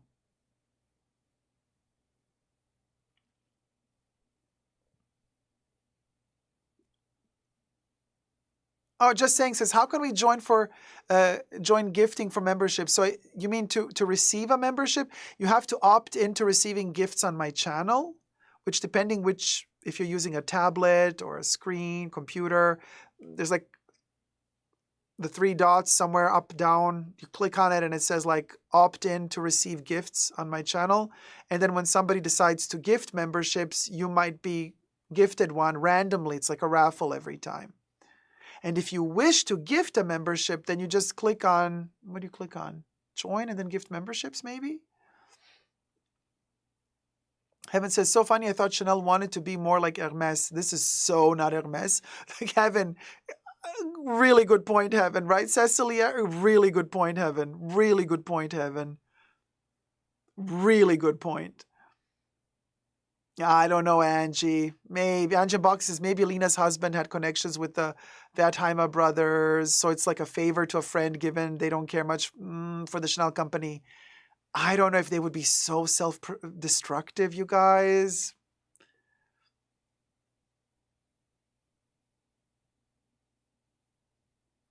Gloria says, just saying, you should see a dollar logo on the bottom right of chat. You can click there to gift. Oh, thank you, Gloria, because I don't see it on my end. But then I have a very different display. So that's why it depends on if you have an Apple display, PC, tablet, computer, kind of these little logos, they shift, which is a little bit irritating because obviously they're not uniform, like everywhere the same. So it's always slightly different depending on which machine you're using.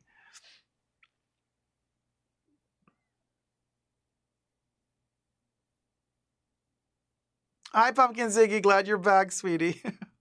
Heaven says, like, Lerner didn't, Lena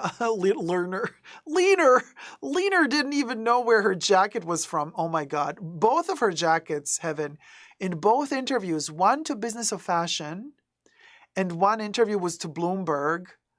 She said her prêt-à-porter jackets were all handmade.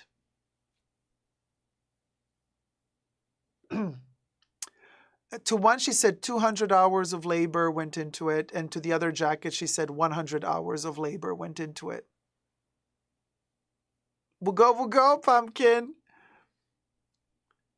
Melissa, haute couture. But it's bacon couture, baby. Because she bringing home the bacon. I learned that on the banca.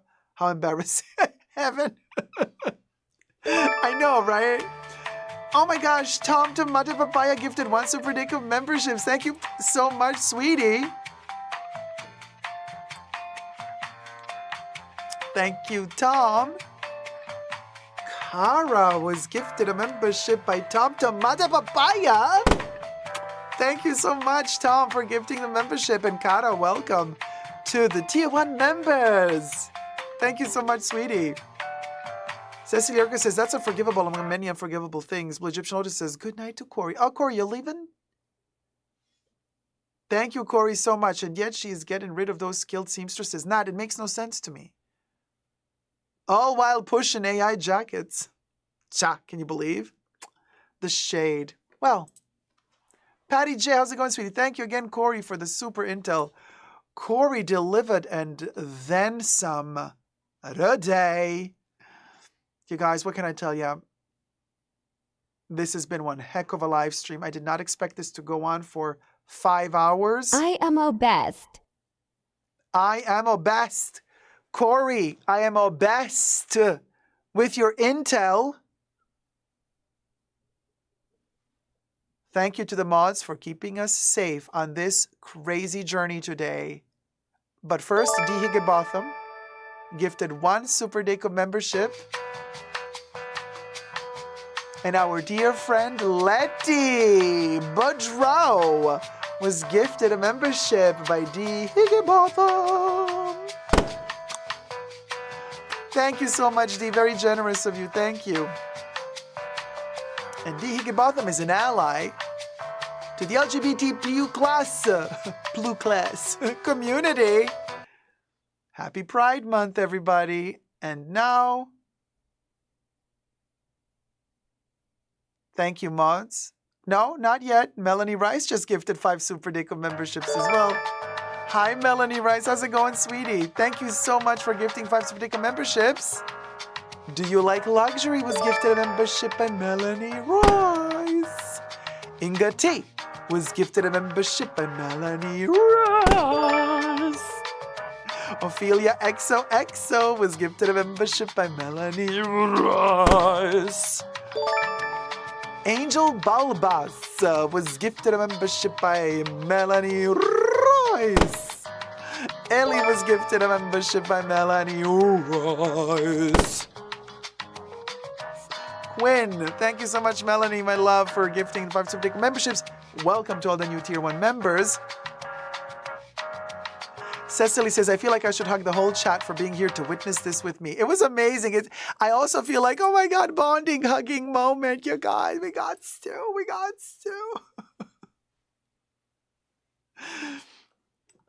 Such a vibe to be together for such a historic moment. Ever since last Wednesday, and I told you in last Wednesday's live stream, like this is history in the making, and we get to like live it together for fashion, like luxury fashion. This is like insane what's happening right now. 290 likes. Hey, why don't we like get to 300 likes while we're at it? We are at 290 likes. We need 10 more likes to reach 300. We can do this. Melanie Rice says, I'm in the bushes today, celebrating my mom's 90th birthday today. Oh my God, Melanie, happy birthday to your mom. That's amazing. Wow, the stuff your mom has seen. Respect. That's incredible. That is incredible. Happy birthday, Melanie's mom. Bubbles, can we sing happy birthday for Melanie's mom? Happy birthday to you. Happy birthday to you. Happy birthday, I'm living Ferret. Happy birthday to you. Yes, Melanie, your mom is slaying it, as she should. Way to go, sweetie. Happy birthday, sweetie. We are at 298 likes. 2 more to go and we reach 300. Heaven says, Kori didn't just bring home the bacon. They fried it up in the pan. Heaven says, I just love you guys. Nat says, history in the bacon. Aha, I see what you did there. That's a good one. Let's go, Bunker, says Gloria Retinos, to 300 likes. We are at 298. We need 2 more. Come on, we can do it. 299, 299, 299 likes. Do we have 300? Do we have 300? See you guys in the pre-show Pumpkin Ziggy, hopefully on Saturday, and I'll be a year older and a year more fabulous, Pumpkin Ziggy. 301 likes. We did it, Joe. And Teresa says happy birthday as well. Thank you so much, my loves. And now I want to thank the mods for keeping us safe. We have the new song. Terry, I added you to the mod song.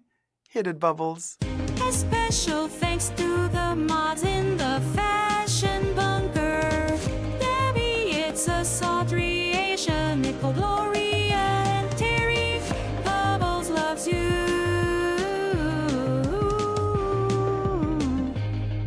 Kori says, I live for these live streams. You guys get me through the hubby not having a job. We got you, Kori. We got you. Yay, Terry. You're in the song, too. Yay. What a live stream, you guys. What a live stream. And thank you again so much to Teresa McGuire for the wonderful, wonderful support in the Fashion Bunker.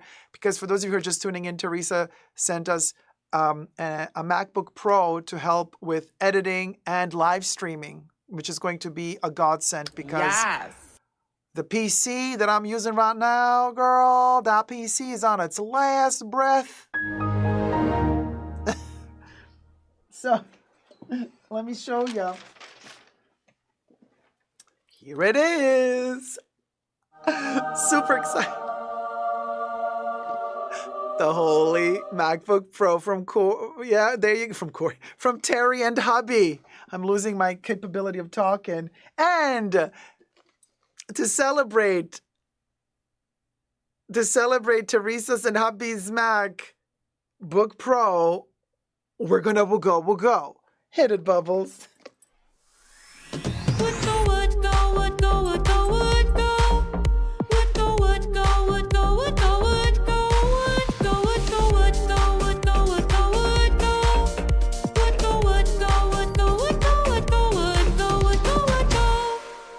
Yes, Quins. Anything arts related, Mac all the way, says Kori, right?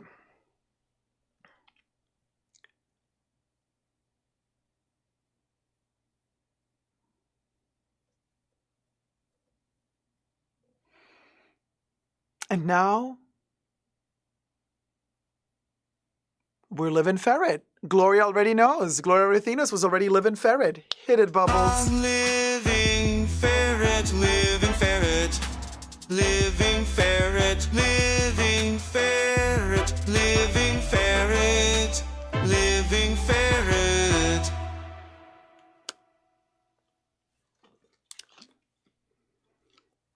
And like Cecily's also mixing the living and the dying ferret. You know we're dying ferret.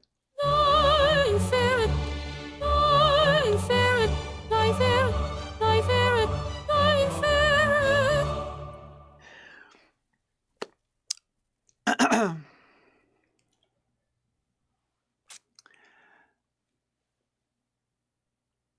And you know what? To all the Lena Nairs in this world, listen, Linda. Listen, Linda. Listen, Linda. Listen, Linda. Period. Period. Period. I am obsessed with today's live stream. I am obsessed. I am obsessed. I am obsessed. Oh. Yeah, we're having new songs, baby. We were obsessed with today's live stream. And Baby Yoda, what you got to say? Did you enjoy Titi coming to visit at the beginning of the show? No, why not? Are you jelly? Are you jelly that you're not going to get all the cuddles because Titi got all the cuddles? Yeah? Oh, Baby Yoda, you're going to get cuddles too. We have enough love for you and Titi. Yeah, there you go. You're all happy now. You see. Don't eat Titi though. You're not allowed to eat Titi. Okay, now go. Don't eat. No, I know you like to eat frogs. No eating dogs. Okay, now go sing your song, Cha. Ciao, ciao, ciao, ciao. Ciao, ciao, ciao, ciao. Ciao, ciao, ciao. Ciao. And off you go. Dacob, I can't stop laughing at your songs, says SH. Yeah, they're a doozy. They're a doozy. Yeah, you missed Titty, guys. Titty was there at the beginning. So thank you so much for tuning in. Wow, what a show we had today. It's been an intense week, you guys, because I had an extra live stream on Sunday as well. So we did 2 live streams on Saturday, and then we did one on Sunday because there was news on Virginie and Chanel, and now we're doing one on Wednesday. I mean, it's been 4 live streams already this week. I am exhausted. I hope I don't have to stream again tomorrow. If there's news tomorrow, again, breaking news from Chanel, we're probably going to have to go live stream again tomorrow. Cha. Love from Croatia, says Željka. Thank you so much, sweetie. Love to you too. You know, a Sunday, Monday, I was so confused, Sean, says Heaven. Yes, so we live streamed Saturday, 2 live stream, pre-show, main show. Then Sunday, we live streamed again over midnight. So it was like Sunday, Monday. And then now we're live streaming on Wednesday over midnight. So like Wednesday, Thursday. And then we have another live stream. I'm exhausted, you guys. I'm so exhausted. This is really a tour de force for me. Not Tour de France, Tour de Force. 2 different Fs. I sing them to my cats, says Robbie. All the songs, beautiful. Indrani says, Robbie, I sing them to my cats too. Oh, that's so cute. Teresa says, so glad you are happy with your new MacBook Pro. I hope you enjoyed and get some rest. Terry, my love, are you kidding me? Thank you from the bottom of my heart. The entire Fashion Bunker thanks you, because this is going to facilitate quicker rendering, editing, live streaming. Oh my God, it's going to help so much. Thank you, thank you, thank you, thank you. And thank you, everybody, for a wonderful gathering together and sharing intel and information. And I hope to see you all soon in the next live stream, hopefully on the weekend, unless we got other intel prior to that. So be sure to follow me on Super Dacob Backup, all spelled together, on Instagram, because I do post in the Insta stories. If I do go live unexpectedly, you will see that in the Insta stories. I will post like live stream beginning now, and I'll post a link.